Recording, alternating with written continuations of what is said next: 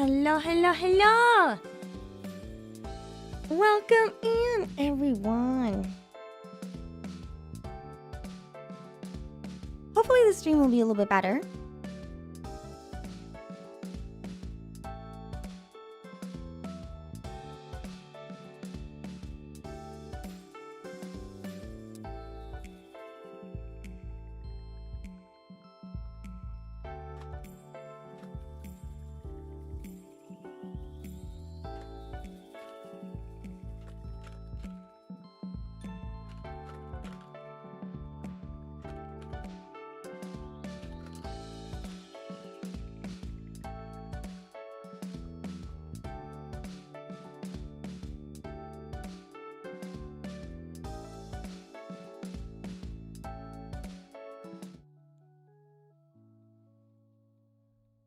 Hello, hello, hello, everyone. Hi, welcome in, welcome in. It's good to see all of you. Hi, welcome, everybody. Welcome to my stream. If this is your first time here, my name is Yume. And we're to school.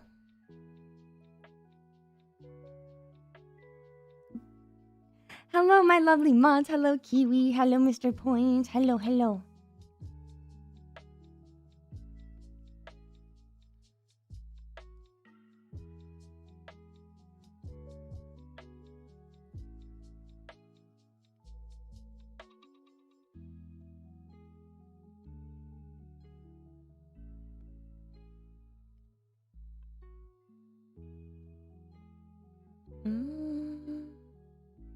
Give me one moment.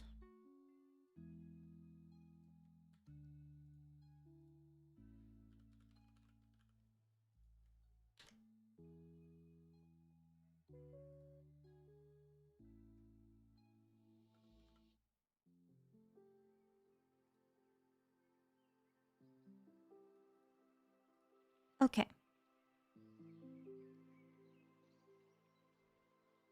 Oh, there's... What's it called? We had a little notification earlier. Let me see here. Swistar, thank you so much for joining the memberships, by the way. Sorry, I didn't get a chance to comment that. I was making sure that the stream was stable. Is the stream better? Are we still buffering? Hopefully, it'll look okay. I was trying to make sure that the stream wasn't having any weird stuttering issues. From what I can see, we're looking good. It looks like we're looking good. Yeah.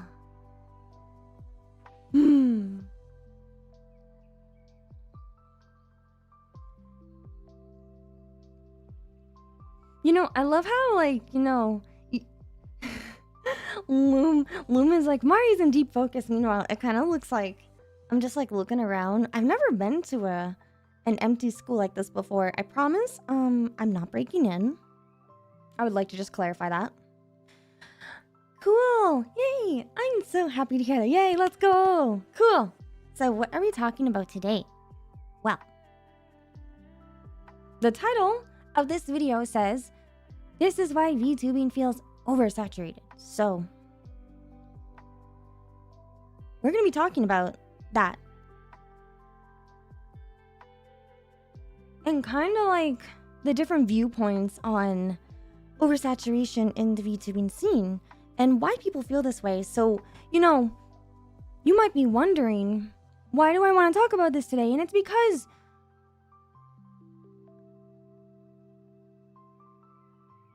this has been something that I kind of see a lot of people talking about and, like, asking for my advice on. Like, I've gotten a lot of questions from people asking me, like, oh, is VTubing oversaturated? Can I still become a VTuber? Is there even any point in becoming a VTuber? You know, how can I, like, grow and all that stuff? So I was like, why don't I make a stream and, like, talk about that?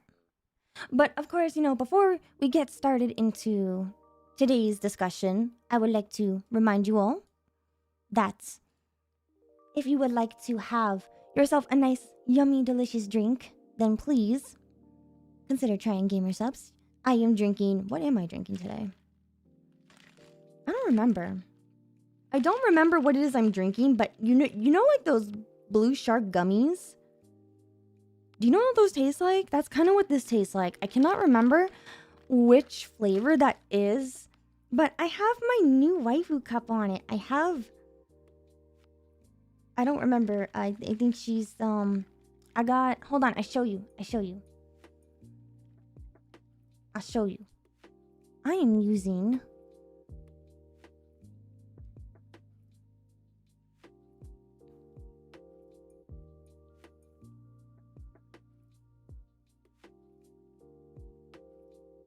it might be called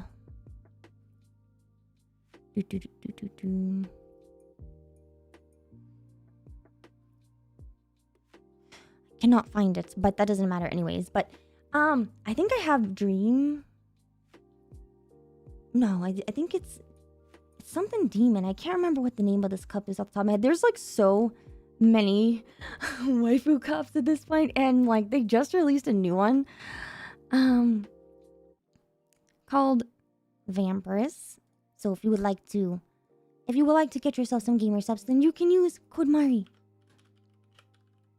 at gamersupps.gg/code Mari and get yourself 10% off your entire order. If it'll actually load the comment, we'll see. But yes, I'm gonna be drinking this shark gummy themed thingy today. We're gonna kind of talk about a few different things. So like, you know, I see some of you are saying like, oh, you know, isn't this like their stereotypical, like, is streaming oversaturated? Is YouTube oversaturated? In a way, yeah. In a way, it's kind of like a similar topic, but there's more nuance to it because we're VTubers, right? So VTubing is a bit more niche.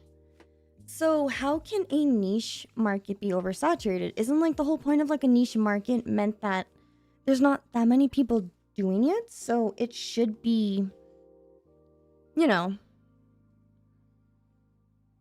not oversaturated. And like that's kind of something I want to talk about. You know, I want to like have this discussion where you know,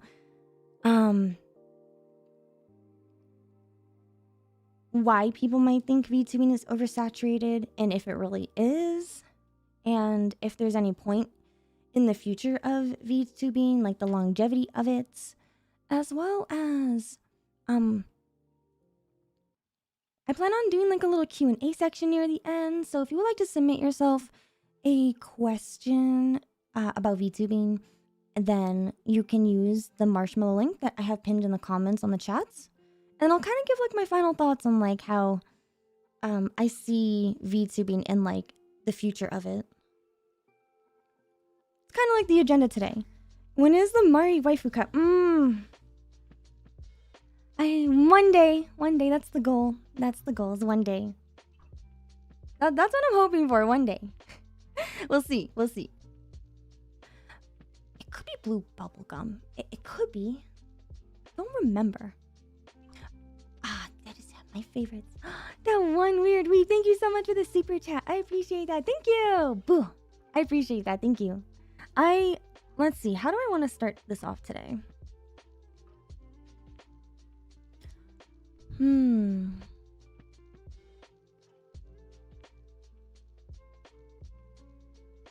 I guess we can kind of start off of like why VTubing feels saturated.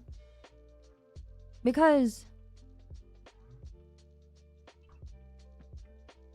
I feel like for the past 3 years, people always ask this question. Like pretty much VTubing blew up 3 years ago, back in 2020, right? And while it was blowing up, VTubing, at least in the West, was still very new. We didn't have access to like the technology for the longest time until then. And then even so, the knowledge for it was like really limited. And as people were trying to discover VTubing, me being one of them, people were like already asking, oh, is VTubing like oversaturated? Is there like any point? You know, like how am I gonna like build an audience and all this stuff? And over the course of 3 years, people keep asking this question, and I think it's because of a few different things. One of them is that it feels like there's always a new VTuber debuting. So, like, I'm sure if you go on like Twitter and stuff and you just type in VTuber debut, like the hashtag, you will see so many new VTubers debuting. And even back then, everybody was like debuting and it was just becoming this big thing. Not only were there a bunch of like indie VTubers debuting, there was a lot of like agencies also debuting with their VTuber talents. And over the past 3 years, there's like, I don't know, probably thousands and thousands of VTubers. So it's like, when you're just looking around the whole VTubing scene, it does feel like there's a lot of us and that it's like very crowded. But something that I feel like people should keep in mind is that VTubing is only relevant in one small sphere of the internet, especially for content creation, you know? And like, because there's so many new VTubers debuting that's either indie or from a company or like a talent agency, like all that stuff, right? It does feel like this little bubble that we have is like getting really filled up.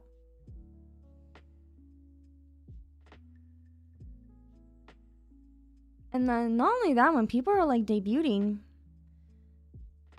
you also have people who are like re-debuting, like people who re-debut as like a new character or they have like a new outfit and stuff. And it's just, there's like a whole debut culture where it's just a VTubing thing to have like these big debuts. Like this just a very like fascinating thing that people surround their entire VTubing career on, it seems. And I find that very interesting because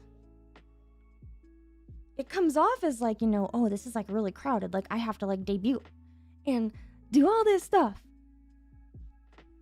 And from what I have like kind of read on either like Twitter or Reddit, when people are always bring up this question if VTubing is oversaturated, is that people always say that they feel like they can't keep up with everything because of all the debuts. Like, you know, I'm kind of curious, how many of you in chat actually know all of the VTubing agencies that are out there on the English side? Like, can you actually name all of them?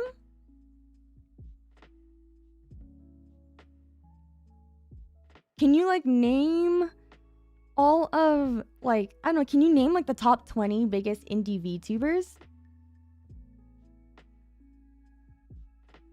That's kind of what I'm curious about, you know?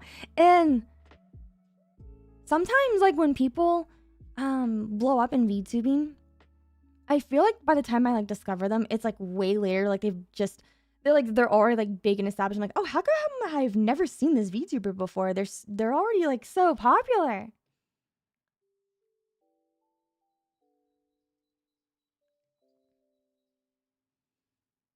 And I just kind of find that very interesting. There are a lot of VTubers, too many to keep track of. Everyone's debuting and re-debuting and having all these big events.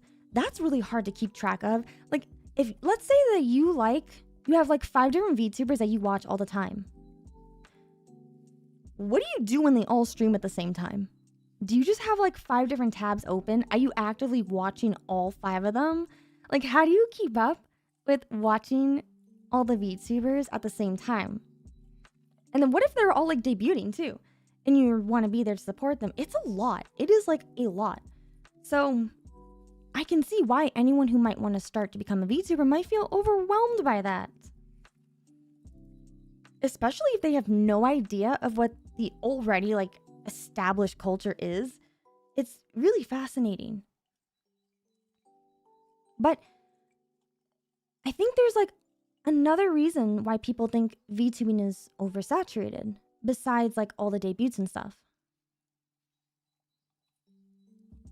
We suffer and pick who. Well, I'm glad that you chose to be here for the next hour or 2 or so. I appreciate you taking the time to talk about this with me. Thank you.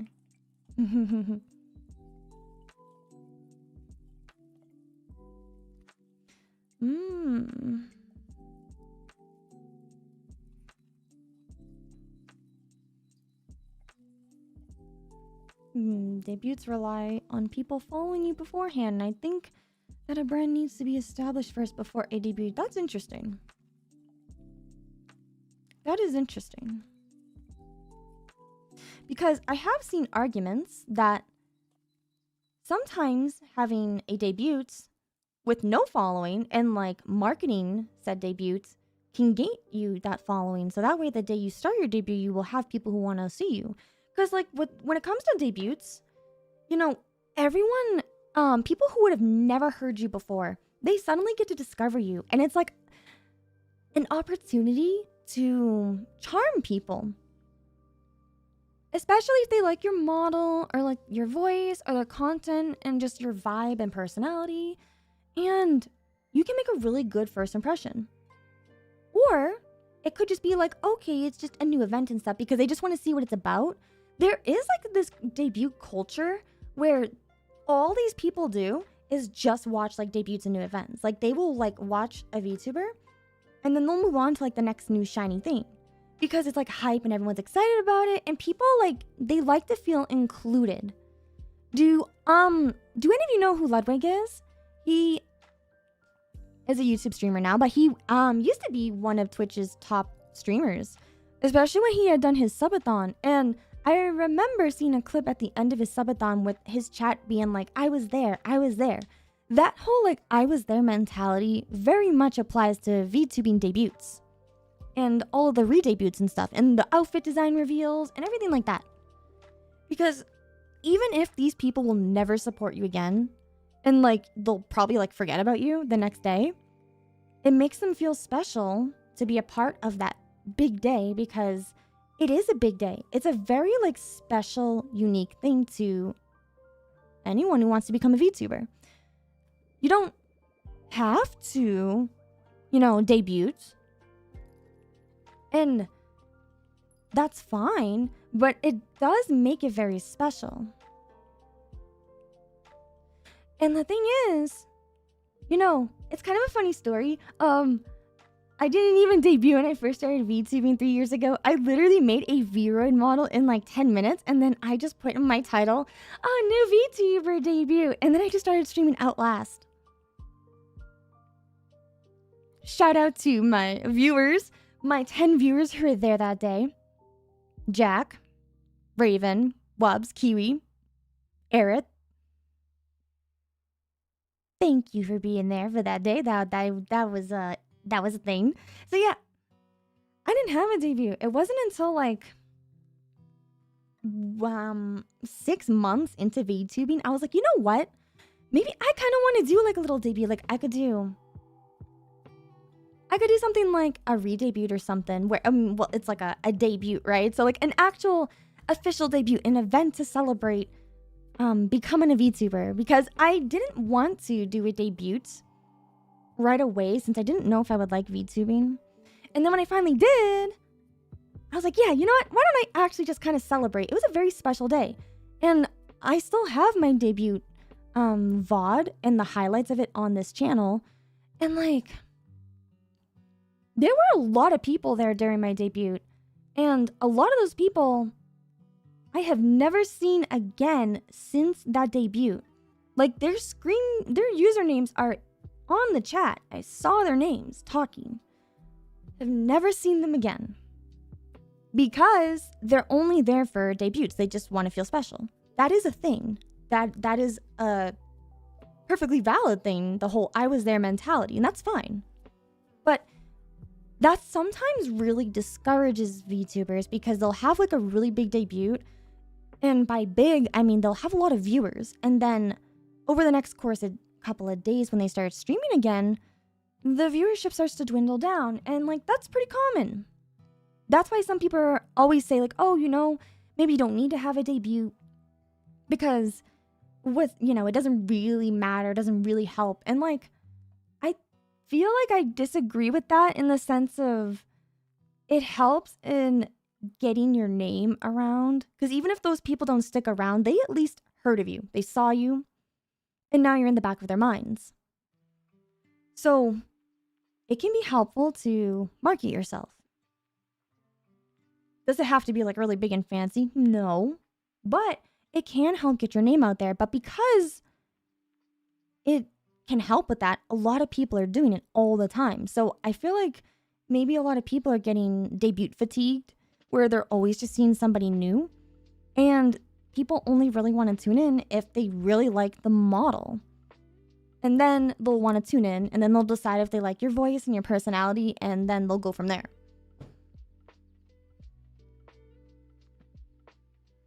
Also, thank you so much, Emily, for the super chat. VTubing feels saturated because most VTubers are only looking at other VTubers using tags like VTuber Uprising that the only other VTubers see. And that's very interesting that you're saying that, because you're specifically referring to Twitter/X. What about Reddit? Or Instagram? Or TikTok? Or YouTube itself? You would be surprised at how little people utilize other social medias to promote their debut. It's actually quite interesting.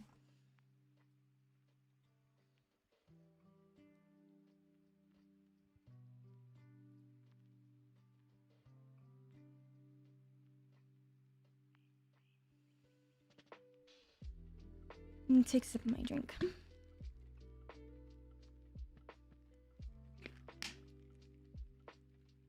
I find it very interesting with debut culture. But again, that's not the only reason why people think VTubing is oversaturated.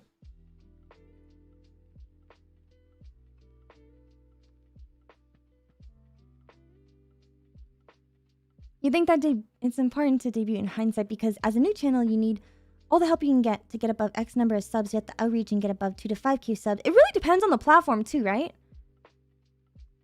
And I do agree. A lot of people think that X is the only platform, but you would be surprised by how useful using Reddit is.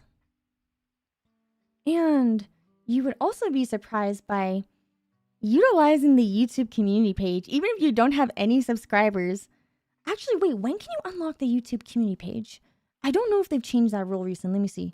When do you unlock YouTube community page?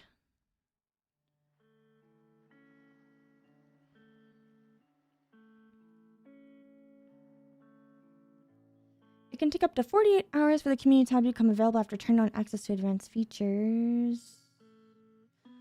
Okay, so, you have to get 500 subscribers. I guess there might be other ways to enable it if you have under 500 subscribers, but basically, like, getting 500 subscribers will let you unlock the YouTube community tab on your channel. And it is very useful to utilize that, because you can get quite a bit of subscribers from utilizing your community tab.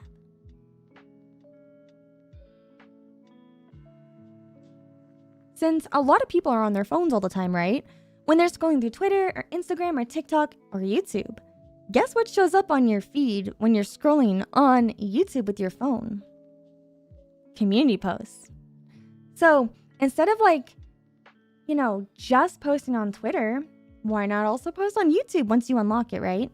So yeah, you can do quite a bit of stuff there's a lot of ways to help promote your debut besides just posting one graphic on Twitter with the hashtag VTubers Uprising. And I think that's kind of the problem is that, like someone said earlier in chat, people think that's like the only way, which then you have all these huge floods of just VTuber Uprising posts, and people feel like it's oversaturated because no one's seeing their post. It's not getting any likes because everyone's doing it, right? So I find that very interesting.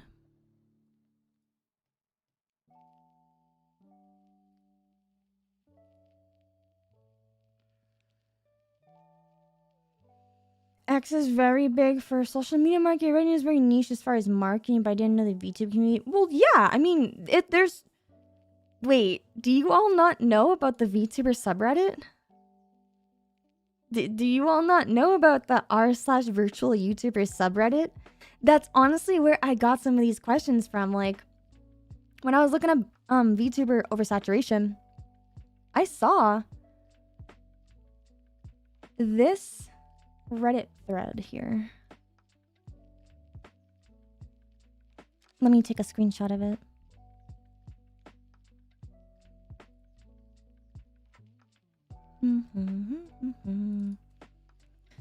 R1.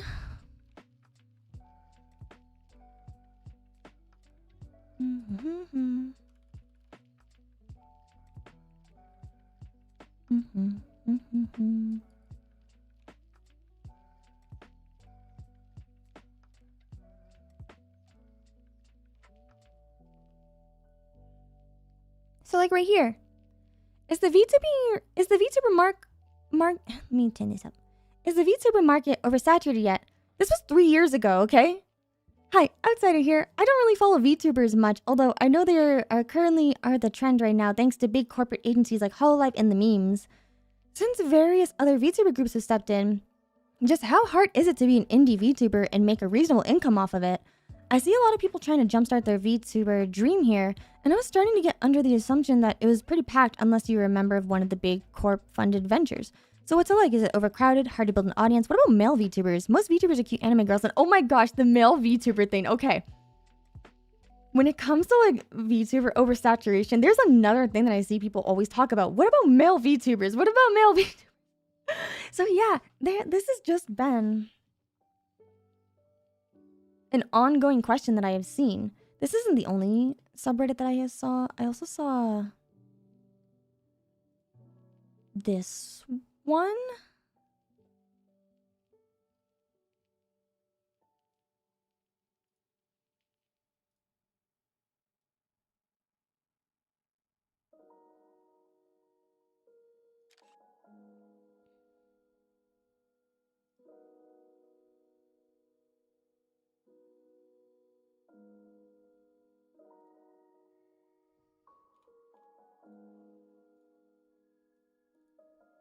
Hi, male VTuber here. I can tell you. I like that. This one right here. It says, anyone else worried about a potential VTuber bubble bursting in the future? This was 11 months ago. I say this, I saw that Ninja Sanji is announcing their 7th wave with 5 more members. Good on them, but it got me wondering, how much longer can this go on before the VTubers, both corporate and independent, see a dip in profits? I know that most of the times, for every independent VTuber that vanishes, corporate gets a new talent, so the money is still going to flow towards that one person. However, it seems that every year we get a new talents everywhere. Anime does this where they'll 5 to 7 main characters and at least 20 side characters in one season, like 12 episodes. There's no way to develop them all in such a short amount of time. So VTubers, I know you pick your Oshi and they get the lore developed the longer you watch them, but the time you have with them, I don't know why they wrote him. I think they meant them. Depends on how much they're willing to get donations. And aren't we heading into a recession? Where are they going to get all the money from? How much money do whales actually have? Won't the newer members take away some of the money from the older members? Hopefully they're adding more members because the overall subscriber base is expanding. But if we're heading into a recession, it'll shrink and all these members might not have the same amount of funds. How long can this continue? Hopefully for as long as possible. Don't get me wrong, I don't think VTubers are going to disappear overnight. I think they're here to stay. I also think that TV is going to have to take a page from VTubers and the internet if they want to stand a chance in the modern age. I just wonder if the market is going to be oversaturated in the future. Like, is this the new bubble? I always like the idea of welcoming new people, but the newer generation's going to have enough opportunity. What do you think? And then there was this one here.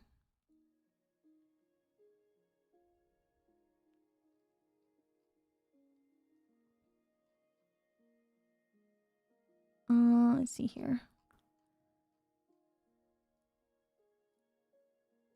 This is a meme, but I think it's very relevant. And I will explain why.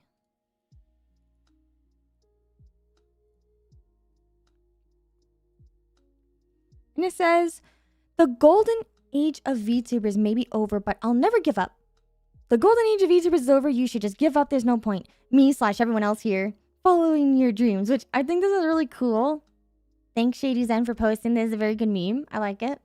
But yeah, I saw those and like I said, those are just like a couple of samples that I had seen. And then I've also seen people talk about it on Twitter. So, yeah.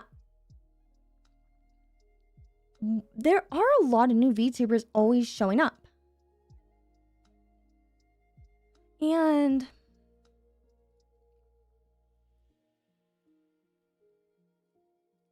because there's just so many of us, a lot of people ask questions like this about where the market will be going. Are we in a bubble? Is it going to burst? And there's been arguments that, oh, the bubble burst a long time ago, the golden age. And I just find that really interesting, you know? It's just so interesting to me why people think that it's oversaturated. Like, I kept asking myself, what about VTubing is oversaturated that makes everybody think that if you became a VTuber today, you would have no chance at success? Because I don't know about you, but I see a lot of VTubers blowing up all the time, especially this year, considering the golden age has allegedly ended. But I do think there are some parts of VTubing that are oversaturated. And maybe it's because these particular like nuanced things in VTubing culture are oversaturated. That's why people think VTubing in general is oversaturated. One of them, besides like the whole debut culture, is character silhouettes and like character designs and concepts. Like, I don't know about you, but right now in VTubing, the meta is, you know, goth, dark concepts, and like, you know, dommy mommy goth stuff. And yeah, and I think it might be because of, well, the trendsetters themselves. Dun dun dun. Hololive Advent with their amazing dark theme. Because I see a lot of people take inspiration from these girls. And that happens a lot, right? So right now, a lot of people are debuting as a new dark side of them, which I find very interesting. Because I think last year, oh my gosh, what was the meta last year? I think last year was being lewd and sexy. I think that was the meta last year, right? Or am I thinking 2 years ago? No. The meta last year is being really sexy and lewd and like,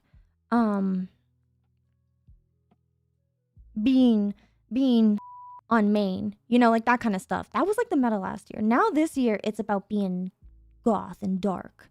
That's just from my observation of seeing like all the new people who are debuting. Also, Halloween had just passed too, so spooky themed stuff as well. So I agree. I think that timing is very important for sure. And it's interesting, right?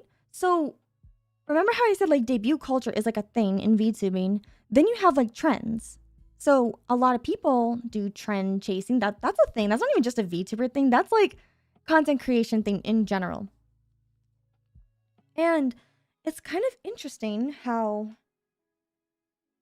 people are constantly redebuting their models to fit that trend because they're trying to harp on that debut culture because, again, it's good marketing. It gets people to see you. And I just find that to be one of these things that further pushes this narrative that VTubing is oversaturated.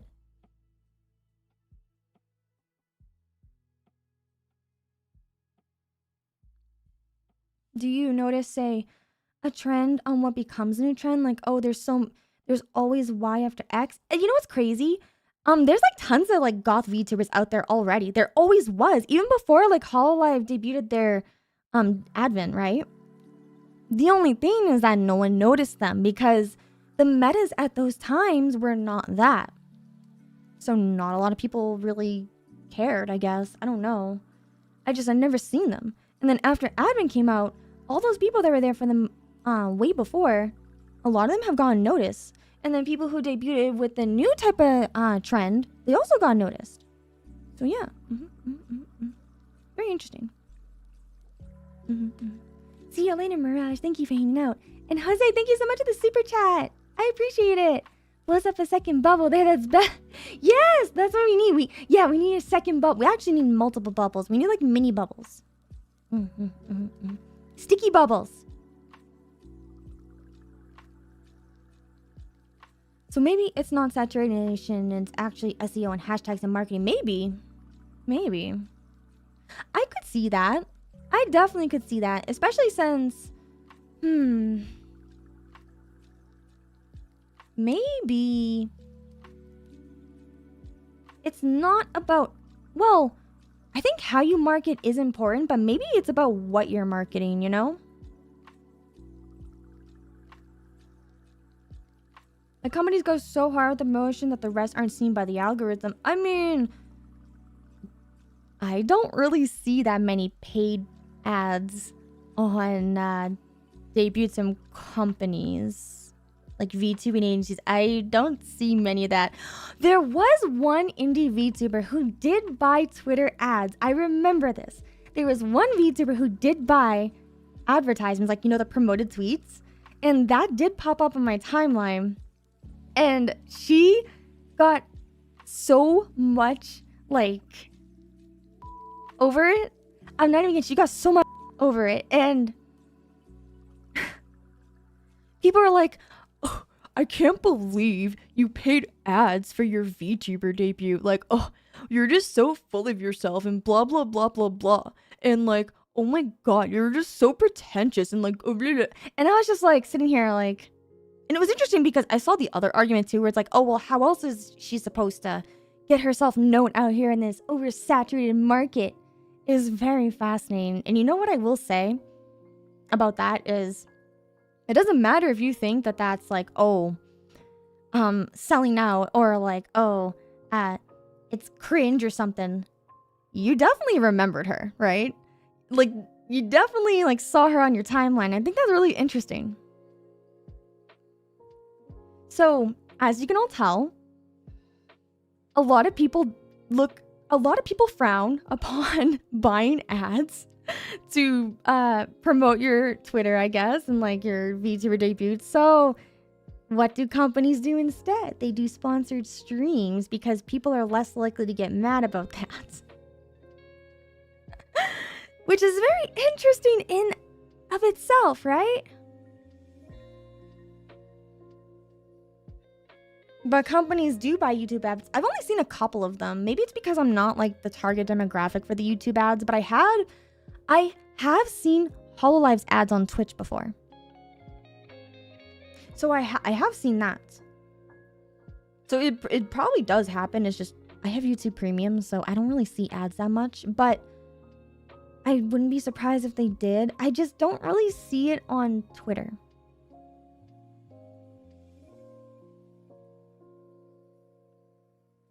And part of me wonders if like having ads on the YouTube videos actually helps or not. I'm actually curious if it works. Maybe it does. If you guys are saying that you're seeing a lot of ads on YouTube for VTuber debuts from companies, maybe it does work. Gosh, do you know how much money that must be though? That's so much money.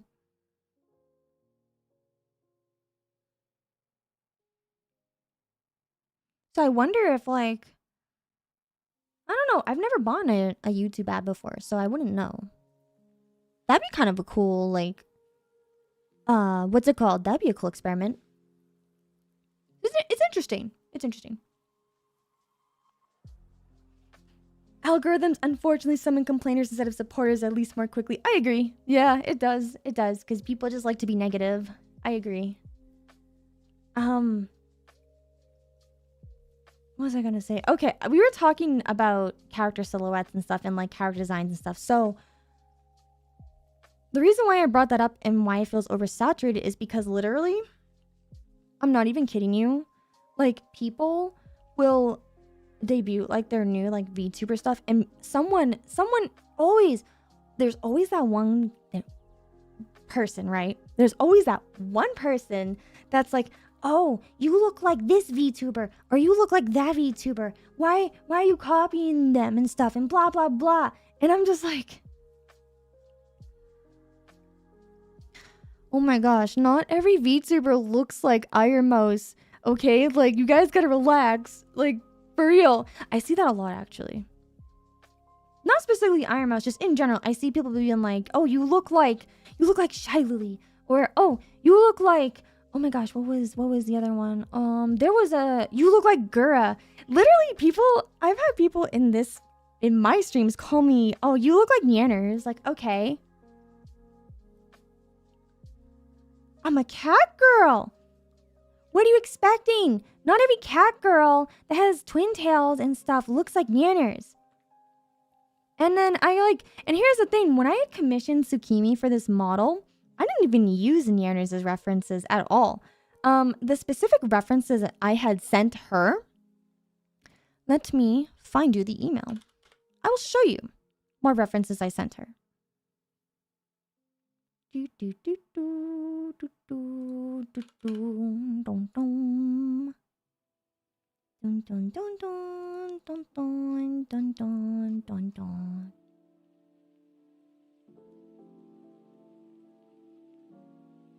I sent her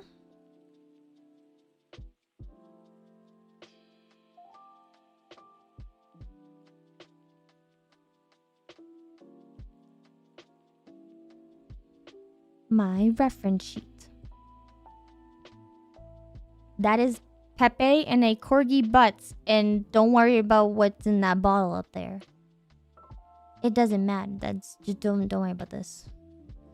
Oh god, this is so big. Okay. So this is my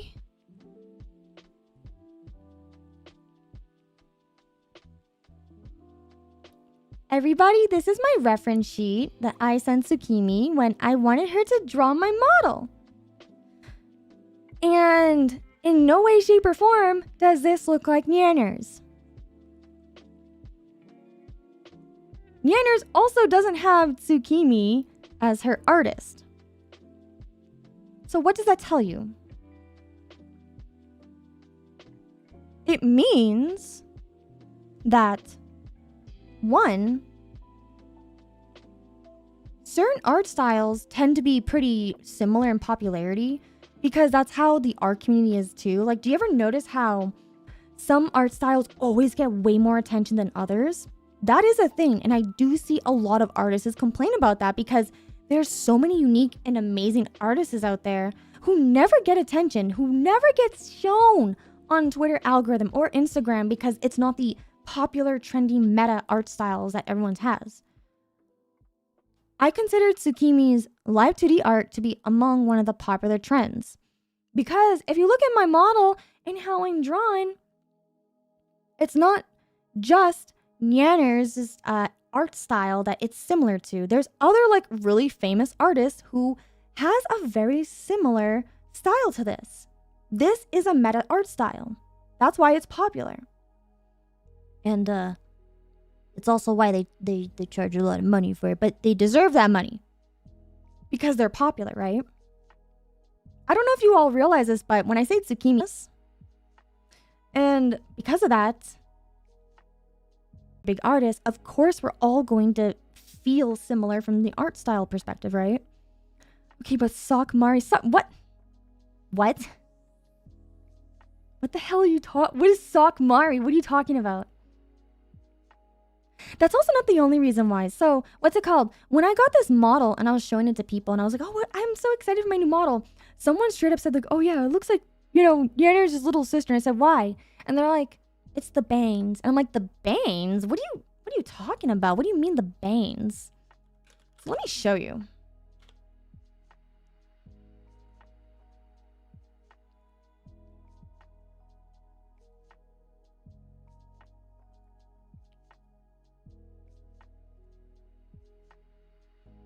What is a sock pup? What do you... Oh, the floor draws... Oh, the sock... Oh, you're... Okay. Oh, I know what you're talking about. Okay. You're talking about... My new profile picture? You're talking about this?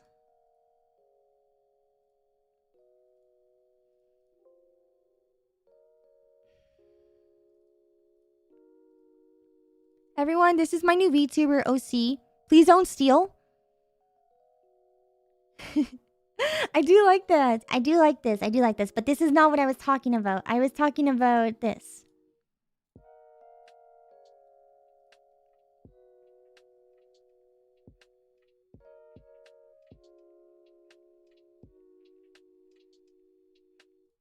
Look at the silhouette.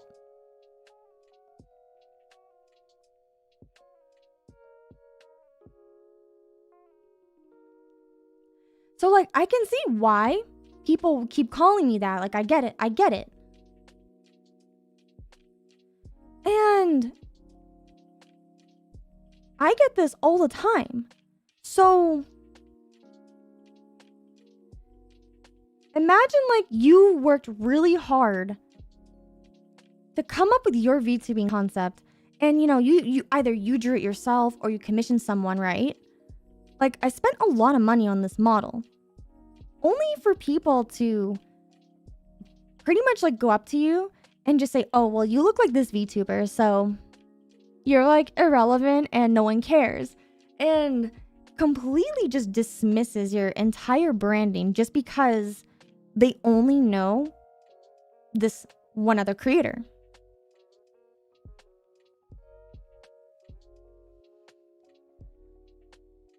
And because of that, it makes people think that VTubing is oversaturated because I get a lot of questions from people saying, how can I make my character design unique? How can I, like, make it not be like someone else's stuff? And, you know, it's hard to answer that because people will say you look like something because everything reminds you of something. And that is something I have said in this, on this channel all the time.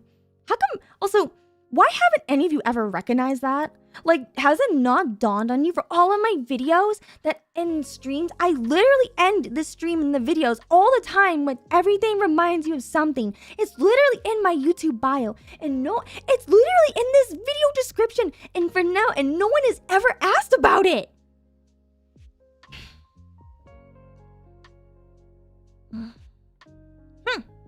Well, I say that because it is a quote I saw on a Netflix show, and they were referencing a really famous book that I can't remember off the top of my head right now, and I liked that quote so much. I think it very much relates to content creation.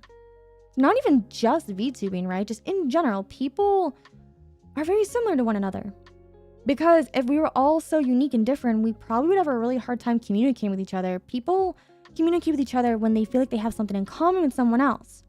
So I think it makes sense, right? Familiarity. And I cannot think of the name of the Netflix show off the top of my head. I watched this a long time ago. It was like, I think it was a live action of like an anime maybe. And it had to do with like these Japanese Japanese students like trying to figure out who murdered one of their classmates, and they all turned on each other or something. It was like some weird revenge story. I cannot remember the name of it off the top of my head, but there was one episode where they said that one sentence, and that sentence just really struck with me for the longest time because it's true. Everything reminds you of something. So when people say like, oh, I look like Manners and stuff, and it's like, okay, whatever. Sure, like we do have a similar silhouette. That's very true. We do. And when I say silhouette, I'm talking about if you were to like take me and just cover me in one solid color, all you would see is just my outline and like the shape of it. And silhouettes are really important for character designs. So just as I said, there are a lot of metas for the style of what type of VTuber concept design that you have, there's also a meta with silhouette. Because if you have a good silhouette, you have a good character design. It doesn't matter what it looks like. If your silhouette is good and it's clear and you can understand what it is that you're looking at, you have a good concept. Bottom line, you do. And believe it or not, there's actually a meta with silhouettes, which is why VTubers copy each other's silhouettes. Not intentionally per se, I don't think so. It's just there is like a psychological thing with like certain types of silhouettes do really well. That's just how it is, and there's nothing wrong with that. That's how it is.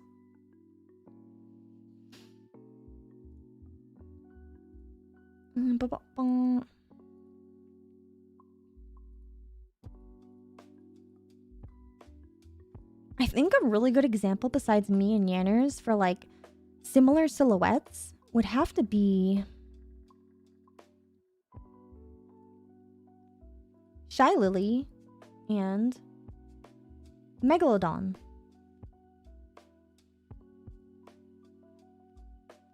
Like if you look at the hair, specifically like the ears,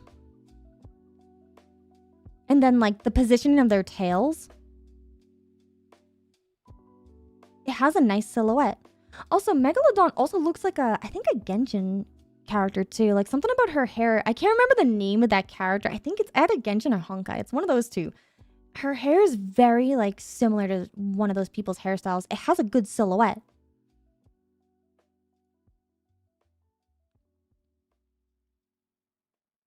And I think that's like really important to think about when you're making your character, right? Because well, yeah, one, they are both sea creatures, but two, it's just the way they look. It's very familiar.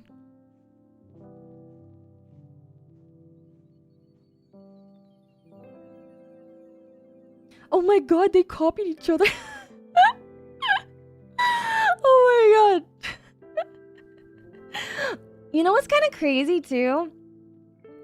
I don't remember, but I think for a while Megalodon was getting a lot of harassment because people kept saying, "Oh, you look like a purple Shy Lily." I thought this was Shy Lily. I thought this was like Shy Lily's, you know, SR skin, or something like that. But if you look at the elements in Megalodon, there are elements of like Genshin or Honkai or Blue Archive. I don't know what Blue Archive is. Oh my gosh, Emily, I didn't see your super chat again. I'm so sorry. I'm sorry, I was looking for something. Thank you so much for the other super chat. I really appreciate that. Thank you. What about non-anime VTubers? I make a lot of non-anime avatars and have seen lots of others who get hate or called tourists for not being anime style. I will get into that. Thank you so much for the super chat. I will answer that in a second. I just want to like finish my point on these two. So, with these two here, I think one of the biggest reasons why Megalodon blew up was because, one, she's very familiar because we're already very fond of Shy Lily. That's awesome. Just because she's sea-themed and everything, sure. Two, having like similar elements to like Genshin and stuff, that also causes familiarity. And then three, her eye shape and her face shape is like very meta for art styles. Like, look at my face shape. All three of us have very similar eye and face shape. Ooh, you know what that means? That means I copied Shy Lily too. That's right, everyone. I'm debuting as a cat orca now. No, but for real, look at our faces. This is a meta for like an art style. This type of face shape and eye shape. I don't know why. I'm not saying that it's better than everyone else. It's just a meta that I have noticed. I'm an orc cat. I like that. So, with that being said, why do those art styles and concepts and designs get so much more attention? Especially since, like what Emily had asked earlier, what about non-anime VTubers? And why do a lot of those types of people get hate? And like, I don't have like I guess, a simple answer for it, other than if I had to simplify the answer, because it's very nuanced, right? I actually want to make a video about that particular question, Emily, but if I had to simplify it, it's because there's a sense of uncanny valleyness when it comes to non-anime looking avatars. Unless if your avatar is cartoony, and that's kind of your thing that you're going for, because art style does affect the personality of your character and how people perceive your character. So if you have like a cartoony character, such as like the Splatoon type of VTubers, or there was a YouTuber, I think his name is Scott, who came up with the concept of toon tubers, and his art style in particular is very cartoony. That appeals to a different type of audience, not anime fans. That doesn't mean that like non-anime fans can't enjoy VTubers. They very much can, but it's a different audience. So people who are like anime fans, it makes sense why they like this style, the anime style, because that's what they're used to seeing. That's the kind of media that they're used to seeing, which is why like they think the other VTuber styles are cringe or something. When in reality, people who don't have anime style avatars can be just as successful as the ones who do. It just depends on like how you're catering to those crowds. Thank you, someone, by gamersupps. Thank you. Thank you.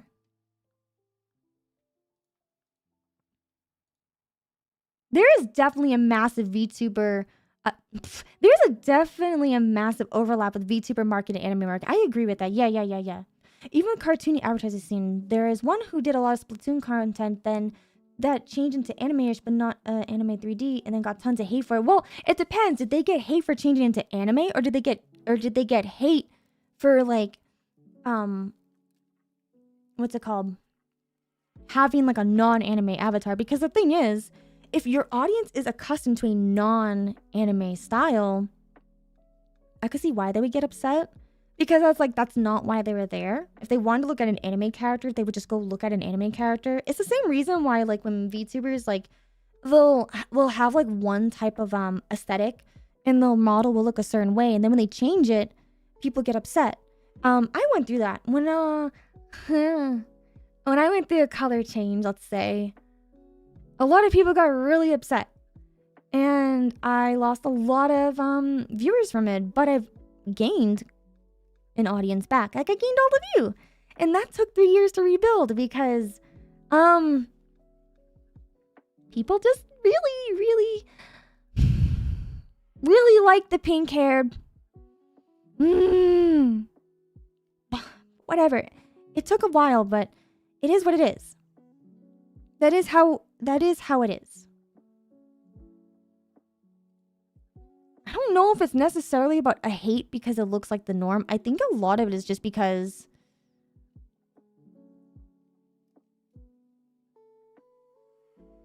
they're not your target audience. Like, why do non-anime style VTubers want to target an audience that likes anime? It doesn't make a lot of sense. I don't get it. Because if they want to see an anime avatar, that doesn't mean you have to have an anime avatar.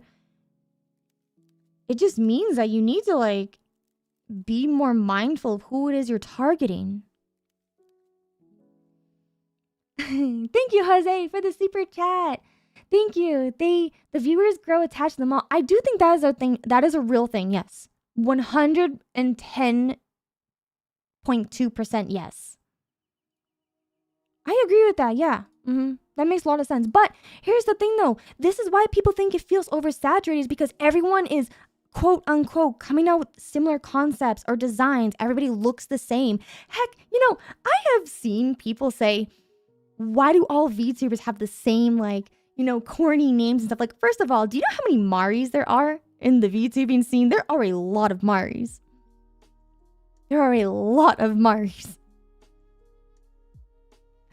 And that's not all. It's not just silhouettes and concepts and designs and the names. I have seen people also talk about voices, and I think the word is called cadence. Cadence?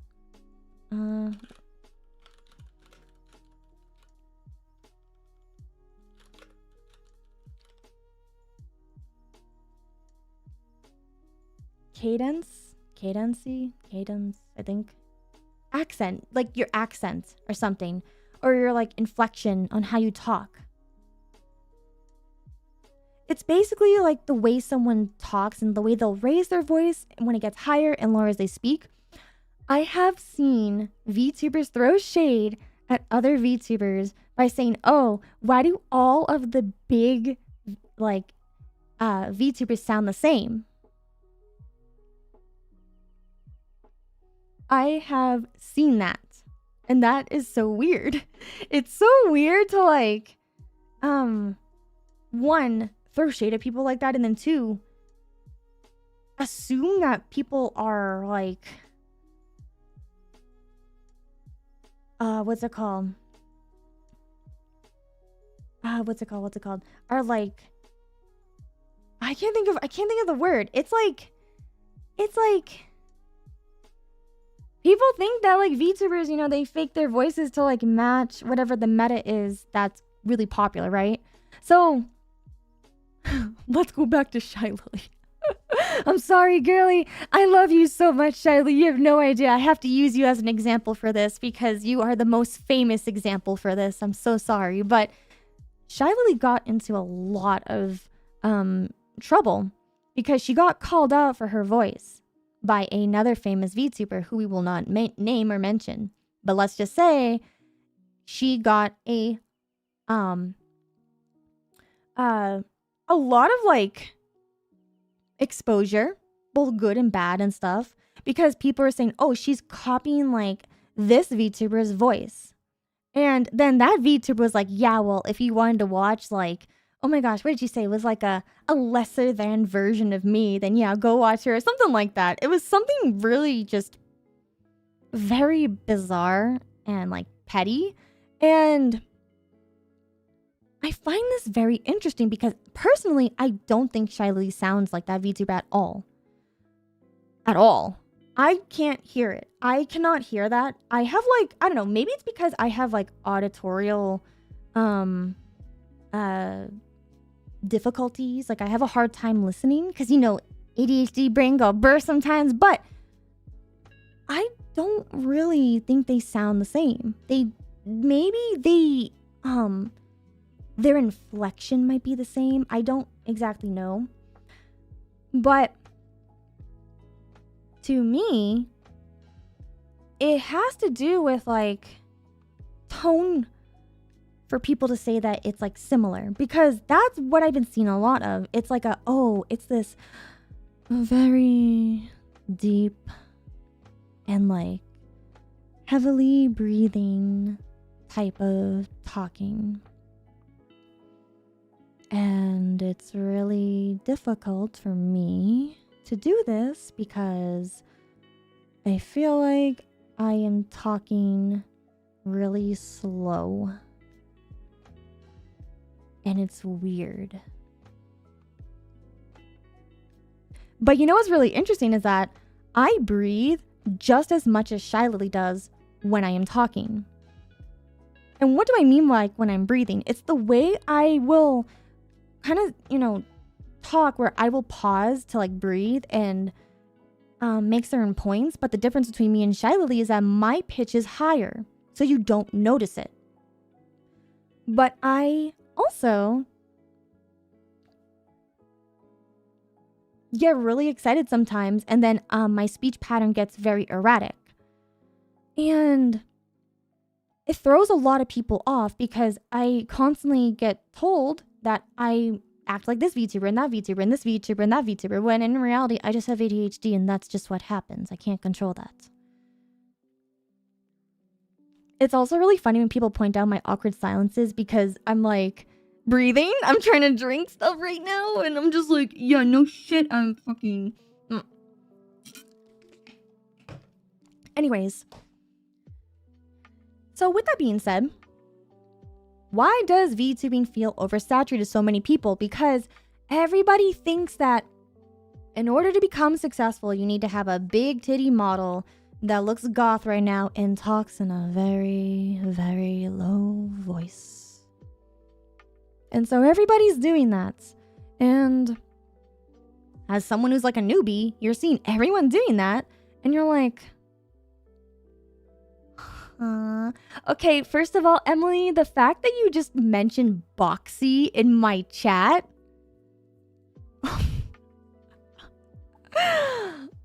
Boxy, wow, that is... Okay. I see what part of the internet you're on. Interesting. Interesting. But that's the thing, right? So I can understand why a lot of people think VTubing is oversaturated, because everyone allegedly appears to be doing the same thing as everyone else. You said Damien said it first. Oh yeah, Damien did say it first. Oh, Damien too. I'm about to end the VTubers sounding the same argument, the mic drop. Many VTubers sound like Boxy. Everything reminds us of something. Okay, I need to show chat who Boxy is, because that's not going to make sense to a lot of people who have no idea who the hell Boxy is. So I'm going to have to show you who Boxy is. And I would like all of you to tell me if VTubers sound like Boxy. Oh my god, I can't believe we're bringing up Boxy in the fucking chat today. Wow. I swear to god, if I get canceled for this. Who's Boxy? Okay, I'll show you.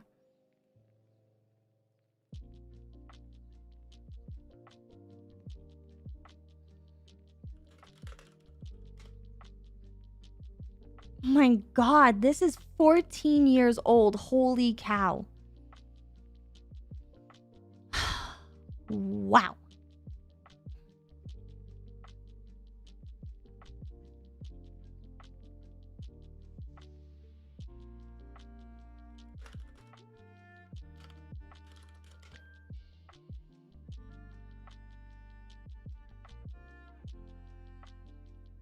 So to answer your question, who is Boxy?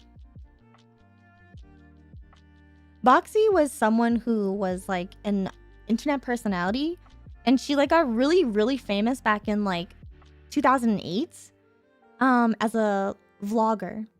And she is like super bubbly and hilarious, and she plays this character named Boxy because back in like the old YouTube days, you played a character. And guess what? You still play a character now, whether you want to admit it or not. You still, to some extent, play a character.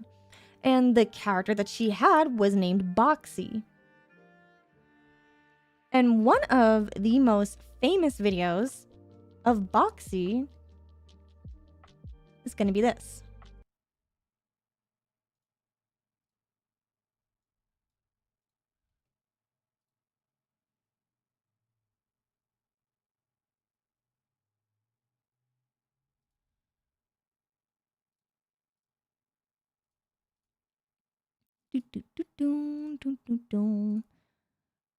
Okay, let me show you Boxy.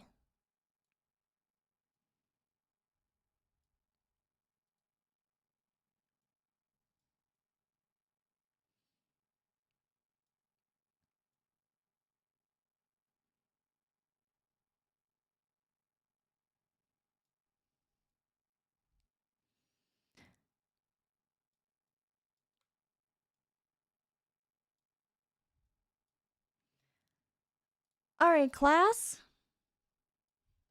This is Boxy. This is like the original video. Well, it's a re-upload of the original video.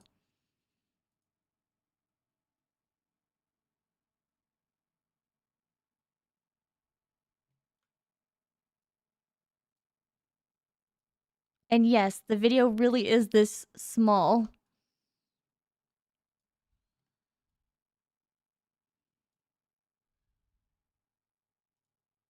Okay, hi.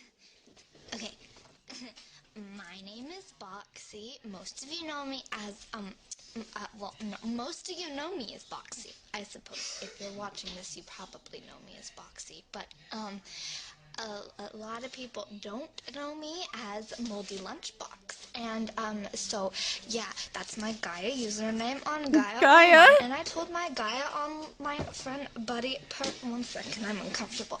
I told my Gaia online buddy friend, Admiral Awesome, that I would make a video just for him. So I'm doing it. Here it is. Addie, I love you. And so let's see. What about just so you know, Addie, because I know you're watching this, because you're such a conceited bastard. I don't normally talk like this. I'm normally like all over the place, like I am right now. But it's a calmer voice most of the time, unless I'm like really hyped up, because then it's different even still from this. But let me try to get my calmer voice. Yeah, I'm really like, it's fun. It's cool. There it is. But it's going away now because it's just so crazy. It is crazy. Okay, I love you. I love Addie because, like, he's really fun to talk to and stuff. And, like, I only met him, like, 2 days ago. And we're, like, married. And it is crazy because we love each other so much. And, oh my gosh. we are twinnies, like all over the place. It is so that was only about 1 minute and 41 seconds, everybody. That so that was Boxy.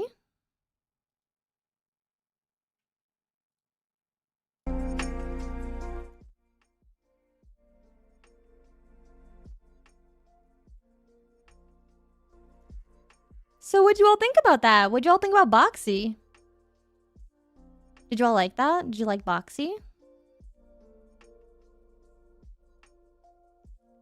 The emo period. You say that now, but look at the VTubers that had debuted this year. So, it's not a phase, Mom. It's a lifestyle. She would have been perfect as a VTuber. Well, how do we know? She might be a VTuber now and you would never know. I don't know, actually. She's an interesting person. And it's funny that you say cringe because a lot of people find VTubers cringe. But,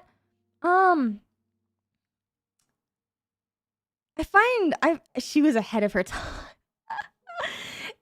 She's not relevant to, like, the discussion. I just thought it was really funny that somebody mentioned Boxy in chat, and I couldn't just not show you.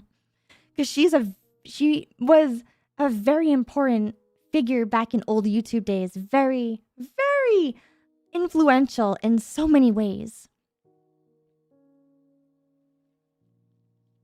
I wonder how she feels right now looking back at it. There's been some, like, retrospectives about her. I don't know if anyone's ever gone in contact with her recently and stuff, or what she's doing now. Like, I don't know, you could Google her or something.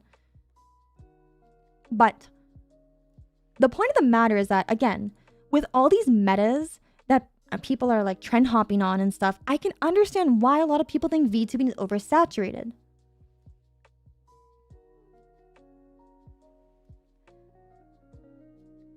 And, you know, to answer, like, some of your questions that some of you were asking in chat, how can you, like, stand out? How can you still, like, grow with all this oversaturation? Because, like, everyone's doing the same thing, right? Like, everyone's making react content right now. Everyone does that now. Everyone does, like, these events where they're doing smash or pass. They're, like, doing what's another, like, big meta content thing that all the VTubers do? Karaoke streams. That's, like, very big because, you know, we have the debut culture. We have the character silhouettes and, like, designs and concepts. We have, like, the names being similar. We have the voices. And then we have the content itself, where everyone just seems to be doing the same thing. You have reaction content. You have smash or pass. You have karaoke streams. And there's also tier lists. Yeah, you have tier lists. That's true. Art streams. You also have let's see, what's another thing that a lot of VTubers all do right now? ASMR. Yeah, that's a big thing with VTubers too. And everyone always does those, right? You consider karaoke streams are a staple. That's interesting because I've never done a karaoke stream. So that's interesting that you say that. I find that very interesting. Popular game at the moment. Yeah, that's true. That's just like a streamer thing in general though, right? That's not really, I don't know why my tongue just came out there. Ignore that. That's just a streamer thing, I think. But voice packs. Oh, do you think voice packs are oversaturated? Because I kind of find that to be a niche thing. You all understand what a voice pack is though, right? When like a VTuber releases a voice pack. I feel like voice packs are not as oversaturated compared to the other stuff. They're really cool though. They're really cool. Fake hate DMs are also a trend. Oh my god.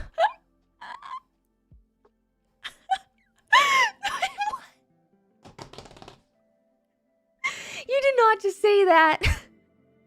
I'm gonna send you a hate DM now. I'm just kidding. Not saturated, but they're becoming more common. Oh, okay, I do agree with that. Yeah, I'm glad too. Voice packs are awesome. I want to do a voice pack. It's just gonna be me just breathing with like random periods of like me saying just like something like BOBA. And that's really about it. It's really it. So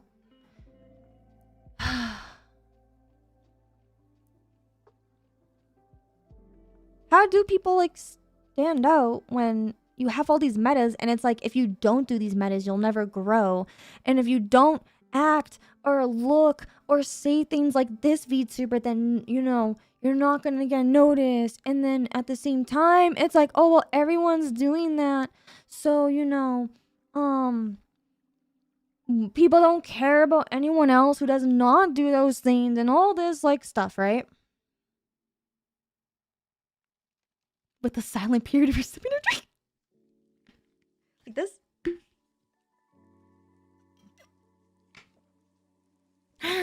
Yeah. Yeah, no, it's true. It's true. Voice pack is a product design meta. It's merch, not part of the content. Oh, I didn't even talk about merch. Oh my gosh. Thank you so much, Batara. Yeah, there is a merch meta, isn't there? There is. You're right. You're so right. There is a merch meta with VTubing specifically because you will notice a lot of like big VTubers, especially like agencies too. They all release very similar merch. You have the mouse pads. You have the usually like a plushie of their mascot or something. You also have like stickers and posters, keychains. Keychains is a huge common thing to get.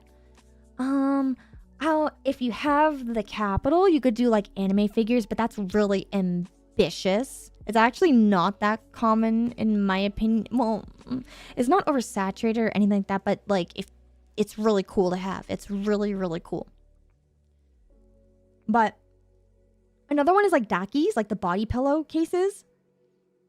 Oh, and acrylic stands. Yes, that is the most. Acrylic stands is like one of the most like staple when it comes to VTuber merch. I'm not even joking you. Like if you're gonna do anything as a merch for VTubers, it's the acrylic stands. I'm not saying like that's what you should do. That's just what people do. You're so right about that. You're so right. And like it's crazy because you know, because like that all that merch is like really popular, you think that it would be easy to make all that merch, right? Wrong. It's not. Making an acrylic stand for your VTuber model is a lot more complicated than you would think. And it's expensive. You know what is really easy to make though? Stickers. And maybe keychains. It depends. It depends if the keychains are double-sided where there's two different types of art styles, and then what the keychain is made out of, and any special like chain designs for it.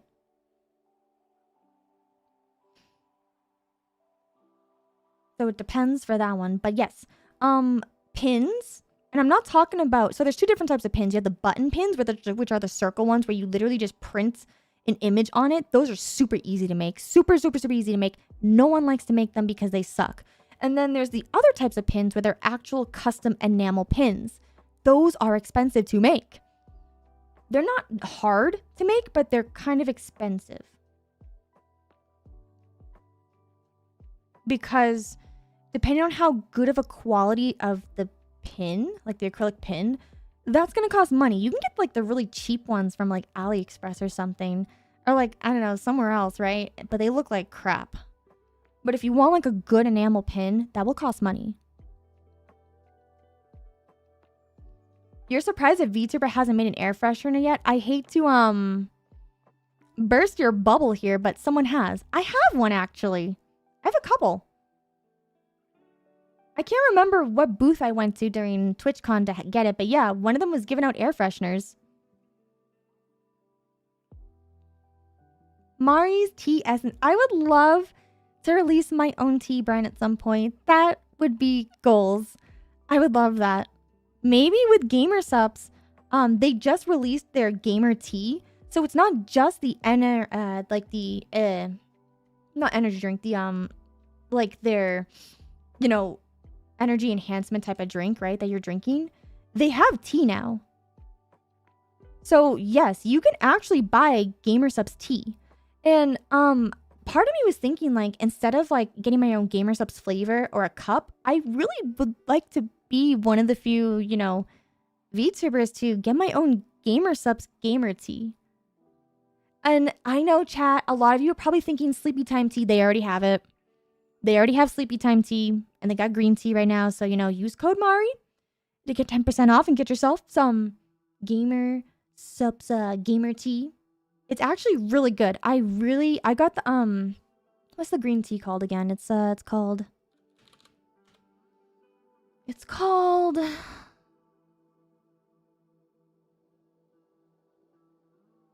gamer tea. It's called, I have the yerba mate, and then I have the sleepy time with theanine tea.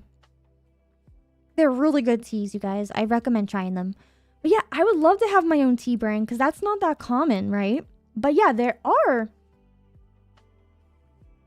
like medicine merch. You're so right. I can't believe I forgot that. So thank you. Sorry for that little tangent there. So we were talking about like what can you do to like stand out and, you know, beat the saturation, right? There's like a lot of things you can do.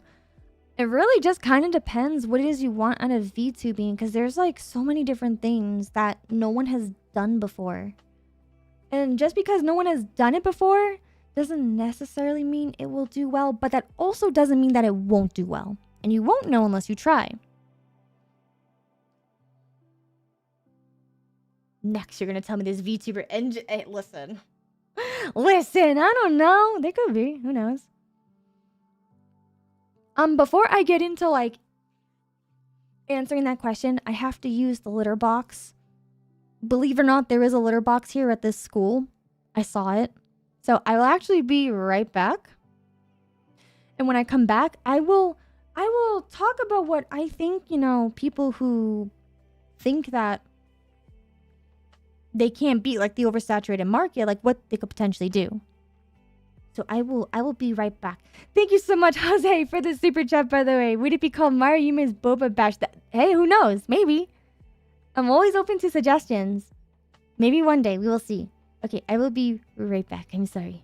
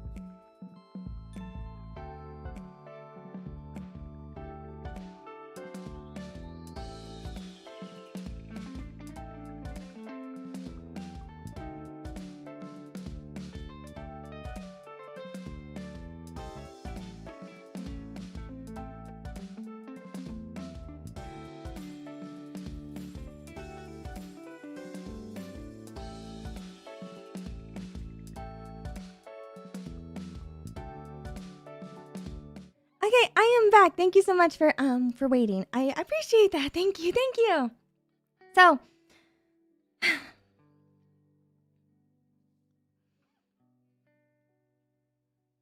is the VTubing scene oversaturated? Is being a VTuber oversaturated? Like, can you still grow as a VTuber if you were to join today? And I believe that you can. I believe that VTubing is not oversaturated at all. What I do think is that certain niches within VTubing are oversaturated. And that is just simply because of content creation. VTubing just being a medium that people use for content creation. So I know that probably sounds obvious that would be how I feel about it, right? Because like, why else would I want to make this stream to be like, yeah, guys, you know, VTubing's oversaturated. You know, you have no chance in this. You have no shot. You know, honestly, maybe you should just give up because there's no point. There's no point in being a VTuber anymore. Like, you're never gonna grow, you guys. You're never gonna grow. And then you're not, nothing's gonna happen. You know, unless you just do ASMR reaction streams where you just say R for like 3 hours. No. Well, I mean, actually, you could do that. That would be very interesting, actually. And just it's a reaction stream, but all you're doing is just like whispering R the entire time. That would be really... Hey, actually, next stream I did... So, what can you do to stand out in such an oversaturated market, allegedly, right? Well, lots of stuff. So, for example, let's start with the content. That's a little bit easier than like the art style and concept. That's like a little harder to understand. But my advice is to do something that no one has seen in the VTubing scene, but they have seen on like YouTube and Twitch. So, for example,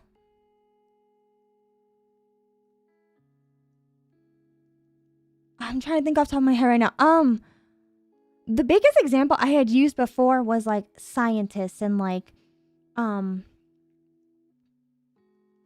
things that have to do with like machinery. But as it turns out, there actually is a VTuber who does that. I cannot remember the name off the top of my head, but he like does this really cool thing where he has like his chat on, he's like a Twitch VTuber, and he like has his chat do all this crazy like inputs on controlling these machineries that he's built. Like I think one time he had Chad like make pancakes or something where they got to control the robot to make pancakes. Oh yeah, that's who it is. Yeah. Because before I'd be like, I've never seen a science VTuber, that doesn't exist yet. And I'm not talking about just looking like a scientist, like actually doing sciencey stuff. And the thing is, that it's not just the science that Uwu does. Uwu also does something similar to what Doug does. Doug is a really well-known Twitch streamer who does a lot of chat integrations with stuff. Although he actually does more ChatGPT stuff nowadays, but he does do challenges where chat controls things on his stream. So you combine the science and the chat crowd control features and you put that together. That makes it unique. That makes you stand out. And it plays into some of the oversaturated ideas. The oversaturated idea from this is chat interacts with the content. So, because Twitch is really cool to do stuff like that, where it has all like the tools to help you do those kind of things. So usually like streamers would be like, oh, chat gets to like vote on this, or chat gets to send me these things. But it's really cool when like chat can actually input a command in the actual chat, like when you're typing, to control what happens on stream. That's why they do a lot of cool things like that for also video games and stuff as well. And that is something that I think is a really good way to capitalize on something that is oversaturated, such as chat interactions, and then what you're good at, like something that you don't see, which is the science and the programming for that. I think it's very interesting. Nile Red also does a lot of chemical sciencey experience. Ooh, I'd have to check that out. That sounds so cool. I'm not sure if chat votes for outcome. That is so unique, right? There is a Japanese VTuber that does outdoor DIY stuff with their avatar in XR. They use chainsaws and other stuff. That is also really cool. That is also really cool. Kyle Hill is do we really have a VTuber named Kyle? Because if we do, that is amazing. We have a Kyle, you guys. We cannot escape the Kyles. We have a Kyle V. That is great. We get interactions. We get a Yume AMA. Well, I do have the Q&A that you guys can submit that we will get into in the stream soon. I just wanted to give you advice on my thoughts about the oversaturated market first before we do that. Just for, you know, consistency reasons. But, oh, not a VTuber. Well, what the heck? I want a Kyle VTuber. Somebody debuted as a Kyle VTuber right now. And I want you to be the most stereotypical Kyle in the entire existence. Why don't we have that? That's a great way to stand out in this oversaturated market. We need a Kyle VTuber, you guys. We need one. But there's lots of cool stuff. What's that one VTuber's name that does the cooking? Giri? Is that her name? Is that her name, Giri? When she does like the cooking live streams where you can actually like see these like hands and stuff, and she actually shows how to make meals. That's really unique. Onigiri. Yeah. The name Kyle just means a kid who plays COD with Monster Energy drinks and... Yeah, exactly. Why don't we have a VTuber like that? Why don't we have someone named Kyle VTuber or something? I don't know. And that's all they do. And I don't know. That would be very interesting. Will it do well? I have no idea, but it's absolutely hilarious to think about. But there's other stuff too. So you can like do stuff that's really popular on YouTube right now, but as a VTuber, which is why you have probably been seeing other VTubers do these big events, because, you know, Ludwig, Cutie Cinderella, I think Ms. Kiff, what's another one? Another one of them that's doing it, Point Crow, and like a couple other ones where they're all doing these like big events. And now VTubers are starting to do that. Like the VTuber, what is it, the boxing or the body block matching thing? I don't remember who did that. I was on like Mr. Underhill's podcast when we had talked about, I can't remember what it is, but they have that.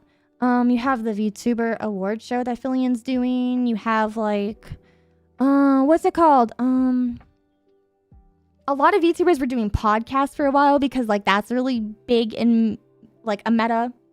But the thing is, if you want to do a podcast, you can still be successful with a podcast, even if like the podcast is oversaturated because all the VTubers are doing it. Same with like interviews. Everyone's doing interviews, right? You can still grow by doing that because you do the podcast and interviews differently. You can have stuff about your podcast or the way you do interviews that no one else really does. And a good example could be like, do you all know the YouTube channel called Good Mythical Morning? Where they're kind of like a vodcast YouTube channel where they talk about stuff and try just really fun things. Oh, another one, maybe you might know Chuckle Sandwich, where they talk. It's like Schlatt and, oh God, what's his name? Ted. And they like talk about stuff and they have guests on sometimes. And it's just the boys, right? They're just talking and having fun. You could probably do something like that too.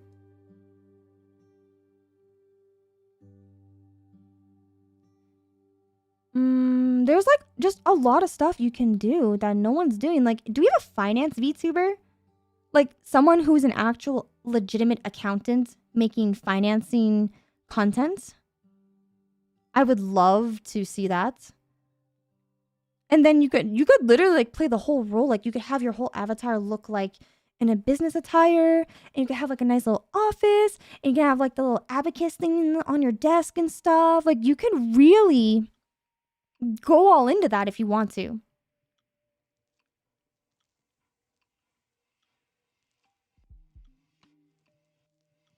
Isn't that old school Let's Plays, like getting the boys together and do the things? That is kind of a thing too.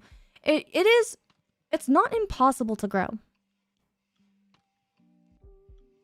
And I think storytelling related stuff is not very common in VTubers too. Yeah, that's true. And that's why, what's his face? Merriweather came up with like his group, and they're all gonna like focus on storytelling and everything. So I'm interested to see what they're gonna do. There are a lot of cool things out there that can be done. So like, you gotta ask yourself, do you want to only play video games? Like, let's say like you don't want to make any of that content. You just want to be like a streamer that does games and just hangs out with chat. Okay. What kind of content can you do with your gaming stuff that makes people want to watch it?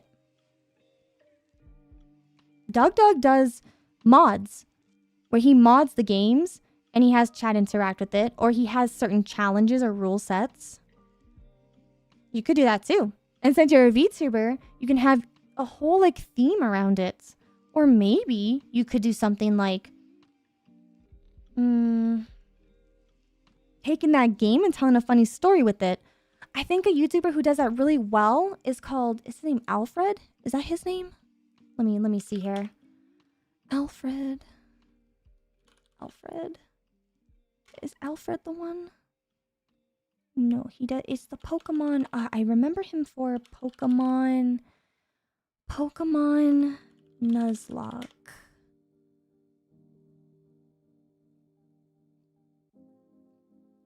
Alfred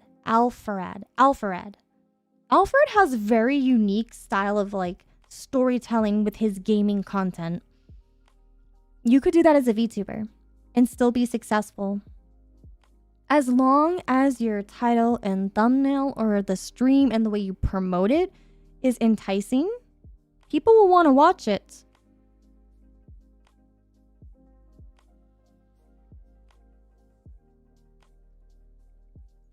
And like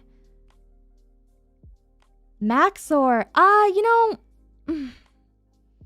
have mixed feelings about Maxor because I feel like Maxor is like an editing style. And a lot of YouTubers do have that editing style for their stream highlights, and that's why like it doesn't really get a lot of views unless you're already famous and established. Because like that type of content is just filler content. So like I tell a lot of people, because I'm not a consultant, right? Like, I don't know all the secrets of how to make you become successful, but I do understand what people like to watch because I watch a lot of YouTube. So if all you're uploading is just stream highlights, it makes sense why they don't get a lot of views. It doesn't necessarily mean it's bad content. It might not be. You could be doing the Maxor editing style and it could be very entertaining. Like you yourself could be very entertaining and funny to watch. But that type of content is what I would consider filler content. You know, when you watch anime, and I'm talking about Naruto, when there's like almost 50 episodes of just filler content. Yeah, that is what stream highlights are. They're filler content. So, how many of you enjoy watching filler? Unless if you're super dedicated to that anime, a lot of people skip filler. So, when all you do is just make stream editing highlights and you're not already well established, it makes sense why people don't watch it. It's filler content. It's meant for people who already watch you, and it's meant to just entertain them, like, because they just want to see you, right? So, like, when I have done highlights and stuff, that is for the type of people in my community who just want to see a Mario Yume video.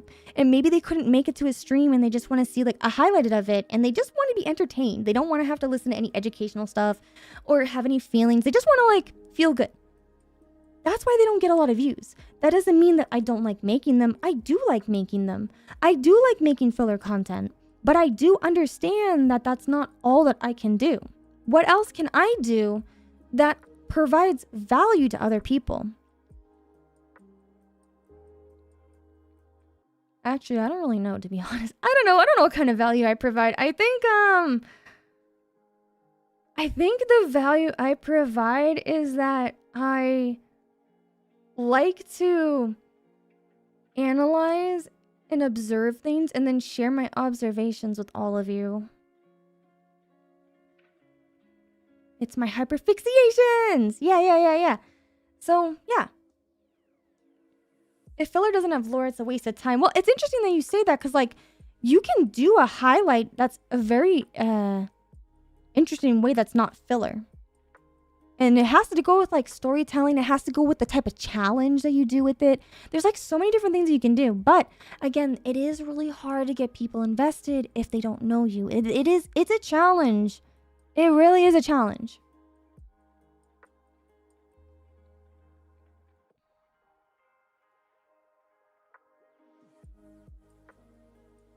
But that's kind of like the advice I would have, again, in terms of content.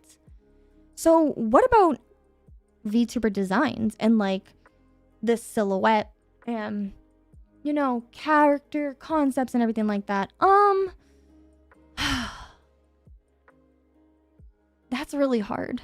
And that's why I didn't want to answer it right away, because I'm really bad at that. My manager, Tessa, is actually helping me with this because I didn't realize when I came up with my concept designs, they are not as good as I thought they would be. Because there's no clarity in my design. A lot of my other outfits really don't make sense like I thought they did. Like, my whole idea was to have, like, pajamas because we're in the dream realm and it's, like, all sleepy. I did not realize that, you know, something as simple as holding a plushie meant that people think I'm a child. That, like, literally, I'm not even joking you. She had to sit there and explain to me. She was like, Mari, when you hold a plushie, like a stuffed animal, you could have, like, the biggest BOBA in the entire world. You will still be perceived as someone younger and, like, a child to some people. Because, you know, having stuffed animals is a symbol of innocence and immaturity. I didn't know that. I just wanted to have my dog, Momo and Mochi, in my VTuber design. That's why I did it. And I was like, why not make them a plushie?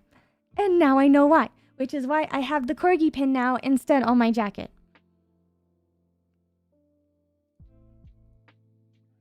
So when you're coming up with your concept, even if you were trying to, let's say, I don't know, even if you're trying to capitalize on the meta, like I am right now,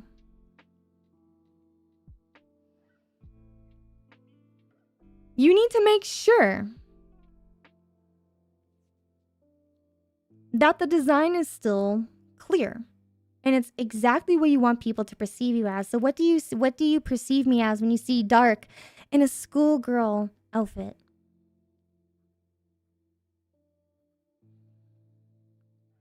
Like, look at my mouth, for example. Look at this. Look at that. Are you looking? Look at my mouth. Because you're baka. Anyways, look at that. Look at that fang. That's intentional.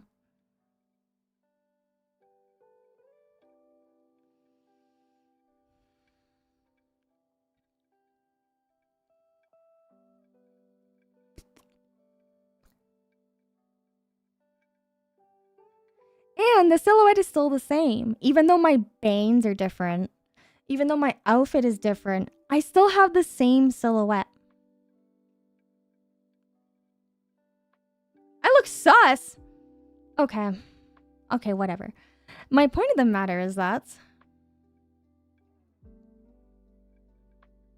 if you're gonna try to, like, go on a trend, you still need to make sure that your design makes sense for what it is you want to do. So I have my school outfit because I like teaching things. But if you notice, my outfit is not a teacher.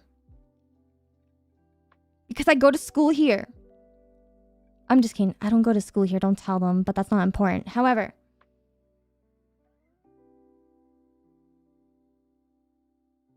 I don't go to school. School's for losers. I'm just kidding. No, but why am I not wearing a teacher outfit? Okay, because I don't want to look like an old lady. I'm not an old lady. And also, I don't consider myself to be that wise. Because if I'm a teacher, that must mean I'm some kind of professional, right? But no, I'm just like all of you. I'm a student. I'm also learning. Heh.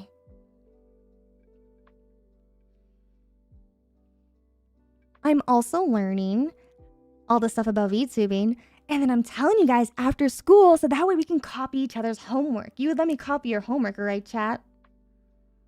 Come on. Come on, please. Yeah, I'm going to copy anyways. You owe me your homework anyways. And your lunch money.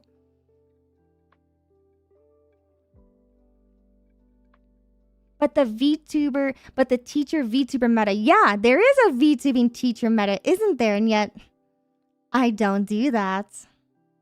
I consider myself to be more like a tutor or like a fellow classmate, someone you go to for extra additional help. But I don't have all the answers. Thank you, Jose, for the super chat. Zoom in more, please. I didn't see it there. Shut up. Anyways, thanks for the money. Appreciate it. It's in chicken scratch, but sure. That's okay. I can't read anyway, so it doesn't matter. But my point is, when you're coming up with your design, if you're trying to trend hop, make sure that the design makes sense with what you're doing. And unfortunately, unless if you have an expert helping you come up with the character concept, or you hire someone, or you yourself understand character and design theory, it can be really hard when you spend all this money to capture a trend and then no one cares or likes your design or notices because it's not that eye-catching. And it sucks because how do you know that if you were never taught that? But it's not impossible. So what about like the non-anime characters? Well, look at what other non-anime styled YouTubers do. Look at like what a lot of PNG tubers do. Or I guess faceless content creators, you have like a PNG. A good example would have to be The Right Opinion. Paper Will. What's this other guy's name? Turkey Tom? Turkey Tom sometimes shows his avatar. It's just like a PNG. Like all these people do stagnant PNGs. They don't really VTube, but they don't have like an anime style avatar. And the type of content that they make is not really what the VTuber meta is in terms of oversaturation, but people watch the heck out of them. Oh my god, you know who unironically is a really great example? You want to know who's a really great example on what you could do for not having an anime style avatar and you still want to become a successful VTuber? Look at Jellybean. Jellybean, the one who made the shorts and TikToks of Minecraft parkour and just reads Twitter comments all day. Literally. She was ahead of her time. And she was like a 17-year-old who blew up and is like bigger than Iron Mouse. Okay, like she's big. At least on YouTube, that is. I don't really know how well she does with streaming. I never looked into her, but in terms of YouTube, she's big. And A lot of people would always like attack her, being like, that's not a VTuber. But yeah, it is. It counts. It definitely counts. That doesn't mean that, you know, that doesn't mean that if you don't have an anime style avatar, your only like chance of being successful is PNG tubing. That's not what I mean. I'm saying like, look at the content that they're making. They're not making anime aesthetic type of content. What is anime aesthetic type of content? Why? Like, what do I mean by that? What I'm talking about is the charismatic charms of being an anime girl. What do people watch the anime style well, not just a girl, right? Boys too. And you know, we got the femboys, and we got all sorts of different types of VTuber anime styles, right? But what do they all do, right? There is this type of aesthetics to anime style avatars where it's like the charm. It's like boxy. It's like when you go, hi, I'm Mari, and I like to go on 3-hour tangents talking about food and video games and questioning different parts of life and all this other really weird stuff. And then also, you know, I like to talk about BOBA, and I like to talk about nostalgia and really old internet memes and things like that, right? What kind of anime style personality is that? Like, seriously, I'm trying to figure that out, you guys. Like, I'm trying to figure out what trope I am playing right now. I don't know. But like, that's something that I've seen people use, is like the word tropes, right? You have the tsundere type of VTubers. You have the yandere types of VTubers. What about what's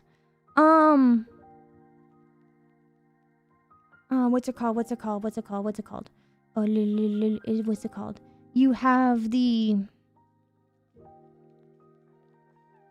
I think it's like the otaku type of VTubers that are super like game and like nerd. You also got like the ones who are super genki and extroverted and has lots of energy. You also have the really quiet, shy types, right? So they work because people find that charm of those personality tropes. When you don't have an anime style avatar, well, ask yourself this: what makes cartoons so enjoyed by people? Like, why do people enjoy watching cartoons? Who did it? Yeah, I think that exists. That's like not the really talkative ones, right? You're like the girl next door trope. That's right, because I'm definitely next door and I'm not under your bed. Don't look under your bed. It's not important. Anyways, it does not matter. My point in the matter is that, why do people like watching cartoons? Why do people like watching, I don't know, like Family Guy or American Dad or South Park, or I don't know, something that like let's see. I think a really popular cartoon is Total Drama Island at one point, and Adventure Time. Was it Gumball is another one? What about those character personalities makes them so special? Why do people like watching them? Because those tropes, those personality tropes, are very different than anime tropes. So why is someone who does not have an anime style avatar trying to act like a tsundere when that's not how like cartoon personalities act?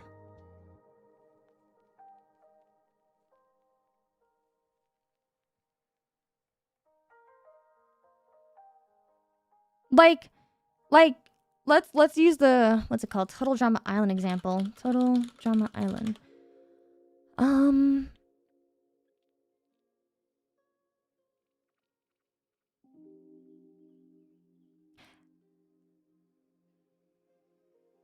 Why isn't okay, I'm gonna be honest. Hold on. Is what are the characters' name? Let me see. Oh, Who's your favorite Total Drama Island character, by the way? I'm just curious. And I already know a lot of you are going to say it's Gwen, okay? Like, I know. But come on. Is there anyone else that you like?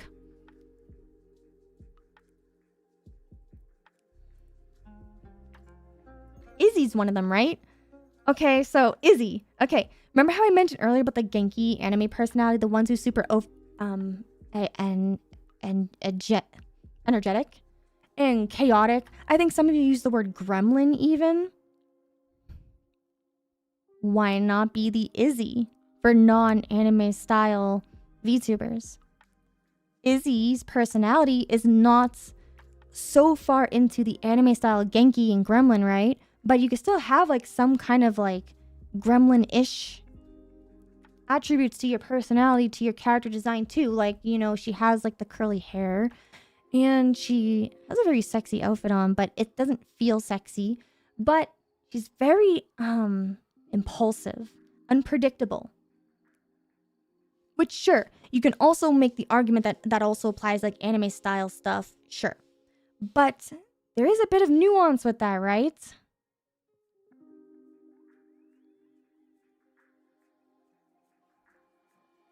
Duncan was a cool guy too, and you liked Ella. Okay, Dawn. Okay.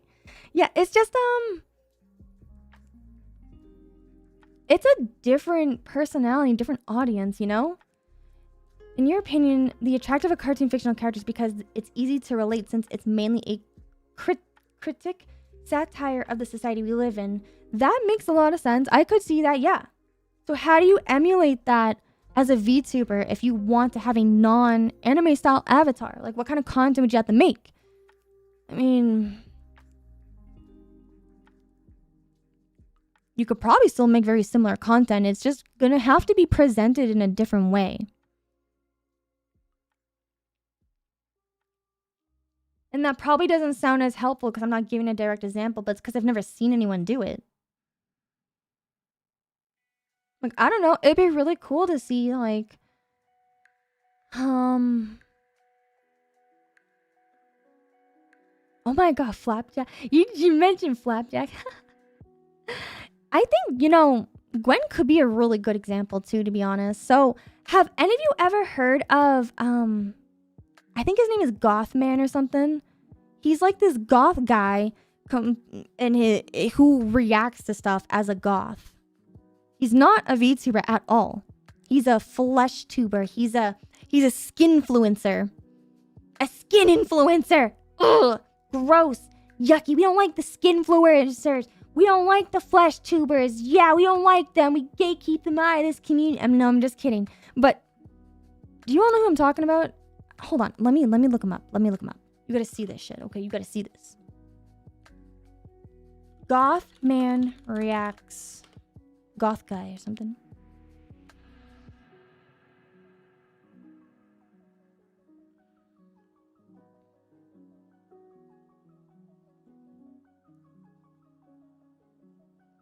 He makes like reaction content where, you know, his whole like personality is being very stone cold and doesn't laugh at anything, doesn't have and show any emotions and stuff, right? It'd be very interesting to see like a Gwen version do that. Like a VTuber Gwen. Not necessarily for like reaction stuff, but having like that kind of personality.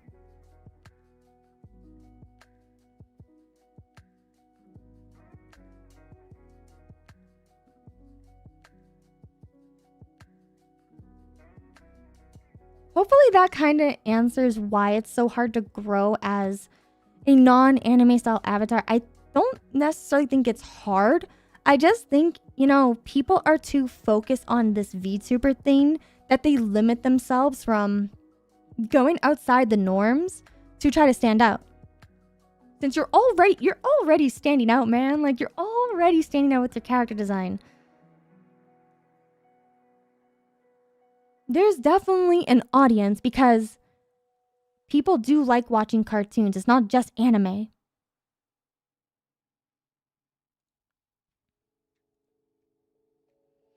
Did I answer all of the stuff for that?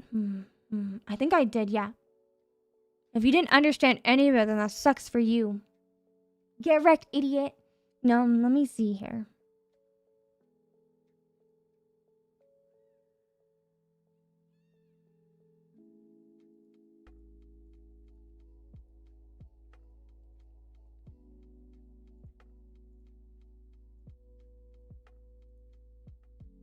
Oh, there was one more thing that we saw earlier with that Reddit thread about the whole bubble bursting and like the economy and stuff. I will give credit where credit's due.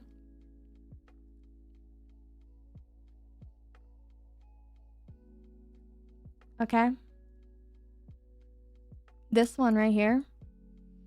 With the whole, oh, you'll see like a VTuber graduate and then they'll end up in a company. So all that money that you were giving that person anyways is now going to the same person. And that's so fascinating that this person thinks it's that simple.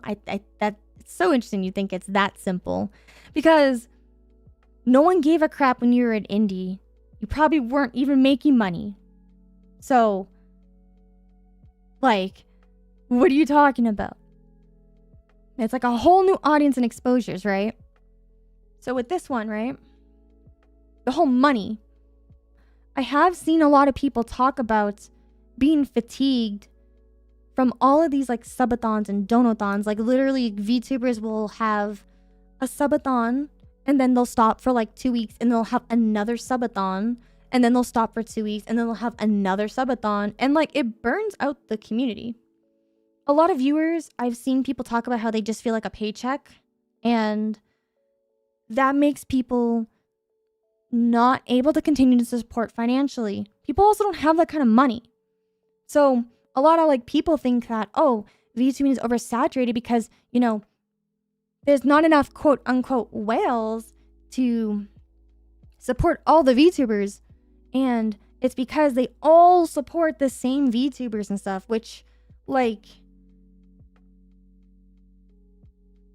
I don't know what to tell you about that, man, other than like you need to be worth spending money on to people. Like why should you right now watching, why? Okay, come here, come closer and listen to me, you idiot. Come here. Why should you spend your hard-earned money at a minimum wage job that you're working at for 12 fucking hours a day that you hate just to throw it all away to someone playing Fortnite?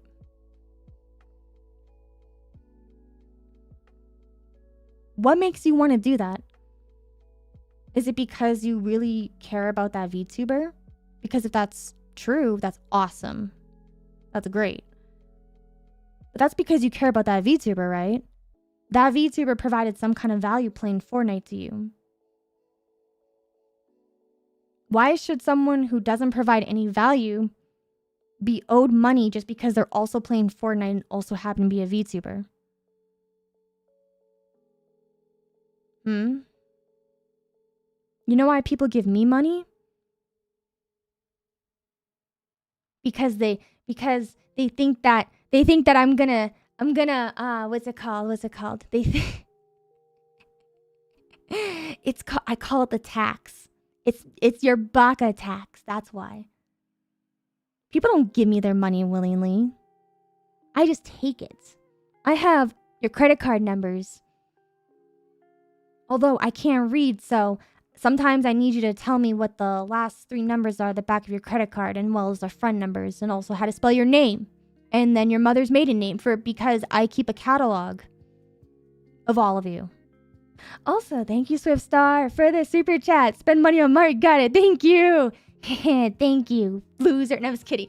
I'm kidding. No, but listen. I never expect people to give me money, right? I don't do subathons because I just don't want to put people under that emotional strain. Not like there's anything wrong with subathons. I personally don't like them because I just don't think I can provide enough value for that long period of time. That's why I don't stream that long either.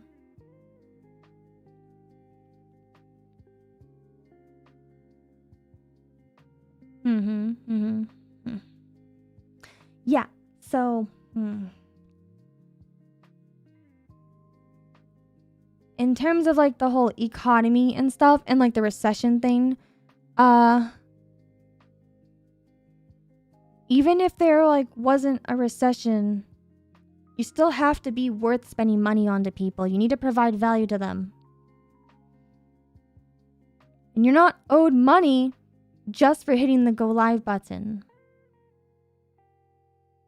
I just thought that one was interesting. I don't mind subathons. I just think that it's really hard to provide value the entire time for people. And again, a lot of people don't have money. You can do a subathon with a predetermined schedule. There's like a cap for some people. Yeah. There's definitely like a cap for some. Some of them don't do like the caps. Right? Subathons just can't also be for the streamer like health-wise. Yeah, I agree with that actually. How long are subathon streams normally? It depends on the creator, because again, if that creator has like a community that has the financial means and then also like wants to spend money on you, then it could go on for a really long time. It really just depends.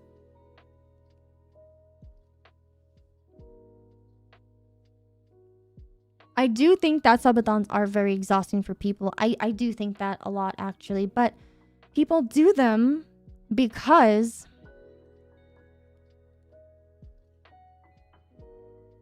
it's a really great way to like support your creator. And it's also like a fun challenge. Like people want to just see how long you can go, because again, it is a health thing, right? So that's like a Twitch thing. You know what I see on YouTube, what I see VTubers do on YouTube? They do donathons, where some of them will do where you donate money and it extends the time. And then others will do this whole, like they will have a specific time frame for how long they're going to continuously stream for donations. They're called endurance streams. So you will see, like I have definitely seen VTubers do like 48-hour donathons, 72-hour donathons, and they will stream nonstop for that time to try to earn donations. And the whole point of it is that people like to donate because that provides value, because they want to see how long you can go. Can you actually make the 24, 48, 72 hours? Like, can you actually make that mark? And people want to provide money for that to help support you. And it can be very exciting for people, especially if you have the means to do it and the community willing to do it. But it is very taxing on your health.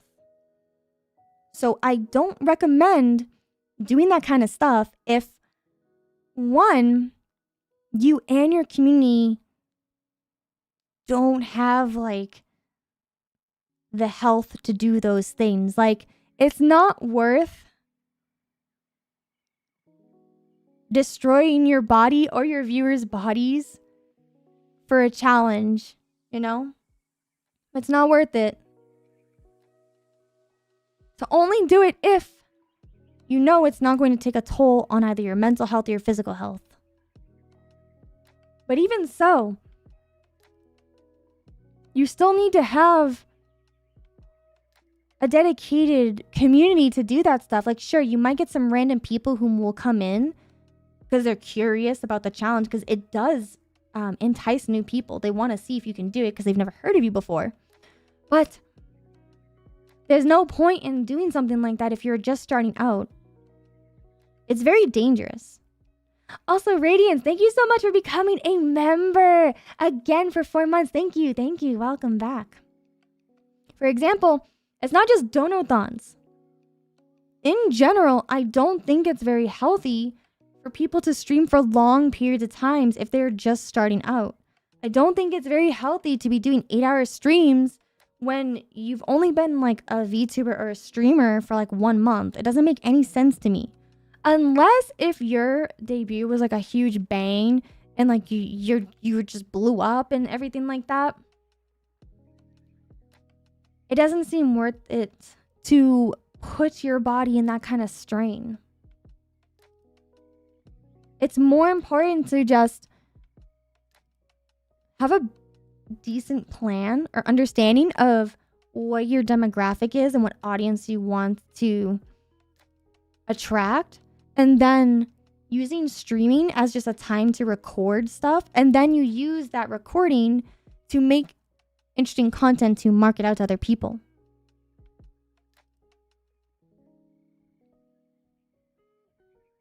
You stream 300 hours in 1 month. Why would you do this to yourself?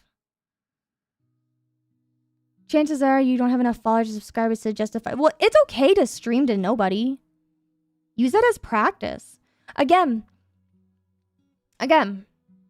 people focus on the wrong things when they're starting out.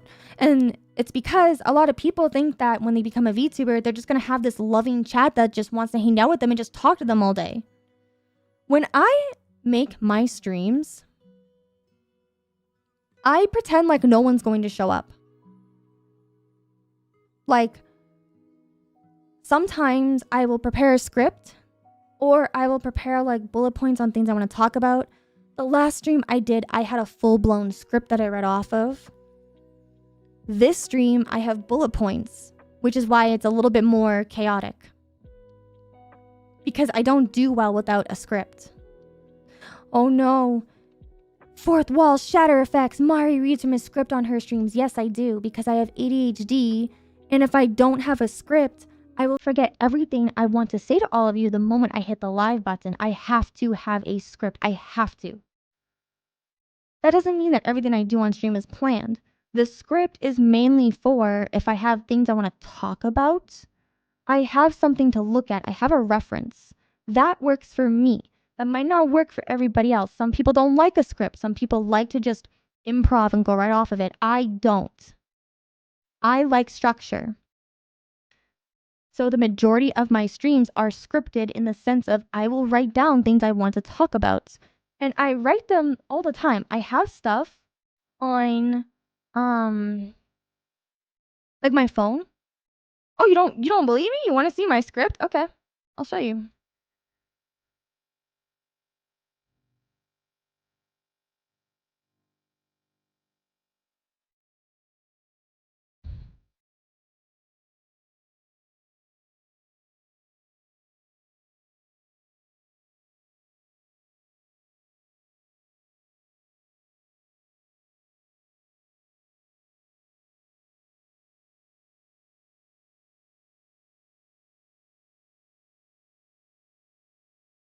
Let me see here.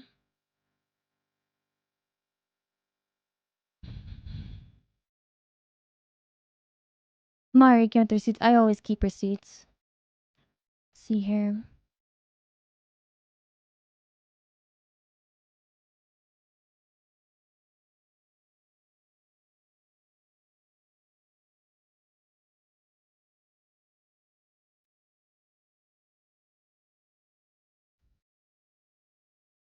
I'll show you that I didn't have a full-blown script for today. Just keep that in mind. I wrote bullet points today.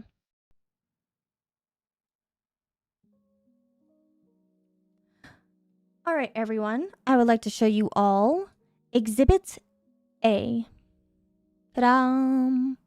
Look at this. This is what I did for today. Sometimes I will write out full-blown scripts. Like the last stream I had done was a full-blown script that I read off of. Today was bullet points.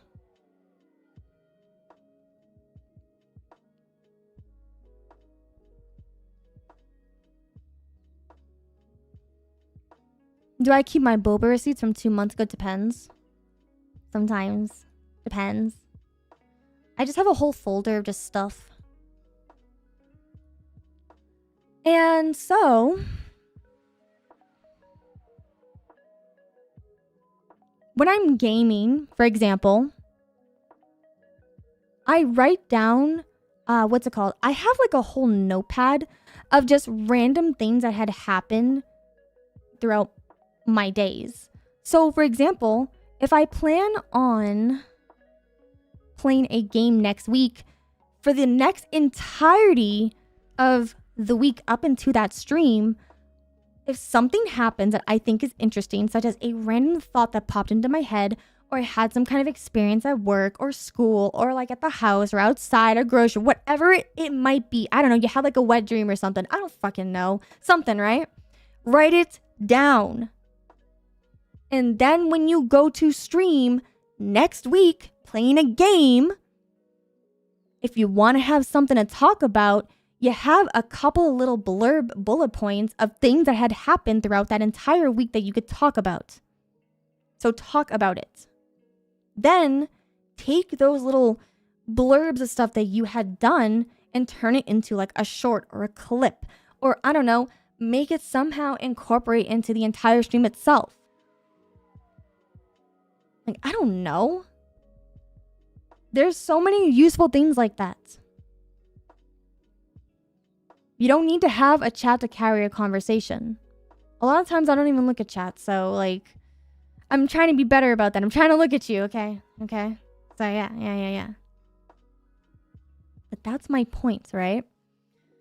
So,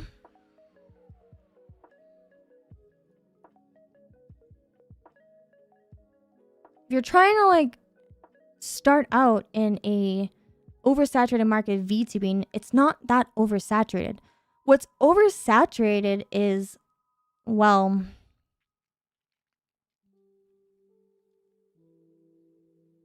I don't really know if it's necessarily called low efforts. I guess like some of it's kind of low effort, but it's basically the low efforted version of what normal streamers and YouTubers are doing, which is like the reaction content, which is like just playing a let's play game, or, you know, let me see here. What's like another one that people do? It's like the tier list. Tier lists are fun, but they are low effort. They don't take a lot of stuff. That doesn't mean they're bad. That doesn't mean that any of that content's bad. It's just as low effort. That's what's oversaturated. It doesn't matter if you're a VTuber doing it or if you're a flesh tuber / skinfluencer. I'm glad that all of you are really cursed by the skinfluencer thing. That's really cool. I'm glad. I'm happy to hear that. Reminds me of fish skin. But that's the kind of stuff that's oversaturated. And why is that oversaturated? Because it's filler content. Believe it or not, Let's Plays are filler content. You have to already have an audience that wants to like hang out with you. You don't have to be good at the game. You don't have to be the best reactioner. Some people literally just sit there watching the entire time and then forget that they're reading the script and then end up reading the wrong thing that they were trying to react to. Like some YouTubers that we know that we won't name in here. But the point of the matter is that you need to have people who are willing to hang out with you. It's the same equivalence as randomly going up to strangers and inviting them over to your house. How many of them are actually going to show up? Why should they show up? They don't know you.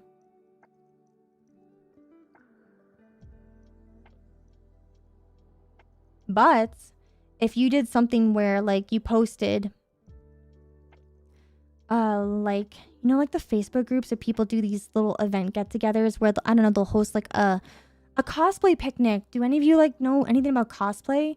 Cosplay picnics were like a huge thing in Facebook groups a long time ago. And things like when you would go to an anime convention, they would do this like cosplay like where events where everybody would just Naruto run. It was a Facebook group where they would all meet up. They would all agree to gather at this one point in time and they would all just Naruto run together. A lot of people would show up to these events. And that's how people met each other and made friends. And then like they grew and stuff like that because people became like well known.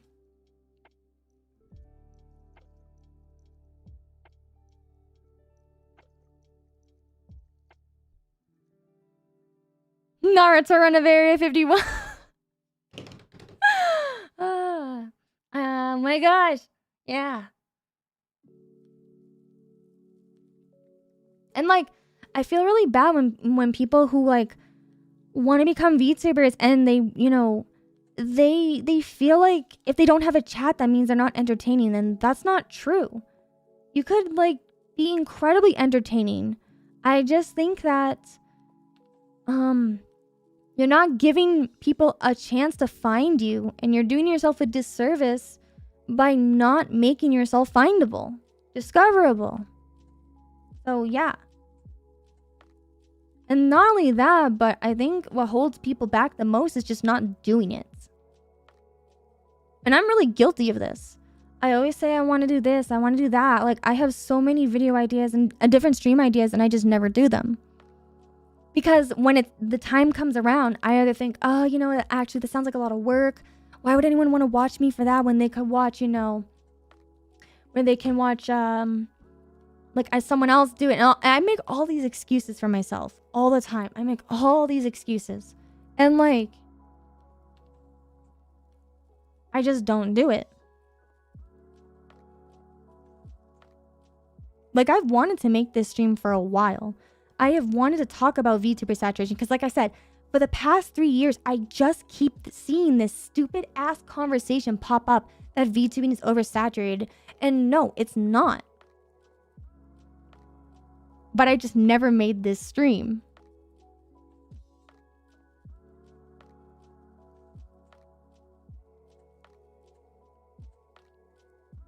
So yeah, that's kind of like my advice with that. Hopefully that makes a lot of sense. I feel like at this point now, we could start answering some questions from the Q&A segments that some of you may have submitted from Marshmallow. And then after that, I will give some final closing thoughts about this whole subject.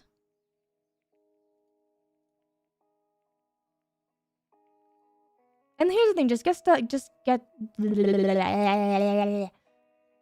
do stuff. Get it out the worst ideas you could think of because it might become your best view. Yeah, you know what actually is kind of crazy about that?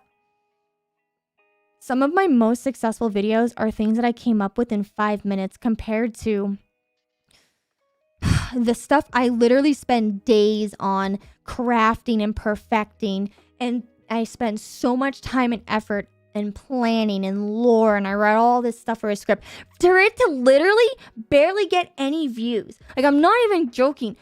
How is it that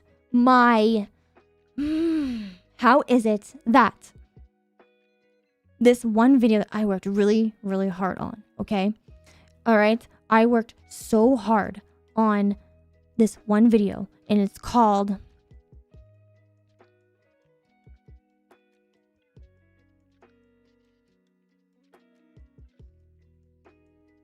the YouTube Rewind 2022, but it's VTubers. I took the stupid YouTube Rewind meme and turned it, but with VTubers. How is it that this video that I spent so much time, I worked endlessly with an editor on and crafting, explained to this editor who has never heard of VTubers and explained to him why these memes need to be in the YouTube Rewind because of the VTubing cultural stuff surrounding the memes of those VTubers. I even followed the YouTube Rewind format. How is it that that video did not get nearly as many views compared to something as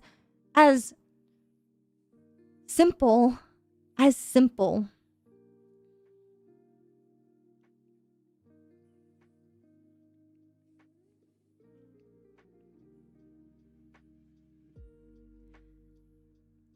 as showing people how to make a character sheet on Pinterest, the most basic level stuff you could possibly do when designing an OC. It is the most basic thing. And I came up with that in 5 minutes because I realized that people didn't know how to make a character sheet. And I thought it was weird because this is literally just an art thing. This is literally just an OC thing. People just do this. This is just how you like come up with a character. And yes, that's because one video provides information that people want and seek, whereas the other one is a filler content. It's filler.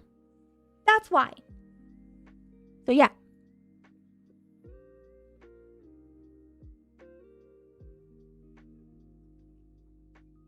It might be disheartening sometimes when you spend so much time on one thing, barely gets any views, but that's still more views than you wouldn't have gotten if you never posted. That's true. And that video did get a lot of views. It did. I'm not saying that like the views that I got in that video aren't worth it, but my point of the matter is that I did spend a lot of time on that compared to, I don't know, maybe I could have just made a bunch of videos that I came up with in 10 minutes and made a whole catalog of that, got that out faster, and then work on those big brain projects slowly. But my entire VTubing career was always making these big brain projects. And it took me a long time to realize that unless if I already had an established audience, it's hard to make people want to watch that stuff because they don't know me.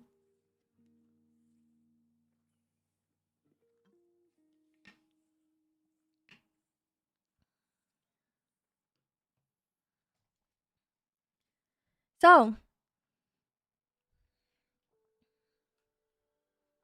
I understand the pain of that. I really do. But with that being said, let's answer some Q&A questions. Because I'm sure some of you probably asked me stuff that I probably missed in chat.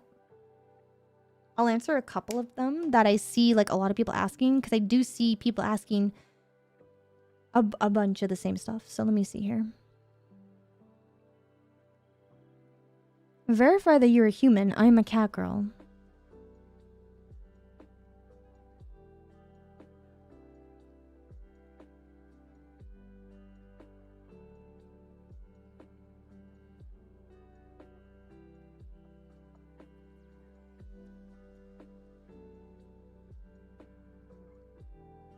Let me see here. Oh wow, some of these questions we kind of already answered in chat. Like someone had asked, given the topic, do you think it might be the character design saturating the VTuber genre, or is it the play into common cliches of behavior? We already answered that. Which one of you is the real Yume?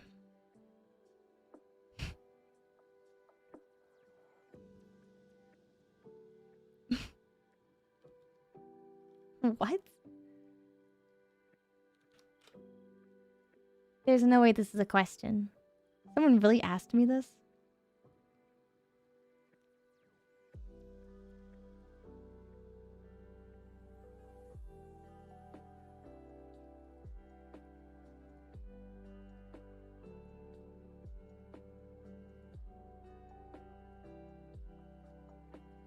Which one of you is the real Yume? I see. And to answer that question is yes. Next question.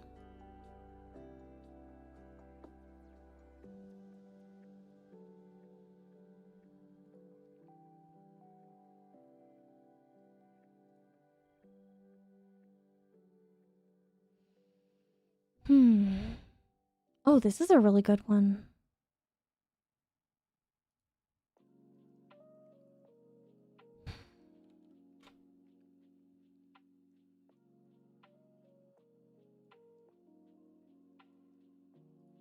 I'm about to pull it up right now.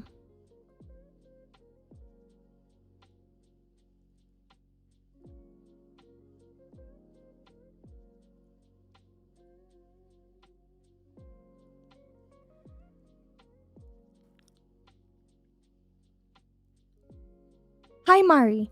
I have a question for you today. How do you tell your friends that you are a VTuber or streamer without telling them? I'm scared to tell my friends and neighbors about being an inspiring VTuber. Do you have any advice, or maybe advice on how to dodge the question? This is very interesting to me because, one, why do you want to tell your neighbors that you're a VTuber? Or why are they asking if you're... Oh, you know what it could be? Oh, so let's say like you're streaming, right? And you're like, you're going, yeah, or something. You're going like, you're doing like, I don't know, making like really sussy noises. Like, you ever just watch anime and someone's like walking in and it's always like some kind of fan service scene, or they're just talking, right? And people are like, are you watching hentai? Like, what's going on with that? And I don't know, maybe like you're being loud and you're just saying things out of nowhere, right? So what if like you're on stream and you're like, you just start screaming, shut up, you sussy baka. And then your mom comes in like, what the hell is a baka? And why did you just swear at me? You know, like something like that. And then like your mom comes in and you're like, you got this cute anime girl on screen. You're like, mom, I can explain. And then she just slowly closed the door on you and, you know, things like that, right? So,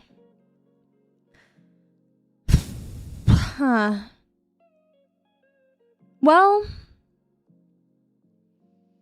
I think that is something to take in consideration when you become a VTuber in terms of what kind of content you're going to make. So, first things first, 1, do you care if your friends and family know that you're a VTuber? If you don't care, but you're just not sure how to tell them, because let's say they don't really know VTubing or understand it or even appreciate anime culture, all you gotta tell them is that you're just you make YouTube content. That's it. That's literally it. It doesn't matter if all you're doing is streaming on Twitch. Just tell them you make YouTube content, because they'll understand that at least. Just say you just make, yeah, you're a YouTuber. Just tell them that. But instead of like, you know, and if they continue to ask questions, just be like, yeah, well, instead of just showing my real face, I just use like a mascot. Like I just have like a little, I use like some really cool art to make videos. And you can kind of go from there. That's a lot easier to understand than saying, oh, I'm this like dragon edgelord VTuber that has like 6 fox tails, and I spend all day calling my chat good little boys and girls and stuff. Like your mom is literally gonna slap you and call you a degenerate, and then she's gonna take your computer away. Actually, I don't know. But yeah, just tell them you're a YouTuber. Rico, thank you so much for the super chat. Thank you. My mom is listening now and finds you cute. Yeah, your mom finds me cute, huh? Huh? I'm glad to hear that. Hello, mother. I am educating your child on how to become an anime person on the screen. You should be proud of them, because it's better than them doing bad things to themselves, like, you know, drinking alcohol or smoking funny substances and stuff. Instead, they're being safe and sound by being an anime character on the internet. You should approve this lifestyle. I think so.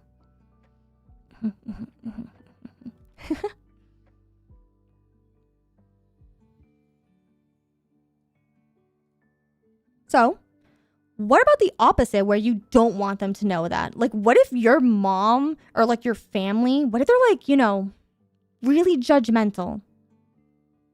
And something that I hear all the time is that my parents don't approve this. They would never approve this kind of stuff. So I don't want them to know. Well, if that is the case, you need to make content that is going to make it, 1, really easy for you to like stream or make videos without them knowing or hearing you. Or 2, make content that's not going to let them hear you. So if they're okay with you being a streamer or like a YouTuber, then sure, you know, you can like do this, right? But if they're not, maybe you just have to be more quiet when you're streaming or making videos, because if you're like yelling, they're going to want to know what you're yelling about. Because anyone who lives in a household, if they just randomly start hearing someone screaming off the top of their lungs, they're going to come in there and be like, hey, what's going on? Are you all right? So what you could do is either don't be super loud when you're making your content. And if you're gone for like long periods of time and your parents or your friends are like, oh, what are you doing all day? Make an excuse up. Just say, oh, I'm like playing video games or I'm studying. That's like the best excuse. Tell them you're studying. That's if they don't walk in. If they do walk in, just hide your model. Like, don't have, like, I have my model up on one monitor. Literally just hide your model under another window. And then when they walk in, like, put Discord in front of it. And then when they walk in, you can easily toggle a mute button and be like, Mom, I'm gaming with Joey and Kyle right now. That's why I'm telling them to, oh my God, what's like a really sussy thing that like bros do when they're gaming? That's why I'm telling them that, you know, I'm gonna, I don't know, like they're like a bottom or something. I don't know, like something like unhinged like that, right? Just say, oh, I'm with my friends, mom. I'm with my friends. And then if it's your friends asking you, oh, I haven't heard from you all day. What were you up to? Just be like, oh, you know, I've just been studying. I got a hobby. They ask you what that hobby is. I don't know. Say it's like drawing or something. Tell them you're playing golf. Like just tell them something. They won't question you about it because everyone has a hobby. Who's gonna judge you for saying you're studying? Yeah, tell your mom that your friends are bottoms and then she's gonna ask you what a bottom is. Thank you so much, Reggie, for the super chat.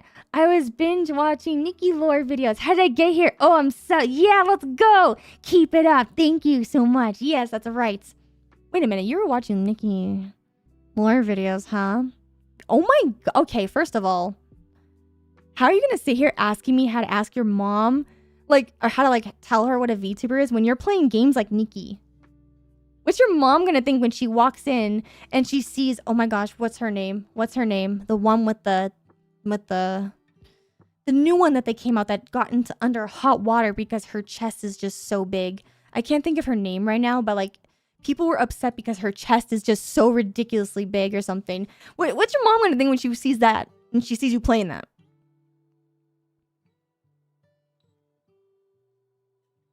You do what you normally do. You hide it from like a screen. Don't worry about it. If it's your neighbors, that's easy. Your neighbors. Who cares what your neighbors think? Ignore them. Ignore them. Unless if you're close with your neighbors and like, oh, you were yelling last night. Just be like, I was just really caught up in a video game. No one's going to question it. Video games are so common and popular now. No one's going to question that. Unless if you're like saying some really sussy stuff, then just say you were just making jokes with your friends on Discord. Yeah. Someone's gonna take this out of context and be like, oh my god, I can't believe Mari is telling her chat to lie. Oh no, how dare you lie to people? Oh no, how dare you just make up stories that aren't true? Oh no, people lie all the time. Okay? And so it's really not that weird because your friends who aren't VTubers, you don't know that they're not VTubers. They could be lying to you too. Not only that, it's not even just VTubers. People lie about stuff all the time. Here, ask yourself this. How well do you actually know your friends? You might know their interests, you might know their name, what their likes and dislikes are, sure. But do you actually know who they are as a person? Like, actually. Because for all you know, they could have been painting this one entire narrative to you for your entire time that you have known them. That's called double lives. Living a second life. Oh my gosh, Second Life's a game, but that's besides the point. That doesn't mean you should be questioning everything your friends say or like your mom says or something. But you actually don't know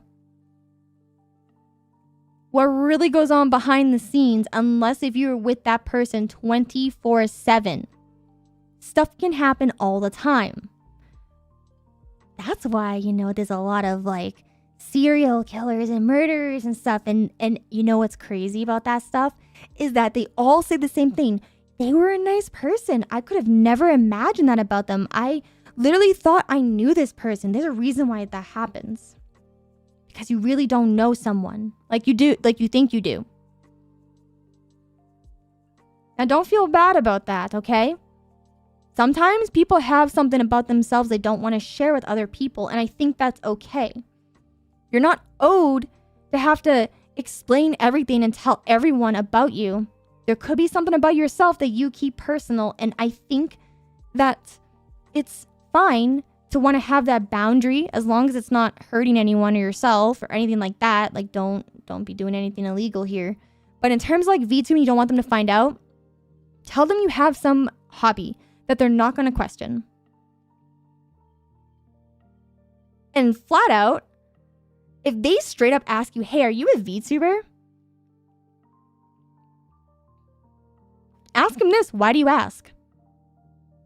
And if they say something like, oh, I saw this like clip and it sounded like you. And I'm like, oh, that's weird.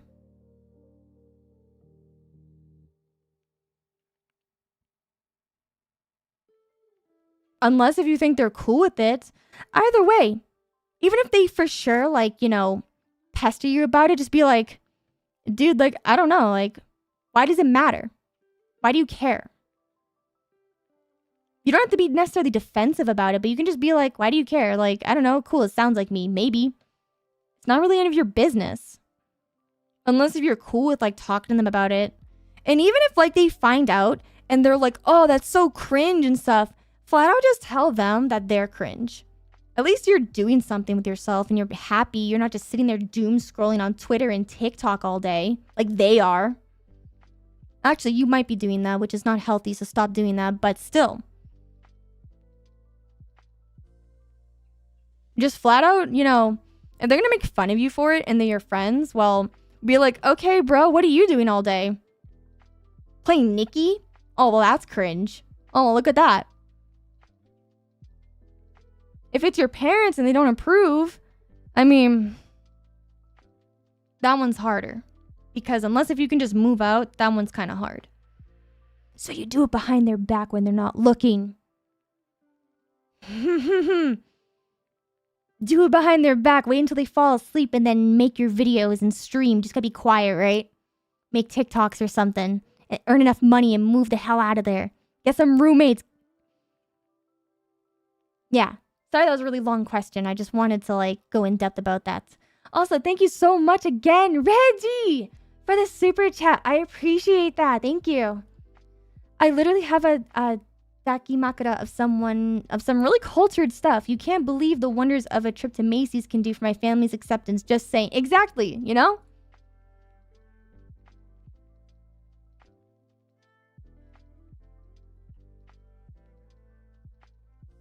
I recognize that voice online somewhere. Well, why don't you recognize these nuts?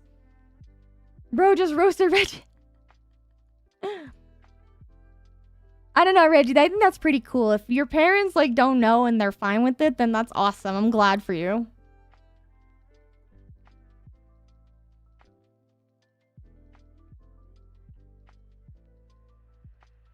Asian parents are different. If you can slap them from your bank account, then they will approve. Yeah, that is something I have heard. I don't want to be stereotypical or anything like that, since I'm not. I don't like. I don't know, but I have heard other Asian friends tell me that a lot of them, their parents will always disapprove until you show them the paychecks from it. So I don't know. Make sure you're doing this stuff when they're not going to catch you. And then when you finally earn money, just randomly approach them about it. But for now, make sure they don't know. Do it when they're sleeping. I don't know. How about this? Before you get home from school, go to the library, quote unquote, and like go outside somewhere and record a bunch of TikToks. You can stream on mobile. It's possible. So yeah. But you need to make money first. I have heard of this. Yes. I have heard of this.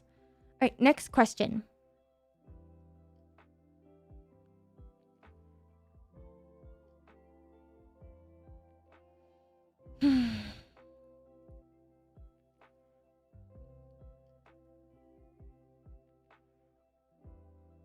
Oh, this is a really good one. Dang, these are all really good questions. I know I'm not going to be able to answer all the questions today because I'm going to be here for hours, but this is a really good one.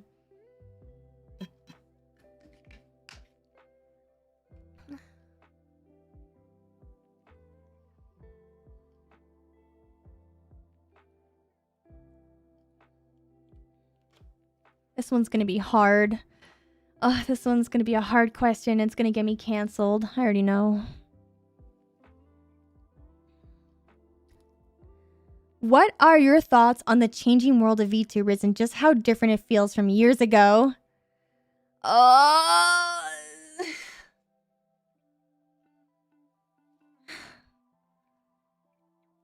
Who said this in chat? Who did this? Why are you trying to get me in trouble on Twitter, man? Why? You know this is going to get me in trouble. You know I'm going to answer this question and I'm going to give my opinion and people are going to be really upset about that and they're going to cancel me on Twitter. You know this is that type of question. You know. And you know I'm going to answer it. You know I'm going to, you little baiting troll. You baka. I'm going to answer this question, yes.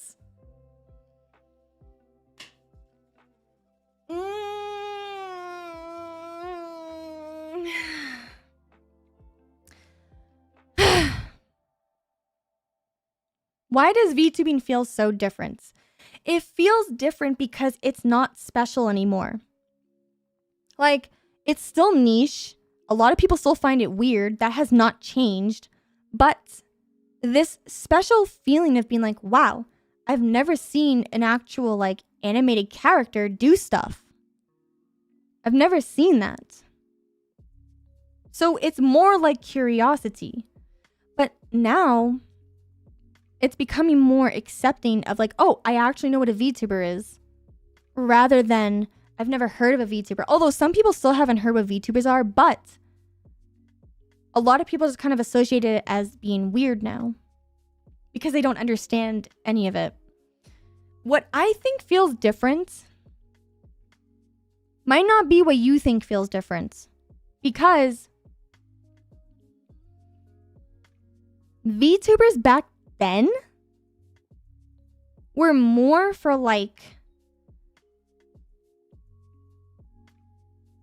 I want to say like skits in a way. Not necessarily skits, but it felt like that. It felt like watching an episode of an anime. There was like a plot, there was a character doing some stuff. That's what it felt like. It wasn't so personal. There wasn't like as much of an intimate connection way back then. Like, I know a lot of people think of Kizuna Ai. Think about like how you would feel watching her stuff. It was a spectacle back then. Where you were just curious like what this anime like thing is gonna do to stuff. Rather than, what is she going to do to me? Oh, that sounds really sussy, doesn't it? But she's not the only one, right? So one really great example that I think of for old VTuber days is, I think her name is Natsumi Moe. And more specifically, I think her name is pronounced Eileen. Before Natsumi Moe took over the channel, it was originally Eileen, who is a different creator. Eileen's content is completely different than anything that I've seen for VTubers, but nowadays people are trying to capture the Eileen content. They just don't know how to, but they're trying. I am seeing people trying to do that again. What made Eileen's content so special was that she took this concept of VTubing and it was completely satire. It was your equivalent of like Adult Swim type of entertainment. Because of the very like edgy type of memes and ship posting that she would make. But she would also have like these skit story like elements to it, which is what Kizuna Ai had. But nobody thought it was cringe or uncanny because there wasn't a personal element to it. Nowadays, VTubing has a personal element to it.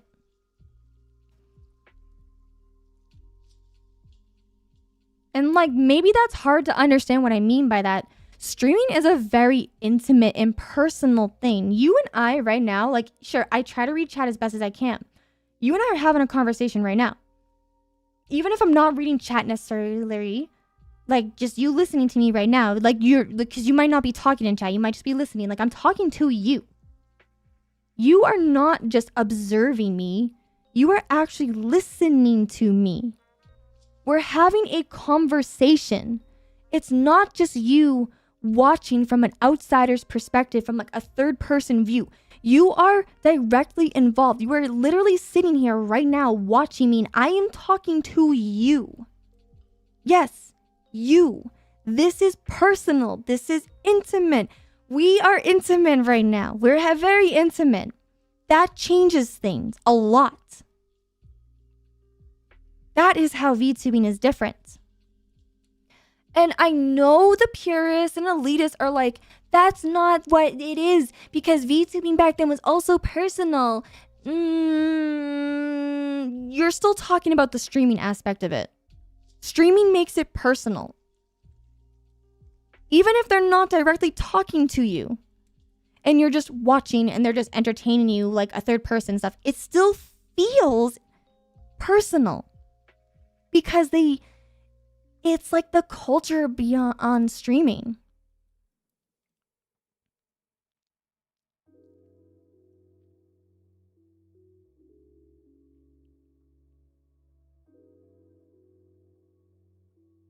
That's how it's different. So what are my thoughts about that?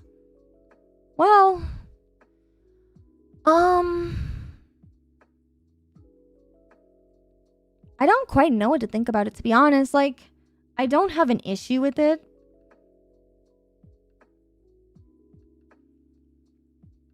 To me, personally, like, how do I feel about it? I feel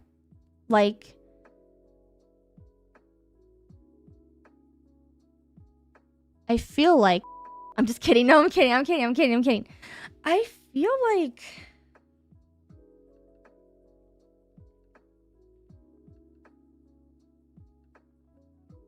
feel like it's conforming with what is acceptable for streaming culture, sure. And like, some people don't like that, some people do like that. It becomes more accepting, sure. And, you know, some people don't want it to become mainstream because, again, it doesn't feel special or unique anymore. They want to like make it still feel special because, you know, the hipster mentality of, oh, well, they don't know I'm a VTuber and I'm so cool and I'm so special and I'm so unique. So there's that aspect of it. But then also you have like people saying, wow, I finally can be myself. Other people aren't calling me cringe anymore and it's more accepting and people actually want to hang out with me, and that feels really good too. There's so much to it. So what do I think of that? What do I think about like all of this? That is such a hard question because I like both the new and the old styles of VTubing. I liked Eileen's content. She was a huge inspiration for me. And then when Natsumi Moe took over the channel, I also really liked her. What made Natsumi Moe's content so special, even though it was a third-person spectacle where we're watching her do stuff, like you're the outsider view watching in on her, she had such an alluring charm about her that even though it was definitely third person, I still felt like I had like some connection with her. She unlocked that intimate connection because of the way she would talk to you in the video. It's one thing when you're watching like a highlight, because I remember one video from Natsumi Moe's channel that really sticks out to me is when she's playing the forest. It's a let's play highlighted, you know, comedy style sketch of her playing the forest and she's acting all yandere with her friends. But the way she like talks to her friends was fun and cool. That's your typical third person view. But then out of nowhere, in the middle of the video, she would be talking to you. Like you. She would make that personal connection by saying something to you. It's kind of like you ever watched Ned's Classified School Survival Guide or something like that? Where something would happen, they're doing stuff, and then out of nowhere, he just stops talking to them, walks over to the camera, looks at you, and talks to you. That is what Natsumi Moe did. That is what makes her so unique and special. And that is why I love her so freaking much. Eileen would specifically make memorable, funny stories about these characters that people could just fawn over. So, it really comes down to, what do people want? What does the audience want? There is a reason why VTubing is more personalized to people, because during the pandemic, people were lonely. While it's nice to watch Kizuna Ai just kind of do funny, cute things, people still felt lonely. How do you make people not feel lonely? You personalize the content for them. You make them feel included and involved. You make it intimate. So, what are my thoughts about the changes of VTubers from this whole idol culture where you had to just kind of look at them as a spectacle to, hey, they're actually paying attention to me? I think that it tells me that we live in a society where we are very lonely and that we just don't know how to socialize with other people. And I think that being able to socialize the VTuber can help your social skills, as long as you don't like view the outside world as so negatively. Like, take the social skills that you have with your favorite VTuber. If she, like, you know, she, I don't know why I said she, because there's so many different types of it doesn't matter. When you're talking to your VTuber, right? Take the social skills that you learn to go and like talk to other people. Like, use some value to that. You don't have to talk to me specifically, right, Chad? Like, I see you in here, you're talking to each other. I actually really like you when you talk to each other. That tells me, because when I first started VTubing, no one in chat talked to each other. They all talked to me, which is fine. That's fine. But part of me always wanted you guys to like talk to each other, because I want you to not be afraid to socialize with one another. I actually really like watching you debate about stuff. I like seeing you share your opinions with each other, respectfully, of course. And it's really nice. It makes me happy to see that, because it tells me that you're getting comfortable to want to socialize. I like that, because we live in a very lonely society where we don't want to talk to anybody.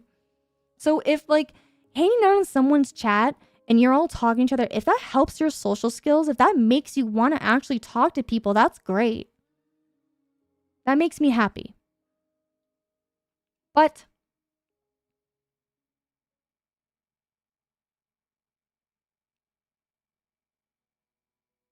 what I really miss about the old VTubing is that I really, really miss I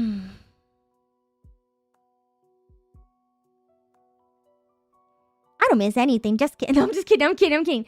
No, I do miss some elements of the old VTubing days. What I really miss is just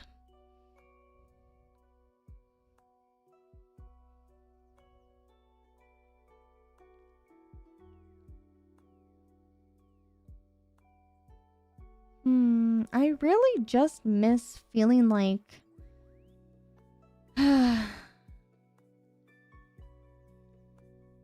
it's really hard to put into words. I'm trying to think right now. Because I didn't really watch Kizuna Ai that much. I mostly watched Natsumi. And there's like other like original VTubers too. I just never watched any of them, because to be honest with you, I didn't like their models. Yeah, I know. Whatever, cancel me. I can be judgmental about someone's appearance, okay? I have every right to. I would say I really miss the jokes and the humor. Like,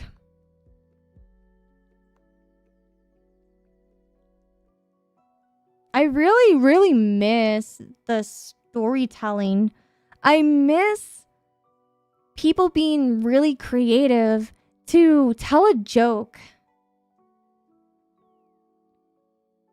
and do something that's, I don't know, it just has this special charm to it. And it's not even so much of like no one else is doing it per se. It's not that. I think it's because I kind of fear personal connections with people. So I kind of liked being that third party bystander viewer. I liked watching people just do stuff and enjoying themselves and having a good time because I am a window child. I grew up, what a window child means is that I grew up watching other kids have fun playing outside while I had to be inside. I wasn't allowed to go outside because if I went outside, my mom told me I would get kidnapped, so I never went outside. But I would watch other kids have fun playing outside, and I just watched them through the window. And me watching them had fun made it feel like I was having fun because I couldn't have fun in my own house. So one of the things that I miss about old VTubing is that, you know, they're having fun and they're making these jokes and they're having a good time. And me watching them had a good time makes me feel like I'm having a good time. But I feel like, you know, when it becomes personal and they want to like make that connection to me, I get really awkward because I'm not used to people caring about me. I'm used to people being pretty mean to me, actually. So I get really weirded out when people tell me they like me. So yeah, that's just me personally. You might think otherwise. You might hate that. You might like the personal connection. That's fine. Because I make personal content. And I do that because, you know it makes you feel good. And that makes me feel good. Again, it's the window child syndrome. So yeah, I guess my thoughts about it are, I think it's fine.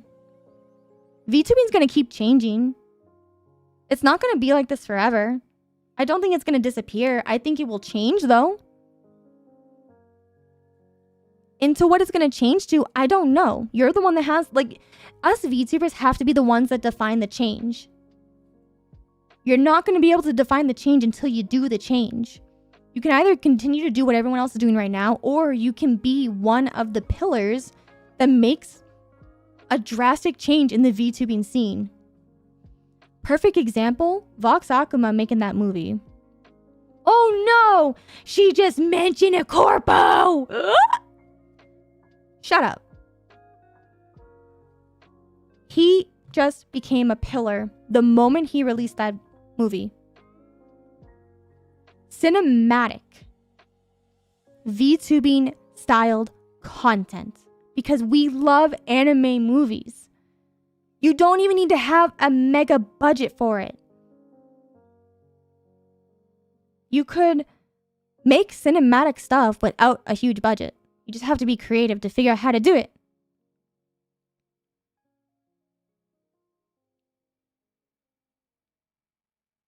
VTubing will be in VR 180 and 360, no scope. Yeah, no, it's gonna change. Yeah. I agree. I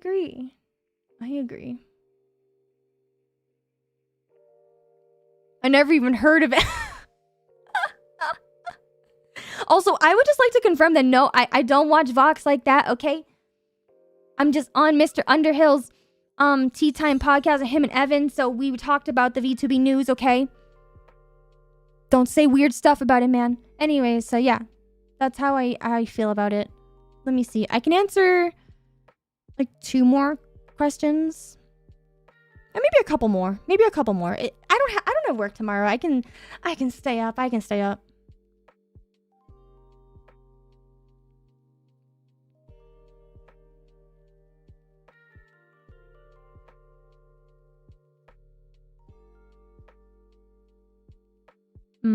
Okay.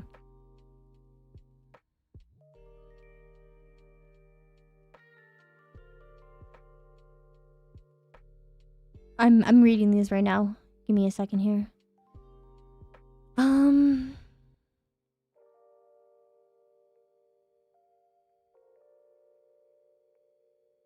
Wait, what? This is an interesting question. Okay. I have one question that I think is interesting. Not sure how I'm going to answer this. Yeah, we're kind of like in a podcast. Yeah, every Monday at 1 p.m. PST, I'm on Mr. Underhill's channel, and we just talk about like VTubing news. Like, well, we what's it called? we talk about like really positive things that are happening in the scene because like despite what you might realize, there's a lot of really cool stuff that happens that you probably just don't know about because no one ever talks about the positive stuff. So that's kind of what we do over there. We talk about lots of really cool events that are happening, and yeah, that movie that Vox made was one of them, and it really opened up my eyes that this industry is gonna keep changing, and I think that's okay. It's okay to miss the old stuff too, that's fine, but it's also okay for things to change.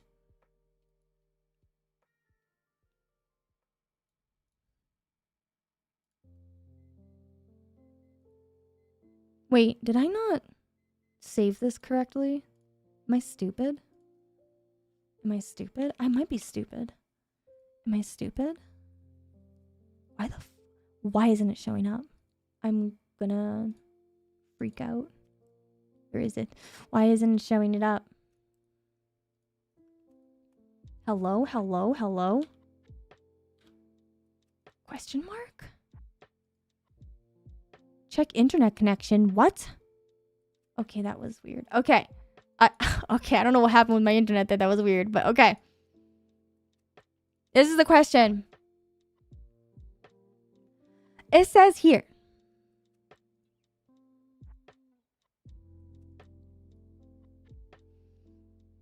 Hi there. I see VTubers with a sizable following create another VTuber account and remain active there. Why is there a trend towards this? And like, I have no idea what the heck this is referring to. Other than like, are you talking about like someone making an alt or a private account? And then like them being active where they go to like vent and stuff? Or are you talking about like a well-established VTuber making a bunch of multiple OCs and then being active on all of them? Are we even talking about Twitter? Are you talking about like what Asmongold does where he has his Asmongold account and then he has a second stream account that he goes on sometimes? Because the reason why he does that is because it's too stressful to be Asmongold.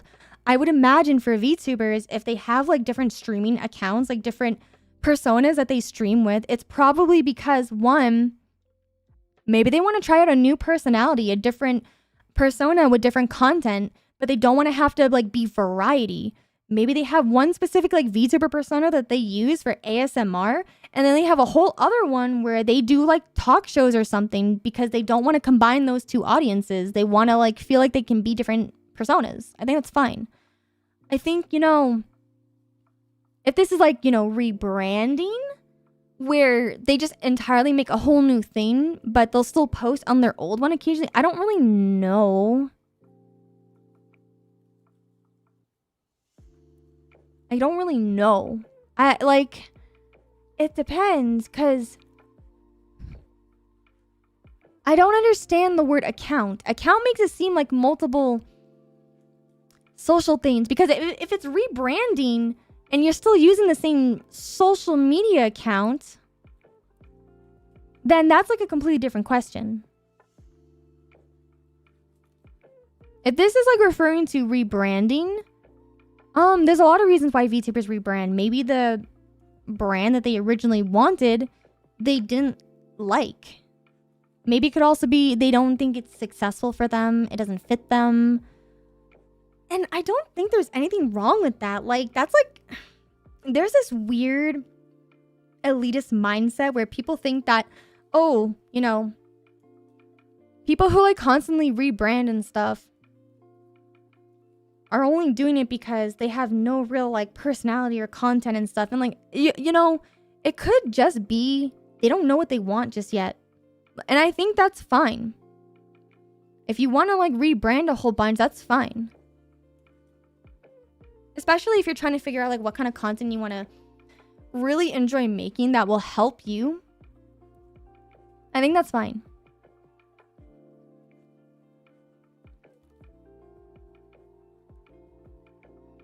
Also, hello, welcome in everyone. We're answering Q&As right now. Some questions here. It's like, You saw someone has 2 Twitch channels. One was ASMR and the one that's for... Yeah, and I think that's fine. I didn't know this was a trend.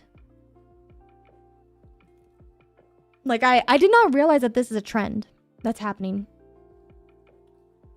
It could also be because they got accepted into a corporate.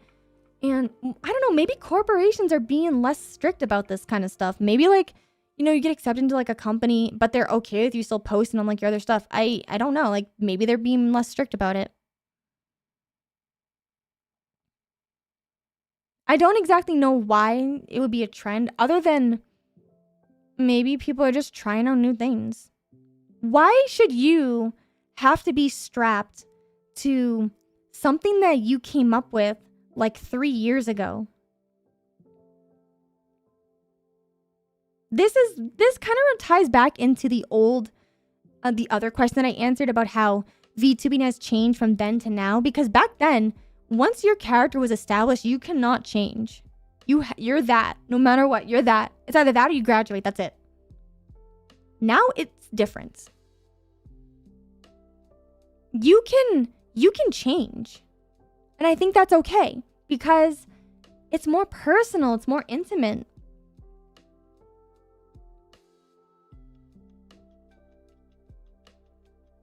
And as you grow up, you change. Your interests change, your personality can change a bit, your hobbies change.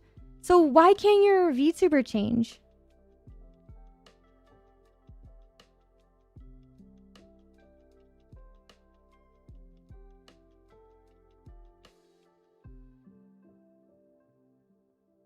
I think a lot of people get really upset when their Oshi does such a 180 on their rebrand because like it's like culture shock to them. And I don't blame the audience for being that way either.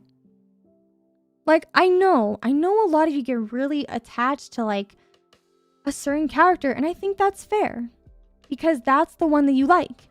Especially if you just don't like the new change, you know? And I get that. It's because there's that nostalgic effect, right? This is what you're familiar with and you're fond of. Like, I think that's fair.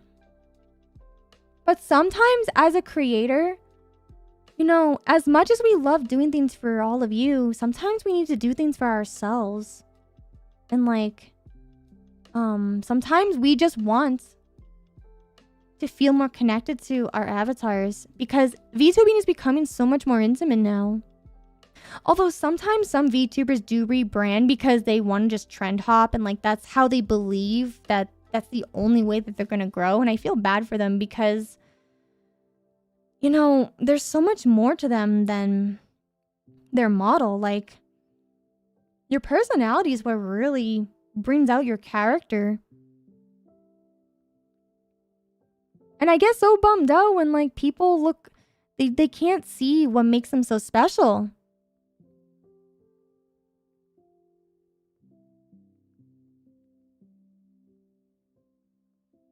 So yeah, it's just very interesting. It's very interesting. And have a good night, Damien. Thank you for hanging out. I feel like it's not a trend. Plenty of YouTubers have separate channels. That is true. Like I have separate channels too. Although I'm kind of like bringing everything back together into one. And so I made separate channels because I wasn't sure what I wanted this main channel to be. And that's why I have a monstrosity of just random type of content because believe it or not, I'm still trying to figure out what I want out of this channel. So I have like lots of different stuff on here. But now, after like 3 years of doing this and with the lovely help of my manager, Tessa, we have decided that what I want out of this channel is to talk to all of you. I want to make the main channel here to be a place where we can be entertained and educated on stuff. And we can have conversations that may or may not make us uncomfortable, but it's a conversation. And I want you to not feel like you have to deal with everything alone. We can deal with it together. Also, hi, Evan. I like your personality. Oh, God, ban him. I'm just kidding. I'm kidding. Hi, Evan. I wasn't talking smack about you, I promise. I talked so nice about you. Oh my god. I talked so nice about you because it's the Evanito in my chat. Holy cow.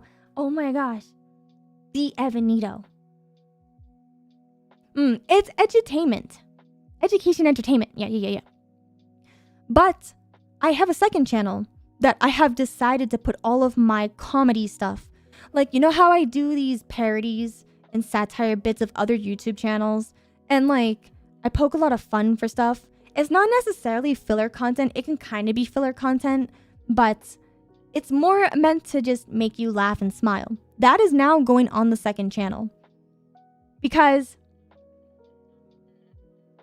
I think it makes way more sense to keep this one to be discussions where we can have close-to-close conversations.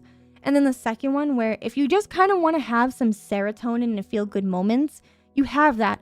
Because when you have a huge catalog of videos, it is very hard to scroll to find that content that you want if I'm doing too many different things at once.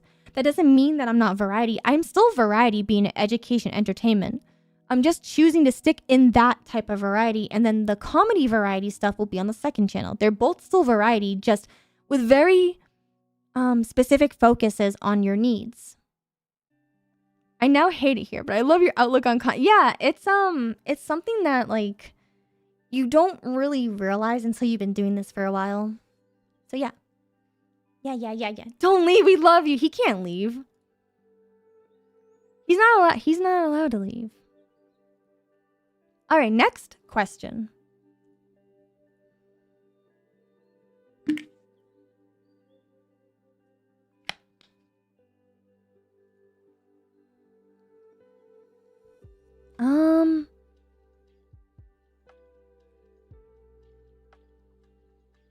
The reason why I answer this question is because there's a couple of people on the marshmallow who are asking about this. Again, I did not realize that it's becoming a trend for VTubers to have one account and then make a whole other account. I did not know this.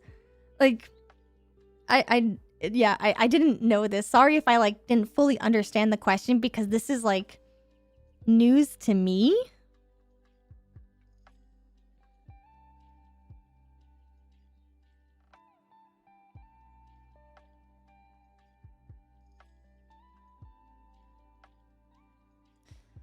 I'm reading the questions right now.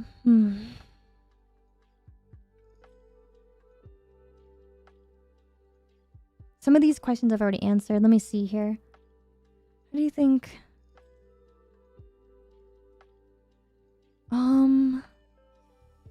There's one really good question on here, but I don't think I can answer it on today's stream. It has to do with going back to the silhouettes and character design, and it talks about shape language.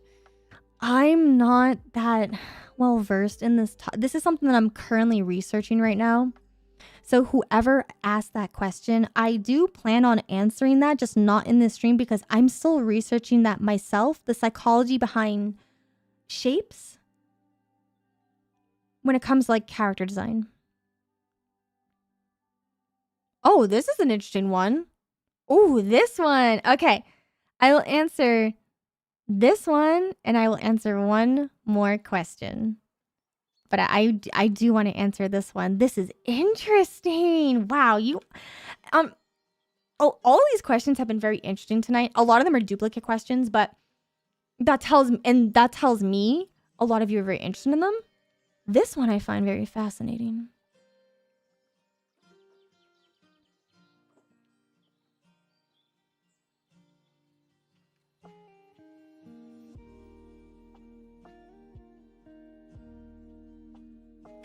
We talked about shape theory related to the VTuber. That's why you guys should join the Discord. We do have a dedicated VTuber like academy section in Discord. So if you want to like be nerdy about VTuber stuff, definitely join to go in there.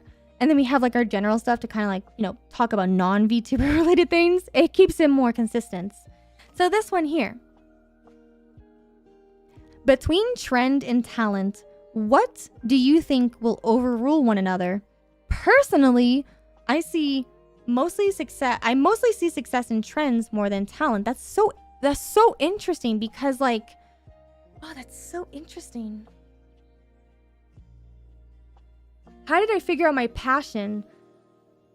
I think that also kind of translates into this question here. So let's kind of combine both of that, right? Trend, talent, and passion. I think those are like 3 category things when it comes to deciding your content, and even so much is down to your brand identity, right? I don't know. This is a good question to ask Tessa. I might ask her this later. But for me,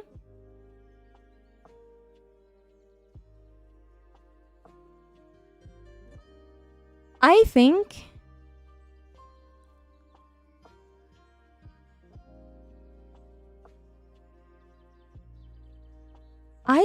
that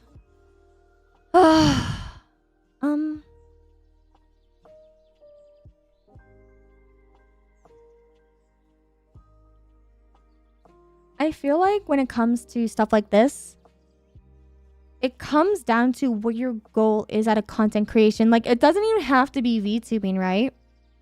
Let's just say you're a normie YouTuber, you're a flesh tuber, you're a skin influencer, whatever. What kind of like YouTuber, what kind of streamer, TikToker, what do you want to be? What is your goals? Do you want to get a lot of views? Do you want people to just like view you? Do you want to be seen? Is your goal to be liked? Do you want people to like talk and comment and like you, say compliments and stuff? Because you can passively watch someone but never say a single thing to them. You know, like lurking and stuff, just viewing. Like, do you want people to engage with you? Do you want people to interact with you? Or do you want money? Do you want this to be like a career where you are just making money doing something? Because depending on what it is that you want, that's going to influence what path you take. Because if you just want eyeballs, you just want to be seen, trending.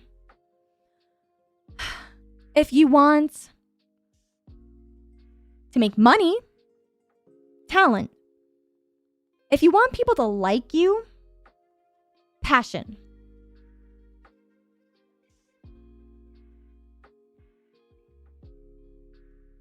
That's how all of this kind of changes. But what if I want all 3, Mari? What if I want to have, you know, trending, talent, and passion? What do I do?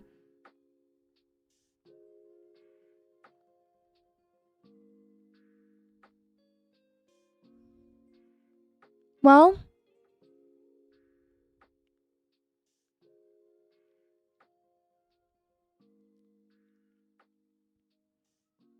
it's going to be hard.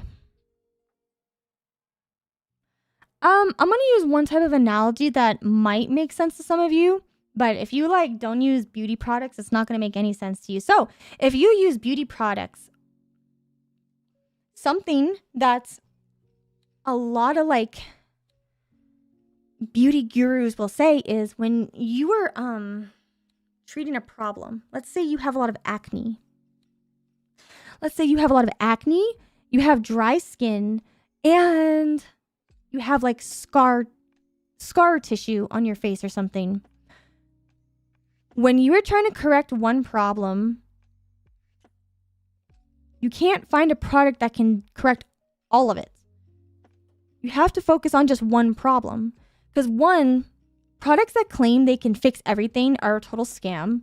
2, if you're trying to fix, you know, the acne, the dry skin, and the scarring all at once, and you're putting all these different products on your face, they're not going to work properly. They're not going to work in like they're supposed to. If you are trying to fix your acne, you have to specifically use products that will help acne. Do not worry about anything else.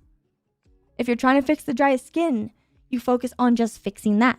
The scar tissue is a little harder because once you're scarred, it's very, very difficult to heal from that. Scars last forever, unfortunately. But when it comes in terms of like content creation, like you can't try to pick a trend, a talent, and passion Unless if you're Mr. Beast. That takes like so many resources that you might not have starting out. Focus on one of them. You can combine elements of all of these though. Like, for example, if your goal is to make money and like you want to get eyeballs on you, make content about stuff that's trending that will entice people to give you money. A great example is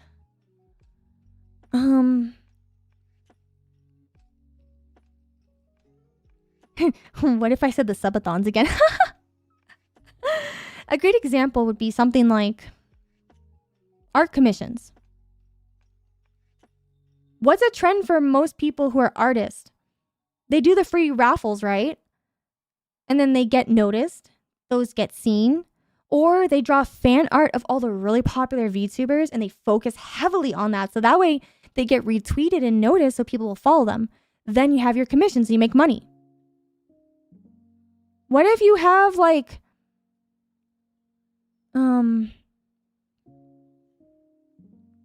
talent and passion? That's like the really hard one, right? Because you can make an amazing piece of content that put a lot of effort into it, but if you don't have the trend, you have no eyeballs. No one's going to see that passionate content that you made because you're probably very talented at what you just made, but no one's going to see it, which is why that one's really, really hard to do. So what about trend and talent? Okay. It's very trendy to do, reaction content, right? Well, what kind of talent do you have that makes it more unique and interesting? Maybe you can have the piece of content affect your model in some way, or maybe you can have like,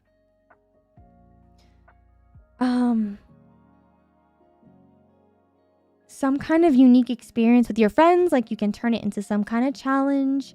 Or, you could probably do something along the lines of like, people like, what's it called? I'm trying to think because it's getting late now. You can do something like incentivizing your community to want to like submit clips. And if you have a big enough community, you can have them donate to submit clips for you to watch and things like that. And then when you watch those submitted clips, if you fail the challenge and stuff, you like gift them subs, or like maybe you can have the type of clips that you're watching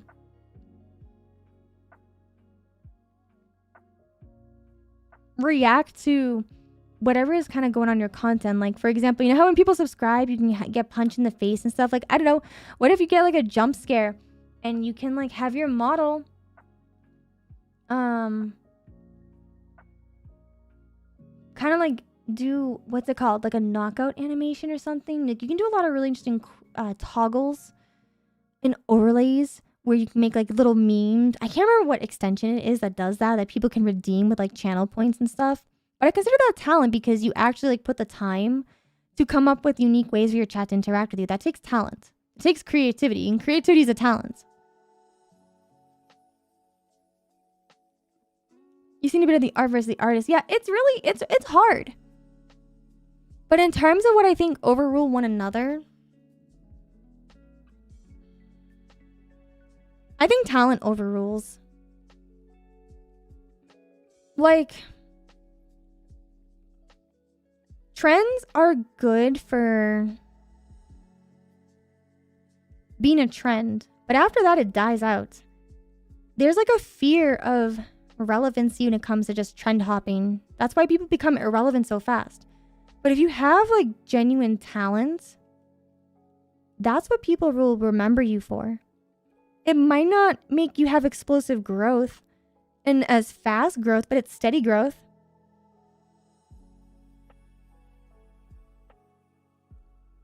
It might be like Mix It or something, or We Get... It might be something like that. Yeah, it might be that. But I think talent actually overrules one another because If your goal isn't to like get as many eyeballs on you as possible and you just want to have a community, your talent is what's going to make that community. And like, I think so many VTubers are ungrateful. Like, I will be blunt about that. I think a lot of VTubers and a lot of streamers, just content creators in general, I think they're very ungrateful with their community. Like, oh no, you only have 10 viewers. You're doing all this really talented and like creative stuff, but you only have 10 viewers. And even though you say you're just here to make friends and to build a community, you're like upset that you don't have this massive viewership. Like, why? If your whole point is to make friends, having 10 people who want to hang out with you, that's a lot of people. Like, you should be thankful that one person gives a shit about you. I think like a lot of creators take their community for granted, because even though they say they're here to make friends, I don't think they're being genuine with that. Because if they really are just here to make friends, why are you unhappy? Why are you like so upset that it's a low number? It's not actually that low of a number.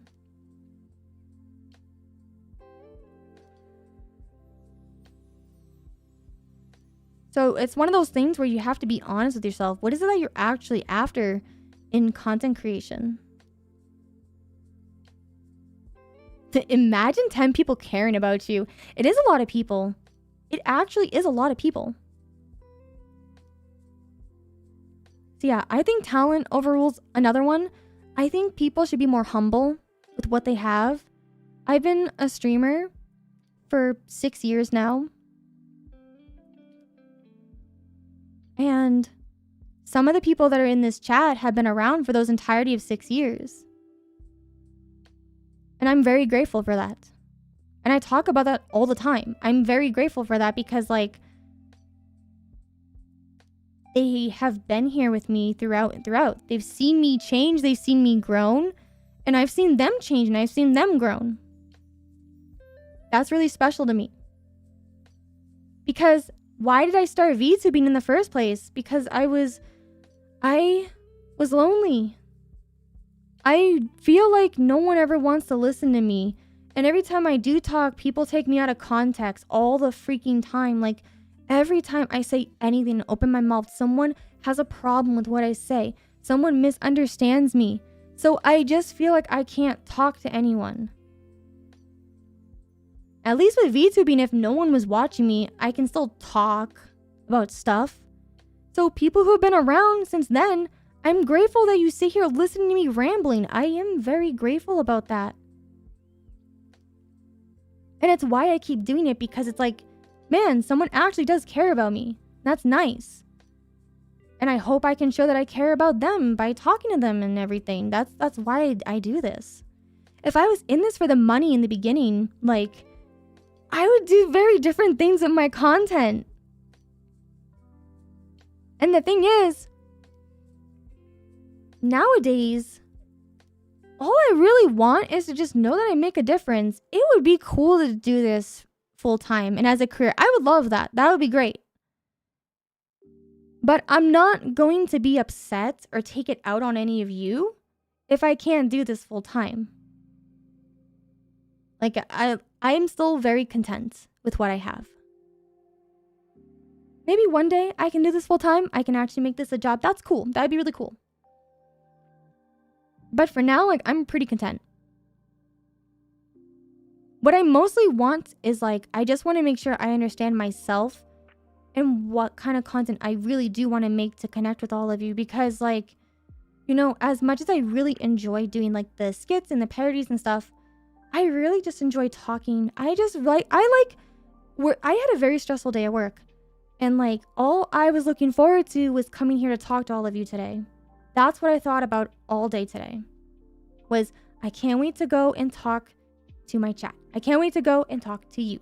That is what I was looking forward to today. Not, I wonder how many people are gonna like super chat and become members today Not, oh, I wonder how many viewers I'm gonna get today. No, I literally was just like, I'm very excited to be able to talk about stuff that is on my mind today. That is really cool. I don't have to think about the stressful stuff at work. I can just kind of relax. That's what I looked forward to. So yeah, I think talent overrules. And I think if you have passion, that's even better. Trending is only really good if all you care about is views. That's really about it.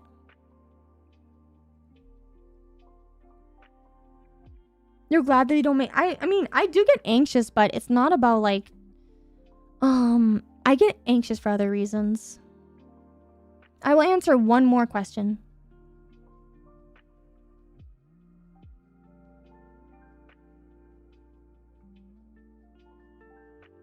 Let me see here.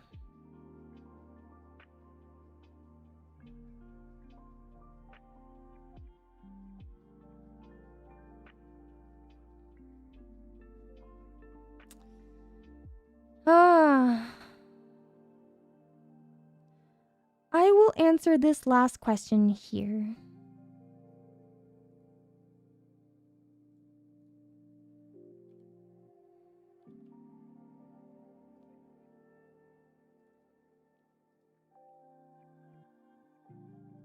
Is my internet connection doing that thing again?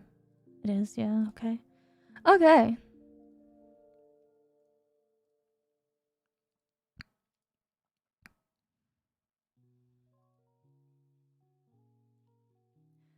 What are the pros and cons of being a VTuber for you?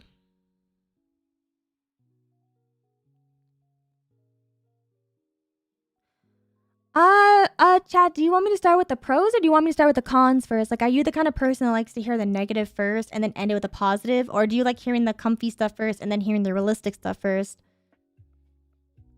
Figure it out while I go use the litter box again. I will be right back.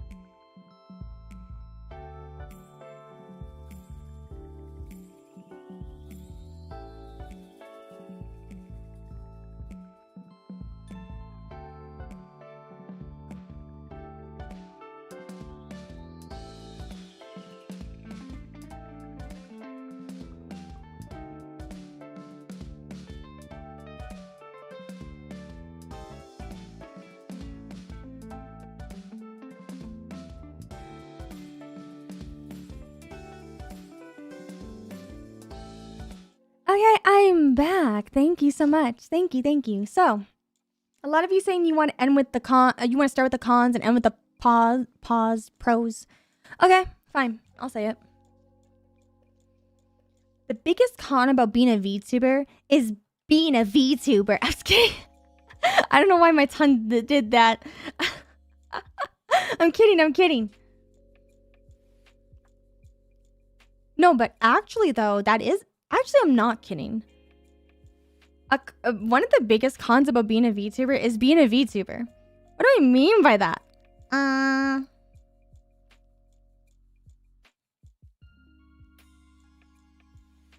Well, I think people are so caught up in being a VTuber, whatever the hell that means, that they limit and prevent themselves from doing really spectacular things, doing really cool stuff, just doing it, just literally just doing it and start, because they're so honed up on this weird arbitrary sense of a whatever definition of a VTuber that they have. And they prevent themselves from doing it.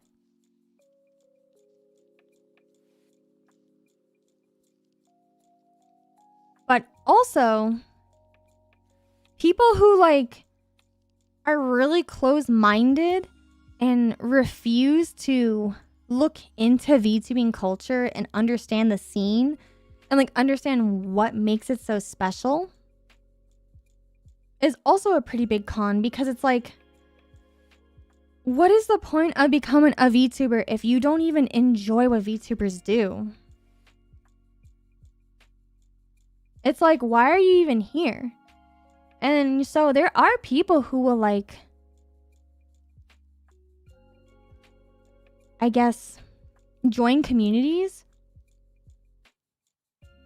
without really wanting to be a part of anything. They like, and it's not even so much as like they want to have like their own lane where they do things their own unique creative way. No, it's kind of like they're just there just to be there.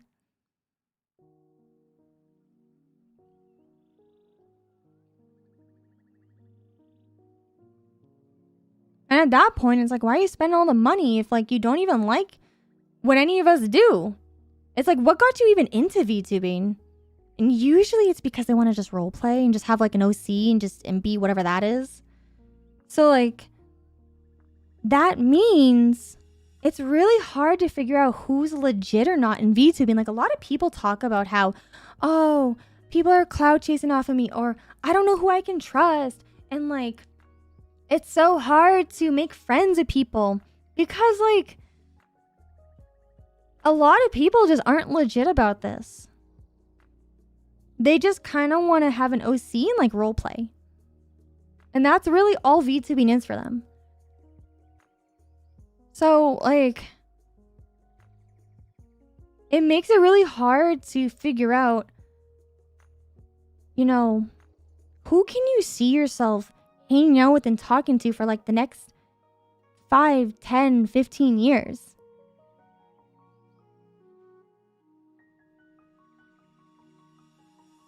Like, think about that.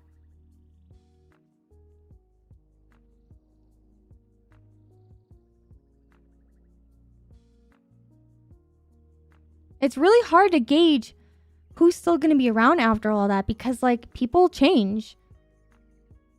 Isn't that what VR chat is for? Yeah. But a lot of people insert that into VTubing. So it's just really hard to hang out and like make genuine content, because like some people just don't care. And that's why a lot of unprofessional stuff happens. And like, it's very stressful.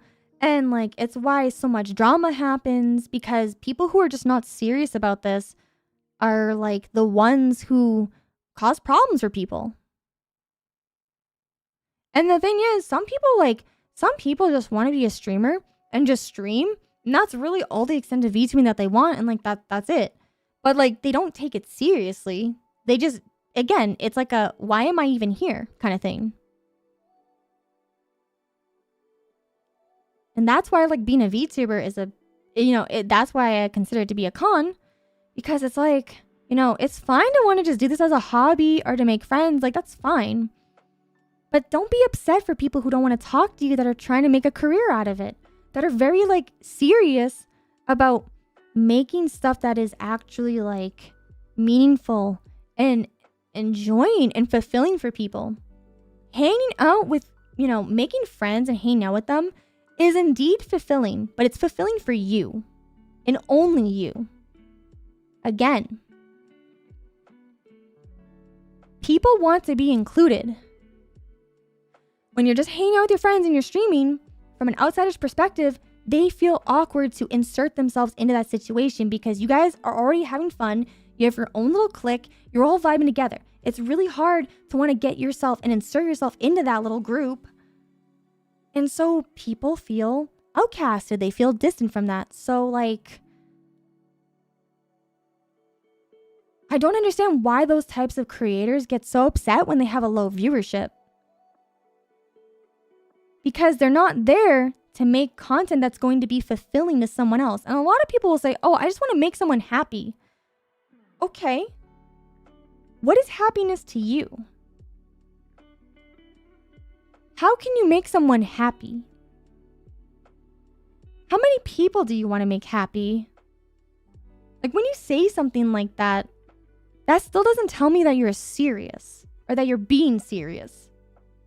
You know what makes someone happy and makes their day? Tipping your barista. Because they're making minimum wage.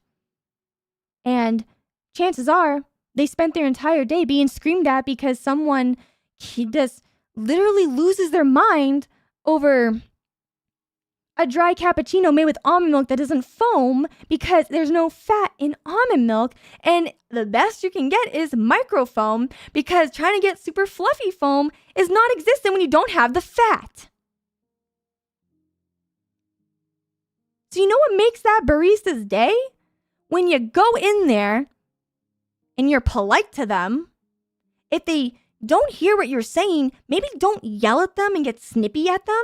And then when they show up to give you your drink, maybe, leave a nice little tip. $1 does a lot. That makes someone's day. On the same side, as a barista or a fast food worker, you know what really makes that driver and that customer's day? Just giving them a chance and just being understanding and being nice too. Like, it took me a while to realize, some people live miserable lives, and sometimes the only thing that will make them happy is to get this coffee. And if I can just hand them this coffee with like a smile, and like I see them look at their drink, it looks beautiful, it looks drinkable, it looks delicious, and I see this like little smile that goes on their face. It's a little tiny smile because they're just so happy that their drink looks so yummy because I made it and I'm fucking awesome. That makes me feel really happy. I'm like, wow, I just started this person's morning right. And believe me or not, I can definitely start someone's morning wrong. It is so easy for me to just blow up on them because I've been blown up on all day. It's so easy to take my feelings and my stress out on that person. I could fuck up their coffee on purpose if I wanted to. They're going to be a shithead to me at the box. I can be a shithead back. Or maybe I can try to be understanding why they're being such a shithead and that they have a miserable life.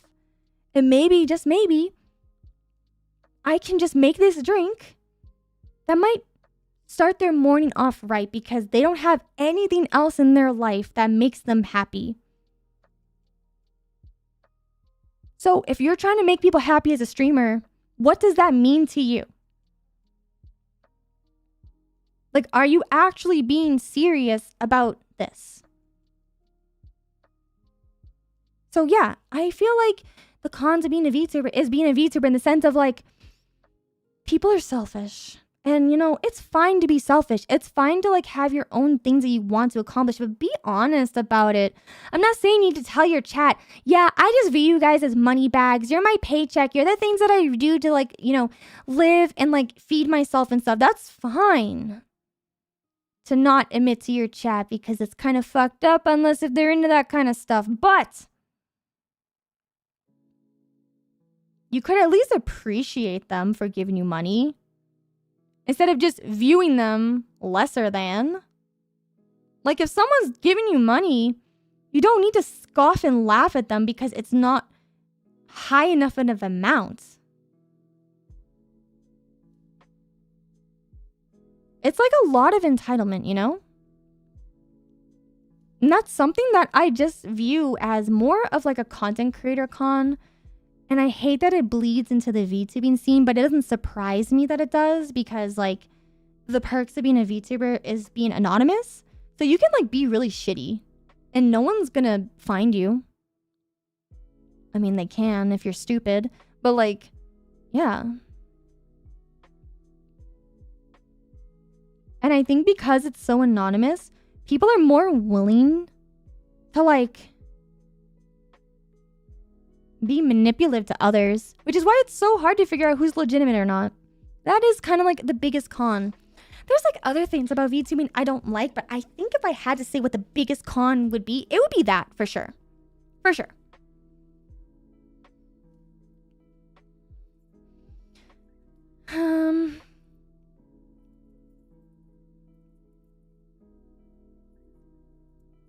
What would be like another con? I want to try to give at least like another one.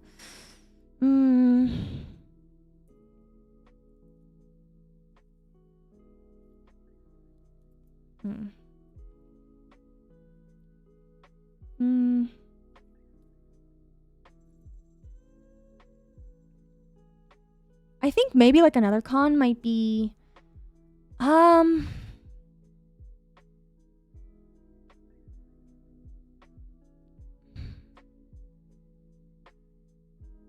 it's really hard because a lot of it just kind of stems from, you know, not being professional. Because it's not even just like the VTuber streamers themselves. It's also like artists and stuff.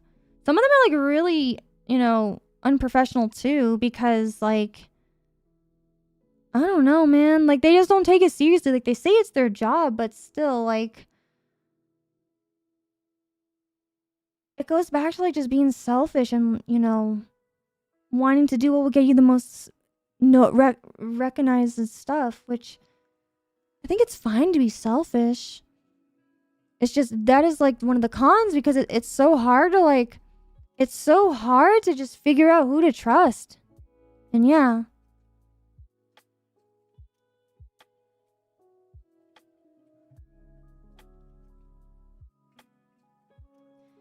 The cons of it, the crazy. And well, the thing about anti-culture is that it's not just in VTubing. Like, come on. Do you know how many people just hate on Pokimane for just being a woman? Like, it's not just a VTuber thing. I'm trying to think of like what is something that is very specific to VTubers.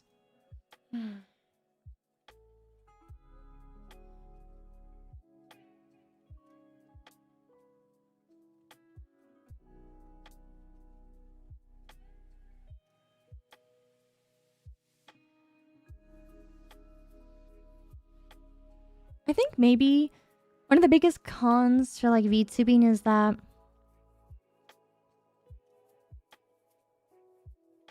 you need to spend a lot of stuff. And it doesn't necessarily have to be money. Because if you're like broke, you know, the only thing you can have is time, and spending all this time on making your model, making your assets, making your music, doing the editing. Unless if you have the money to do it, which it's very expensive. You have to spend like a lot of time doing all of it. And I think like the biggest con of that is that VTubing is a luxury career choice. It's definitely a luxury for sure. Because even if you do everything yourself, that is way more work than just turning on your camera. You don't even need to have like amazing streaming equipment either. You can just use your phone or something. That is like a lot less time you're wasting compared to like making everything or spending all the money. And not only that, but people get scammed a lot easier from it. And that sucks. It also really sucks to like put a lot of thought and time into something and then like, I don't know, people just like attack you for it. And it's like,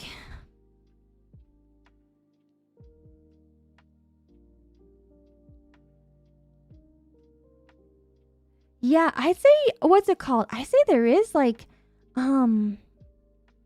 model shaming. Sure, that makes a lot of sense because like art styles, right?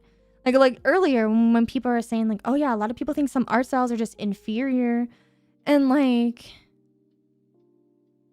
if you don't act a certain way, then I don't like you or something. Or like, I feel that people are so much more judgmental of VTubers because, you know, it isn't an anime character on screen, or is a character, I should say. It is a character on screen. It's a lot easier to be meaner and to like, you know, vent and take out your feelings on that character Because like you don't see me as a person. You just don't like that I say things that really affect you, and like you just take it out because it's easy to do that. And like that really sucks.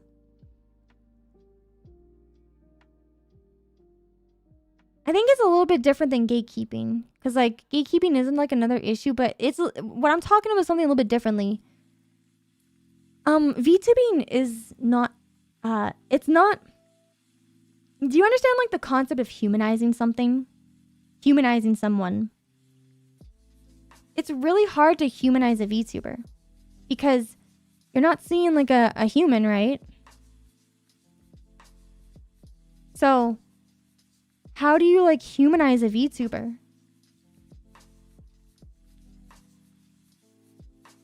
That's the kind of question that I think about a lot whenever I like turn on my stream.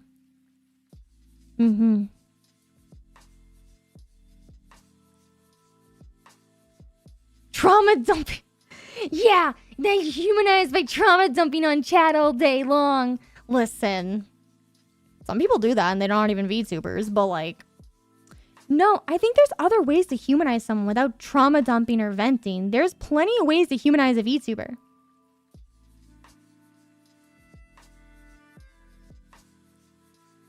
You humanize a VTuber by drawing them as realistically as possible. Yes. Yeah, oh yeah, absolutely. I don't know. I think it has to do with like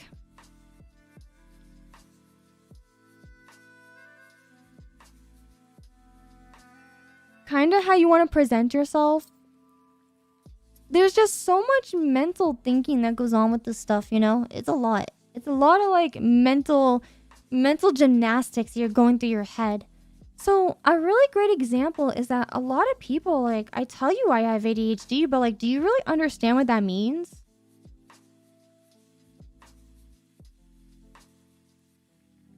Like, sometimes I think people don't believe that I have ADHD. Or like that in general, like I'm neurodivergent. Like I genuinely think that a lot of people think I'm making it up.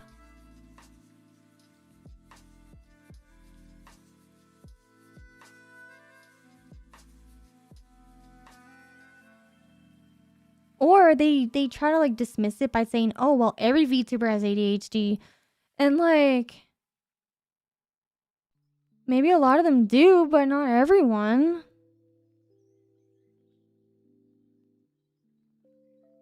So yeah, it's definitely like really interesting, I guess.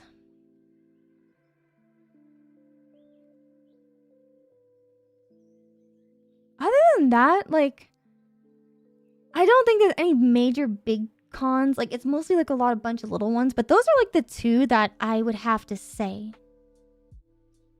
Why would anyone doubt that I have ADHD? Because I don't do ADHD things, is what I've been told. It's called masking.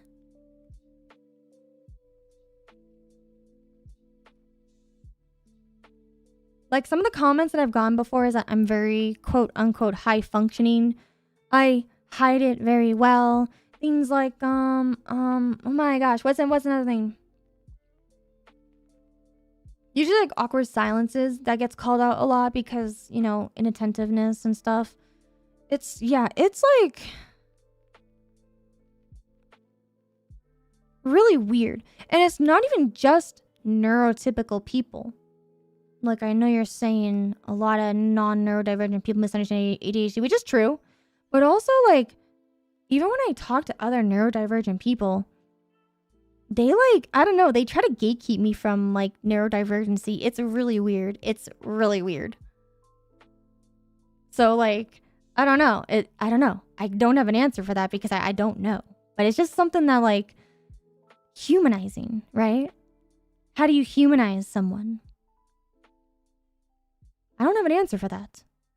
I have like an idea, but I mean, I try.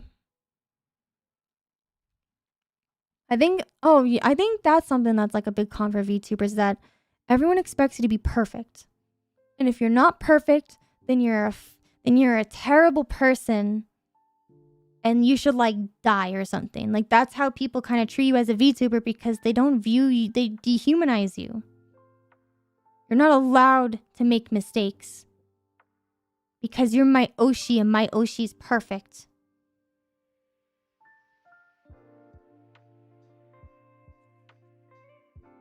So I think that is something that is just really hard. It goes back to the whole like being a VTuber is the part of the con, but let's talk about the pros for it because I also think being a VTuber is a very big pro.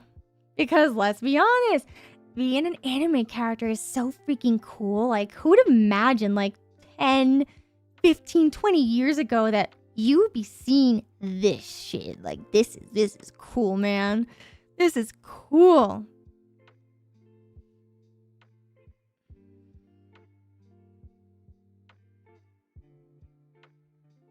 I wouldn't say I don't believe you have it. I more don't believe it's a problem per se. Like you aren't broken, just different.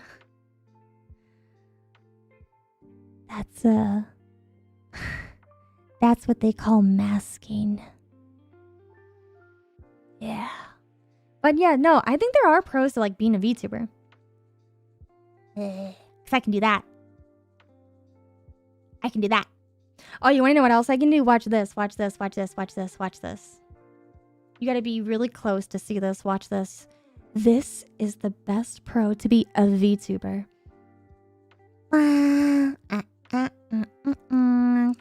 Yeah, I can blem. I am blemming. I am blemming at you, chat. I am blemming.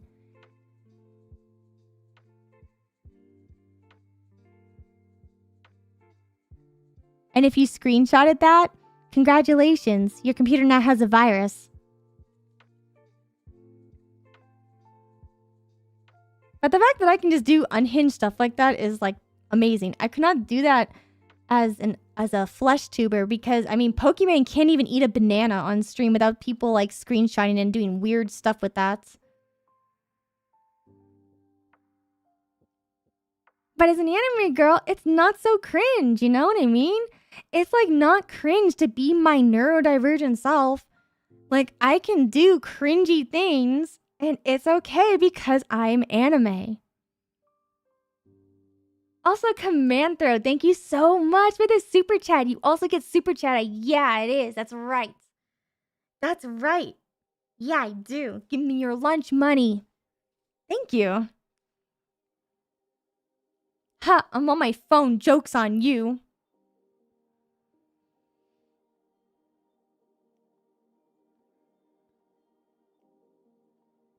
Oh my gosh. Okay, Kitty, you actually brought up a really good con about the whole, like, you can't have your own personality. You have to have the personality other people curate for you. This is a very interesting concept. Do you think that's actually do you think that's like a VTuber thing? Or do you think that's like a streamer thing? Or like a content creator thing? I feel like I see that more in VTubing than I do with like other YouTubers and stuff. That's actually really cool. That's a cool point. But for the pros, I think that having the flexibility to have a way to represent yourself that you wouldn't be able to do otherwise is so nice. I know a lot of people, they say, oh, the pros to being a VTuber is that no makeup, I don't have to dress nice, and things like, I don't have to worry about my appearance, and things like that, and being judged. And like, yes, those are pros. Those are definitely pros for me too. But like the big boy pros, the big P's, okay? The big P's would have to be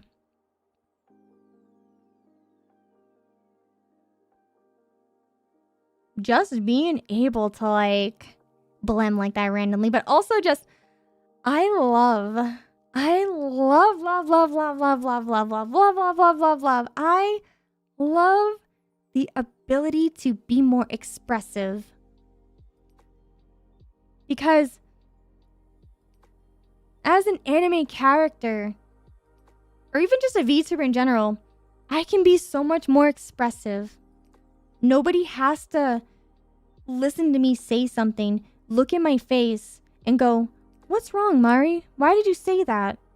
Why are you being so bitchy? Why are you so moody? Why are you being so spicy? Because I have resting bitch face. I can actually be expressive right now. I can actually show you the correct emotions that I want you to see of me, that are actually accurate of what I'm saying, rather than like it being misread. Granted, sometimes like the things I say can still be misunderstood and misread or like taken out of context, but like that's besides the point. The point of the matter is that I can still be expressive and show you emotions. And crazy anime expressions are fun. Yeah, they are. Yeah, I agree. Not only that, but like I can just do really cool things like this. I can change it up, right? And then I can even do things like that and be like, hey, you know what you doing? I can even like lean in. Hi. Yeah, you know, that's not me zooming in, right? I can actually lean into you. Yeah. It's really cool. And I like that. I like getting closer. It's really cool. It's cool to be able to be expressive. I feel like I can be myself.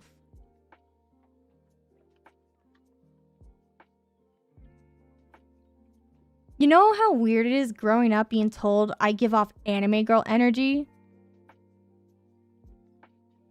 That's cringe, man. Like, come on. But being a VTuber, I can give off anime girl energy all I want and no one will judge me for it. So yeah, I think that's like a very big pro, is that I can be myself. Or if I don't want to be myself, I can be somebody else. If I don't like myself, if I don't like anything about myself, I can be the person I like.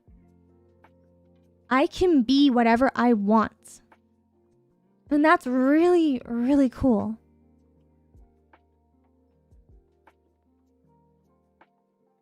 Like, come on, I've always wanted to be a cat girl. This is so cool. Not in the furry way, but just being an anime. So yeah, I think that's like a very big pro. One more like big pro that I'll wrap it up on is,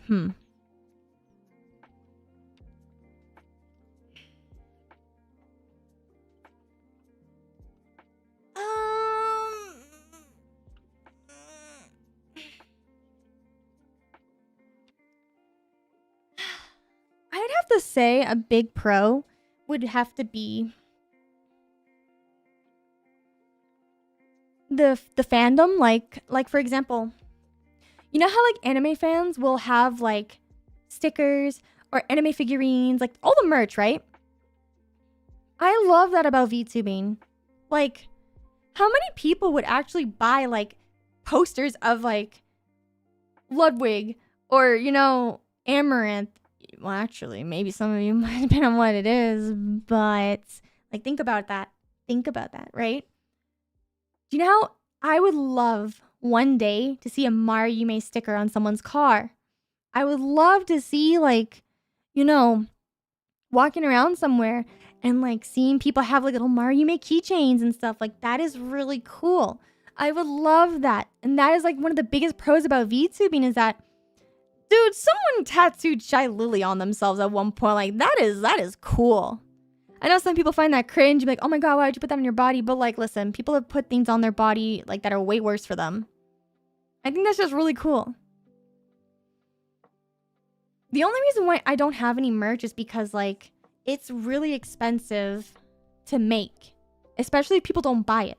Like it's okay. I'm not saying like, you know, it's your guys' fault or anything. It's like one of those things where I don't want to invest in like merch that you don't want. Like if I'm going to invest in merch, I want to make sure it's actually something that you want.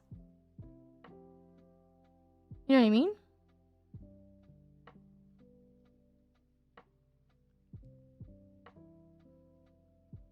So yeah. Also, I think maybe one more little pro that I will say is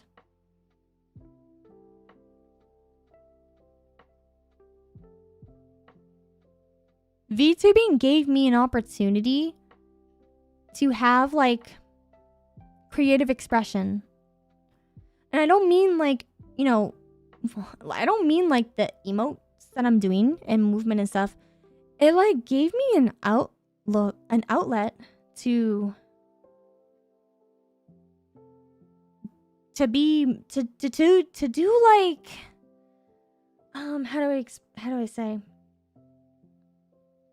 You know how like everyone has like hobbies that they do to decompress and relax? Like people go golfing, people knit, people sew, they draw, things like that. That's what I use VTubing for. It really lets me just decompress and like not have to be so stressed all the time.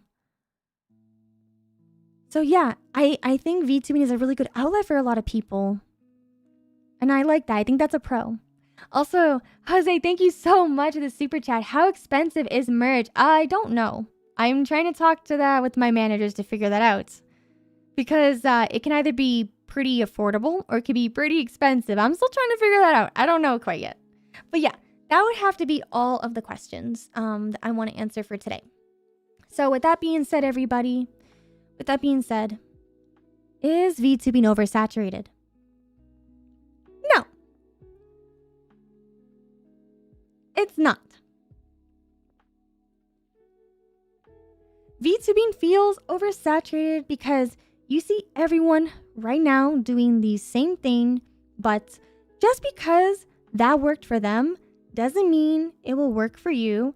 It's like Twitch all over again. You know, back in the old days where you could just blow up for just streaming League of Legends? Everybody wants to be the next XQC, but trying to be the next XQC is oversaturated because like it goes back to inviting somebody over to hang out with you. Unless if you have really good social skills and you're good at marketing yourself, it's hard. But that's what everybody wants to do because a lot of people just want people to like them and give them money because they like them. You could potentially get it to still work. It is hard though. It's very, very hard.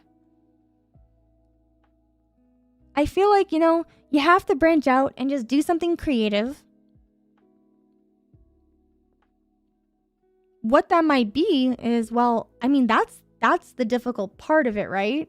That's why it's so hard to like give advice on that kind of stuff because like if people had like an answer that easily, don't you think people would already be doing that? It's meant to be hard. You know?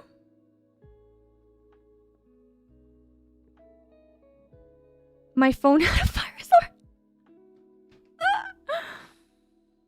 Oh, God.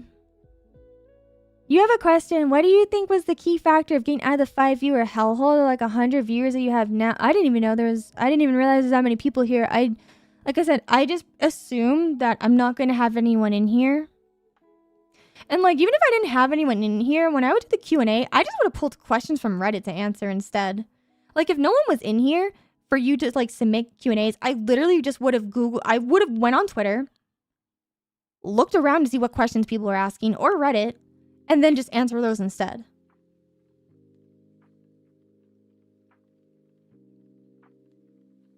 Like, to answer your question, what got me out of that quote-unquote hellhole is that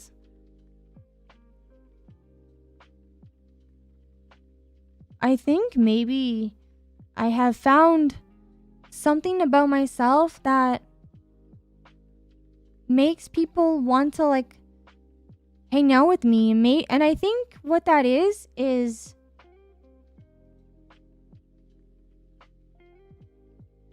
I'm not afraid to say what's on my mind and give you like actual advice, actual like criticism. I'm not a people pleaser. So many creators just want everyone to like them. So many creators just want everyone to like love everything that they do, be perfect. They want to be perfect. I'm not perfect. I don't want to be perfect. I'm okay with like messing up. I'm okay with like people taking me out of context. Like, does it hurt my feelings? Yeah. But like, people are gonna do it anyways. If I try to be perfect and people take me out of context, If I'm imperfect and people take me out of context, it's not gonna like stop. So like, why should I try so hard to make everyone like me when someone's gonna have a problem with me no matter what? I could literally be playing just Suika, like the watermelon game, and someone will find some way to like hate me for that. So why not like just actually be legit to people? That's now when I say that, that's not me calling out people who want to be perfect and not tell you what they really feel. Okay? It's fine if you want to be the type of creator where everything is perfect, because sometimes people need that. Sometimes people need someone to be perfect because they are so imperfect. And they want to like vicariously feel what it's like to be perfect. That's okay. That's a very like specific need that I don't fulfill for people. What I fulfill, at least this is like how I'm seeing it for all of you watching this. Do you ever feel like, you know, when you tune into these streams, do you ever feel like, you know, you're being like heard? And that I'll actually like tell you how I really feel versus like hearing the things you want to hear? Because like, if you really want your ego to be stroked, there's a lot of other VTubers who will do that for you. And some of them will even do it for you for like a service fee. Or do you want someone who's gonna actually level with you? There's nothing wrong with either options. But I think that is what I can offer, at least, because I'm not perfect. I can at least like try my best to help you out and tell you things that I think will actually help you, because the way I see it, I don't want you to stagnate in life. It doesn't have to be necessarily for VTubing and content creation. I don't want you to be stagnating like this anymore. The past 2 years have just been so stagnant. This year flew by really fast. But, you know, the 2 years prior to that, we were all stagnant from being home, being lonely, not talking to people. I don't want you to stagnate anymore. Sometimes it's time to grow up. And it's okay to grow up. It's still okay to like the things that you're nostalgic about. I have things I'm very nostalgic about. But I think it's also okay for us to like move forward with our lives. And how do I help someone move forward with their life? I try to be honest with them. If I just tell you, yeah, you're doing great, you're doing amazing, just keep doing it, I feel like I'm doing a disservice to you. That doesn't mean that everything that you're doing is wrong and bad and you need to change and like do better. I really feel like, you know, a lot of people are so afraid of like messing up because they want to be perfect. So you can live vicariously through me of what it's like to be imperfect. And maybe that'll make you want to actually do something with yourself. Like, I don't want you to live your entire life stagnating, feeling like you never did anything in life because you were too afraid. That's how I lived most of my life. I was a window child.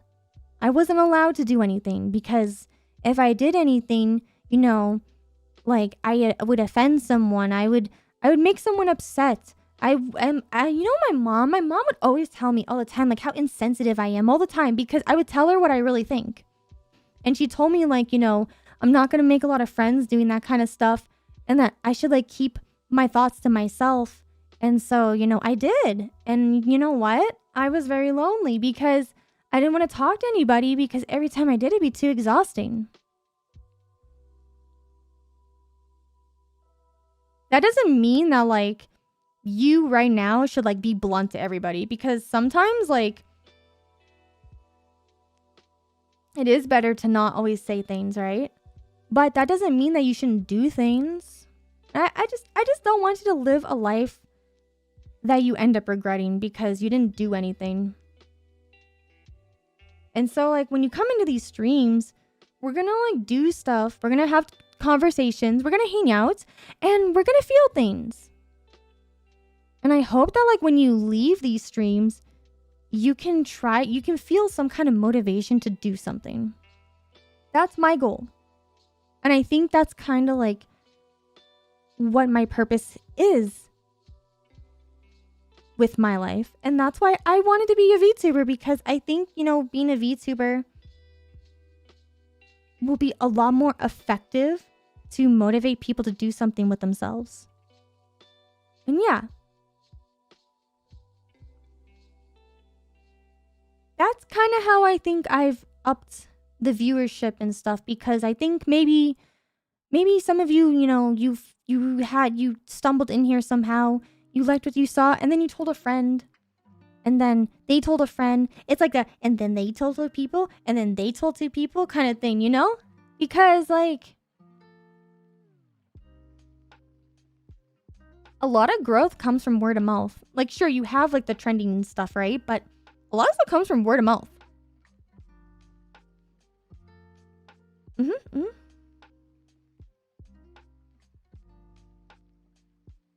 Everyone fulfills some kind of need.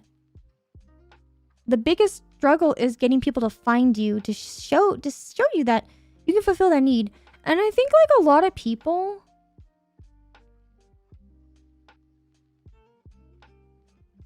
they like the idea of being a content creator, but they don't actually like being a content creator. Like they don't want to actually make content. I think you know what you're saying in chat. Where is it? The friend thing.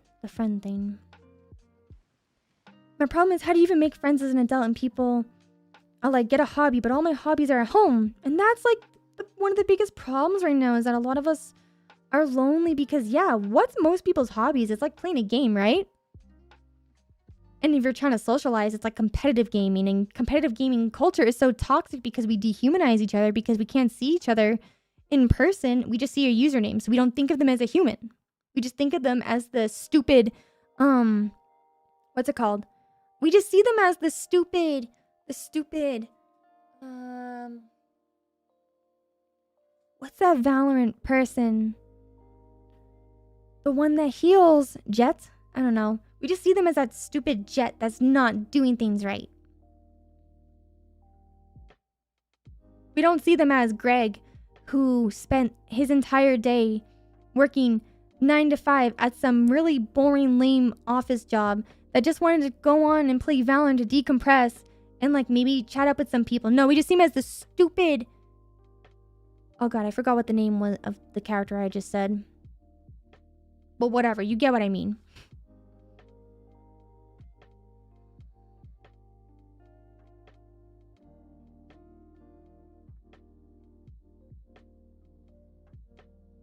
Making friends is hard, you guys. It really is. Like, cause like, I think having like a genuine friend means that they care about you. And like they actually care about you. You know? Like sometimes people are friends for status and stuff, and like that's fine. But I think that doesn't really help with loneliness. I think what makes people feel less lonely is like the moment you realize someone actually cares about you. Not about what you're doing, not about what you have to offer, but like they care about you. And I don't necessarily mean in a romantic way. Like a legitimate friend actually cares about you. And that's like what I want to show with my content. Even if it means I'm going to tell you some stuff you're not going to want to hear.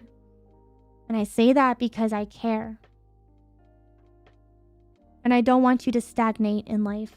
And how are you going to grow if no one tells you?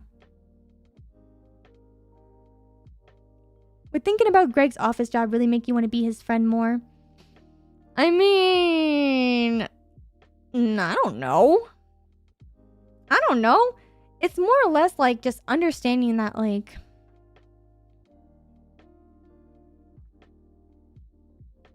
people are human at the end of the day.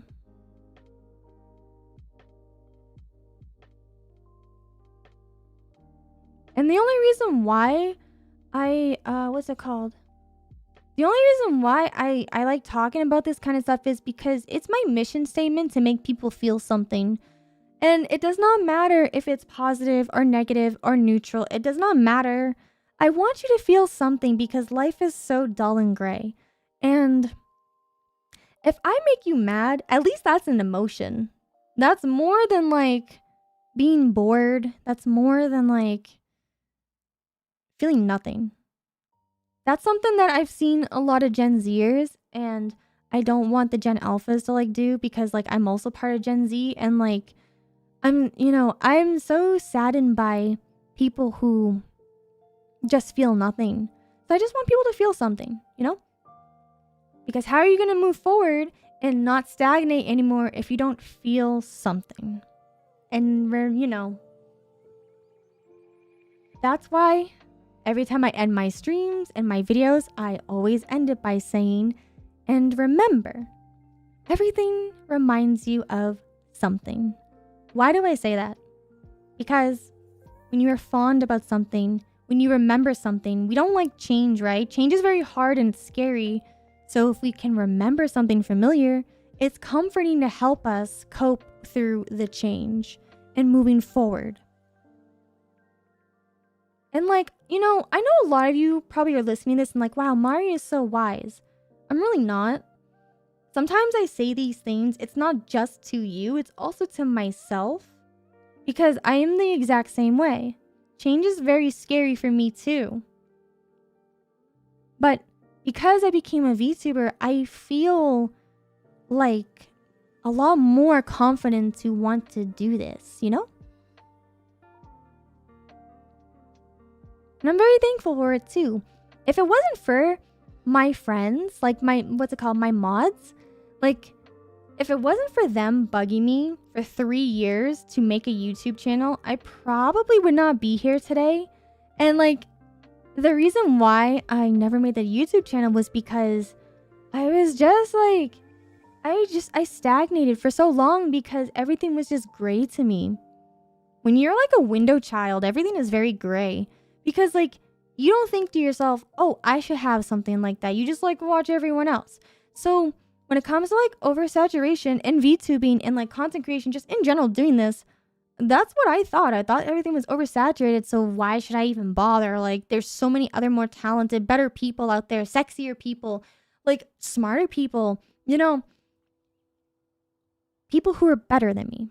Why, like, what do I have to offer? But they just kept telling me like, no, Mari, we really think you could do this.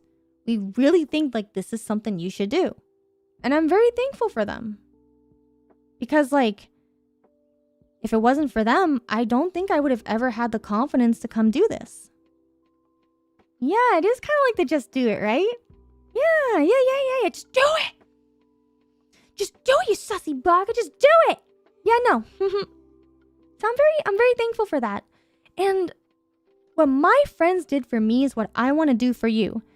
Even if it's not for VTubing, let's say you actually want to try to apply yourself to get a job that you actually like. A job that pays more. Let's say it actually motivates you to study for that exam that's coming up. Let's say that it actually motivates you to go to one of your classmates and like try to have a conversation with them. Even if you're going to get rejected and they say you're a loser or something, the fact that you tried says a lot more about you than it does about them because it shows you got balls. Well, I mean, okay, maybe balls is a bad word. I'm not trying to gender anyone. It shows you got guts. It shows you got confidence. Mari motivation voice pack when? Maybe that's a good idea. That could be really cool. Maybe one day. Yeah, that would actually be really cool. So yeah.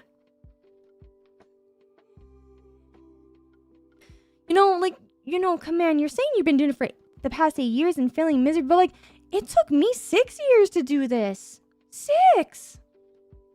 Because you know what I was doing the other, 4 years? I was stagnating.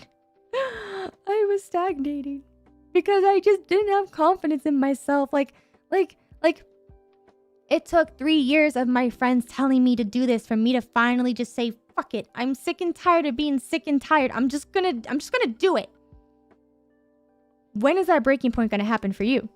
What's going to make you be like, you know what? I'm going to do it. I'm going to do it. And I think you can. I think everyone can. It doesn't have to be this spectacular thing. You can start really small. For example,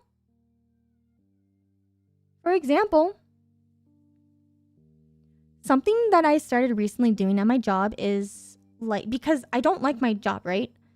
But it's not doing me a service complaining and putting that mental strain on myself, saying, I hate this job, I hate this job, I hate this job, I hate this job. So I started recently asking myself, what can I do to enjoy this job for now until I can move on to something that I enjoy more? What can I do to make this situation less stressful? And something that I have been doing is I'm trying to actually talk to my coworkers. Like, I'm trying to actually show them that I give a shit. And like, a really great example of that is one of my managers. He's so friendly, right? He's a lot older than me, like 20 years older than me. So he's an older guy. And he always tries to be chatty. He chats about stuff like I don't find to be entertaining. Like, he chats about the most basic old man things. Like, I don't know how to describe. He talks about like, oh, what he had for dinner last night. And like his favorite show that he was watching on Netflix. And he'll talk about like a video game. Like, video games are fun, but I don't care about those types of games. But like, you know what? I actually entertain the conversation. Because I think to myself, why is he like telling me this stuff? Why is he telling me that he made meatloaf last night and it was really good? And I realize he wants to like, make some kind of like connection and feel like his life has meaning. Dude, like, imagine the most exciting thing you have to talk about in your life is what you had for dinner last night. That doesn't, like, make you feel sad? And what? No one wants to, like, engage in the conversation with him because it's, like, boring or weird or whatever? So, like, I give him that time of day. I talk to him. He's just being friendly. You know what I mean? I'm 20 years younger than him. What the hell is he going to talk to me about? He doesn't know anything about VTubing. VTubing is a very, like, abstract concept to him. And you know what I mean? So, what's the most common ground thing you can talk about? Food, movies, pop culture, things like that. So, if he's going to tell me what he had for dinner, I'm like, oh, wow, that's actually really cool. Was it like your own recipe? Was it something that you found online? He'd be like, oh, yeah, I was watching like this YouTuber channel. I was like, I actually know that YouTuber. And like, we talked about that. And you know what? That really made his day. You know what else made his day too? Whenever we're having a very stressful time at work, what's it called? He'll tell everyone good job. Like, you guys did great. But you know what I noticed? No one ever says good job to him. So today I was like, oh, good job today. Like, you did really good. And he goes like, wow. No one ever like says that to me. Something as small as just saying, hey, you did a good job today can be enough for people. So like, why not open your mind a bit and like make a connection with someone? Who cares that he's 20 years older than me? And he talks about like pretty normal stuff, actually. Like, I don't think it's weird to talk about what you had for dinner last night. I find that to be very normal. I think it's sad that that's like the most exciting thing he can look forward to in his day, because from my understanding, from what we have talked about at work, he has a pretty stressful family life. So one of the things that he looks forward to a lot is his meals. So yeah, why not entertain him and like talk to him? Like, why should I like be ageist or something just because, oh, he's like some old man and stuff? Like, old people can be very interesting to talk to. You just got to give them a chance and find common ground with them. Just like people who are younger than you can be very interesting to talk to. You don't have to find every like person that's like 5 years younger than you to be annoying. Like, they're young. You were young at one point. You were annoying at one point. Give them a chance, you know? I think one YouTube channel that has really been inspiring me a lot, they're called something Connections. Hold on. Making Connections, I think they're called.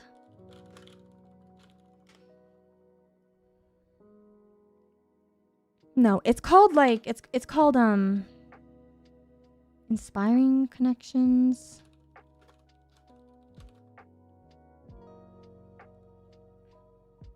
Oh, Discover Connection. It's a channel called Discover Connection. This is a very specific YouTube channel that's their entire brand and the videos that they make are all about making connections with strangers. It's like very, very wholesome stuff. It like actually brought back my faith in humanity and society. And like, I really look up to these guys because, you know, if something as very small and simple as just talking to someone about their dinner will make that person's day, or saying, hey, you did a really great job today. I appreciate the work you've done. And like, you should mean it. Like, I genuinely mean that because he does a lot of stuff for us. Like, my manager really does look out for us, and I can tell. He actually does. And I realized, like, you know, I've never like told him like I really appreciate the work he's done, so I did. And like, when you show, and you need to mean it too. You don't want to be fake, right? You should like mean that. You should mean what you say. And yeah, like, I'm happy that that could make his day. Like that, like when he had said like, wow, no one has ever said that to me. Like, thank you. That made me realize, wow. I'm glad that I could have made that person's day. So yeah.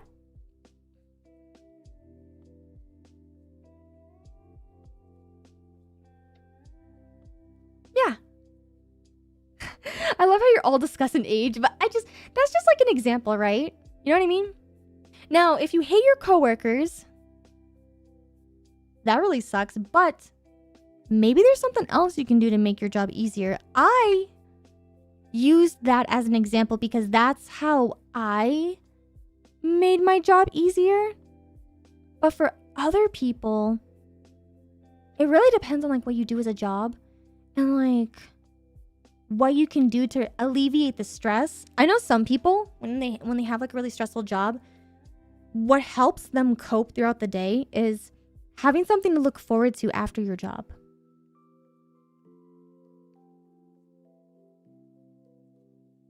Like earlier, I don't know if you were in here earlier, Command, but I was saying like after a very stressful day of work like today, what made it okay for me was looking forward to talking to all of you. I was really looking forward to this stream. That kind of made everything a little bit more bearable. Having something to look forward to. Whether that's a delicious dinner, talking to your online friends, going out for like a walk and like feeling good, you know, taking care of your body, you know, seeing your cute little dog or like your pet or your spouse, maybe like, you know, coming home to a clean house. Sometimes like, you know, just knowing that you have your sanctuary to just relax and be your crazy unhinged self that no one else can see because you can like walk around naked and stuff and, you know, rub yourself up with Vaseline and like move around on the floor like a slug. No one's gonna judge you because you're at your house and it's your sanctuary. Something to look forward to. That makes it a lot more bearable.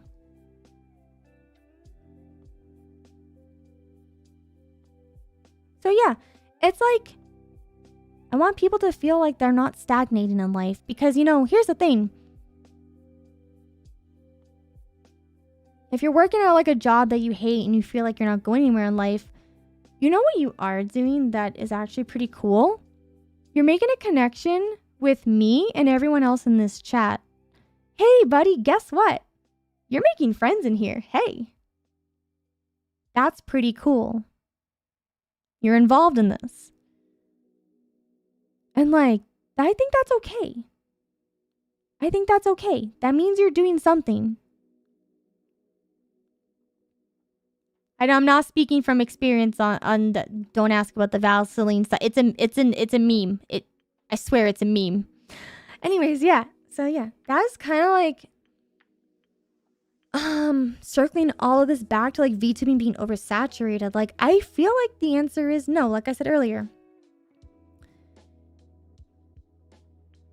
You need to find your voice. And if your voice is like trying to be like the popular creators, I think that's okay. But just remember, you are not that popular creator. You can take everything that you like about that popular creator, but you're still you at the end of the day. So it's not too late to start. You just have to do something. Don't stagnate. You know? And it's a lot easier said than done. I would know because it took me 3 years to start this YouTube channel. So yeah. If I can at least be the little cheerleader and stuff to help you do something, then why not? You know, it makes it a lot more fun. And plus, you know, makes me really happy when like, you know, you see these streams and then, I don't know, next year I see you blow the heck up. And like, people will like message me being, hey, you know, you're the reason why I started. And like, that makes me really happy. There's actually a lot of VTubers who are really successful. And like, I do consider myself successful, but I consider some other people even more successful than I am. And you know what they have told me is that they would have never started if it wasn't for me. And that makes me really happy. I know some people get very jealous or envious of like their friends. And I think it's okay to be a little like jealous, as long as it doesn't make you a spiteful, evil person.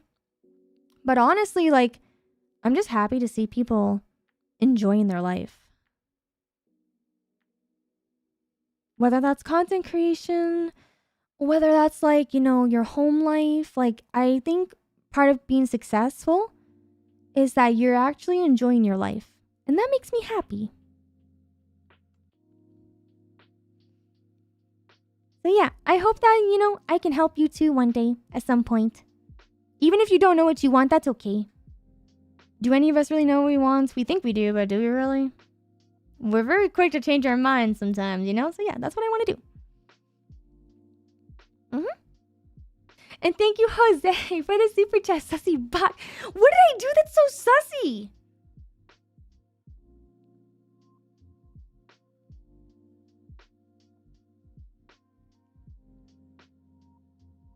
Not me. I'm a bitter old man. I'm bitter, bitter, bitter. Well, maybe I like bitter old men. Did you ever consider that? Oh my god. A bitter old man. I love bitter old man. Oh, bitter daddy. Let's go. No, I'm just kidding. Please don't take that out of context. Do not show that to Evan. I swear to. Don't show that to Evan. He's gonna like. He will make that his ringtone in a sample sound. Okay, do not show that to Evan.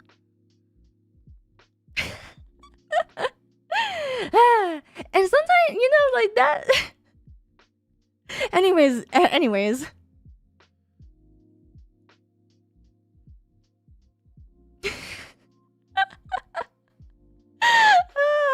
Hey, if I can make you smile, that's awesome. Clip that, chat. That's my new that's my Oshi. Let's go. VTubers at a cup. Yeah, come in. You're not a bitter old man. You're my personal trainer. I love that. I'm actually very grateful about all of you. Listen, I wouldn't be me if I didn't at least make you choke on your water. Or gamersupps that you're probably drinking. Because again, if you use code MAR, you get 10% off your entire order. And you make me one step closer to getting my own cup. Or tea flavor. Also, Refactor, thank you so much for the super chat. Is it super chat or sticker? I appreciate the heart though. Thank you.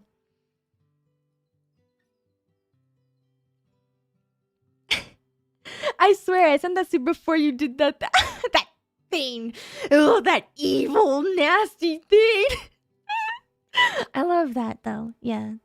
Okay, I think with that though, that puts a wrap to everything that I wanted to talk about tonight. And like, yeah, thank you everyone for entertaining this discussion.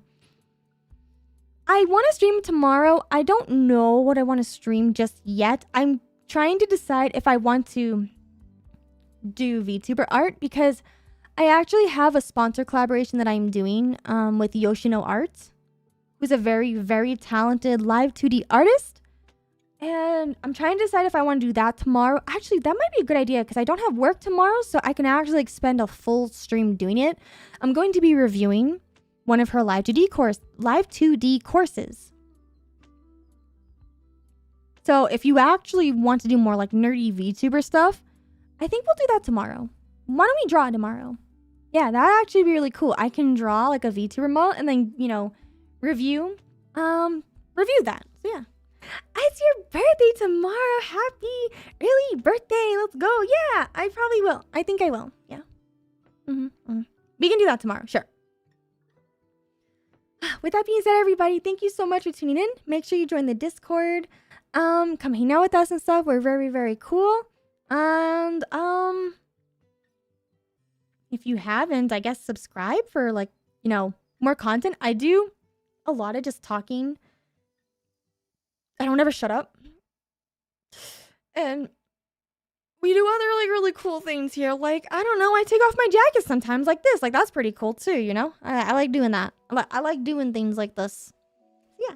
Thank you so much, Command Throw, for the super chat. Let's go. Thanks for the stream. First time here. Instead of just seeing you. Yeah, I was going to say, there's a couple of you in here from my girlfriend. I mean, my Oshi Abby's streams. I'm actually really happy to see you all here. Yeah. Well, and I know it's hard for a lot of you because I do stream around the same time as Abby.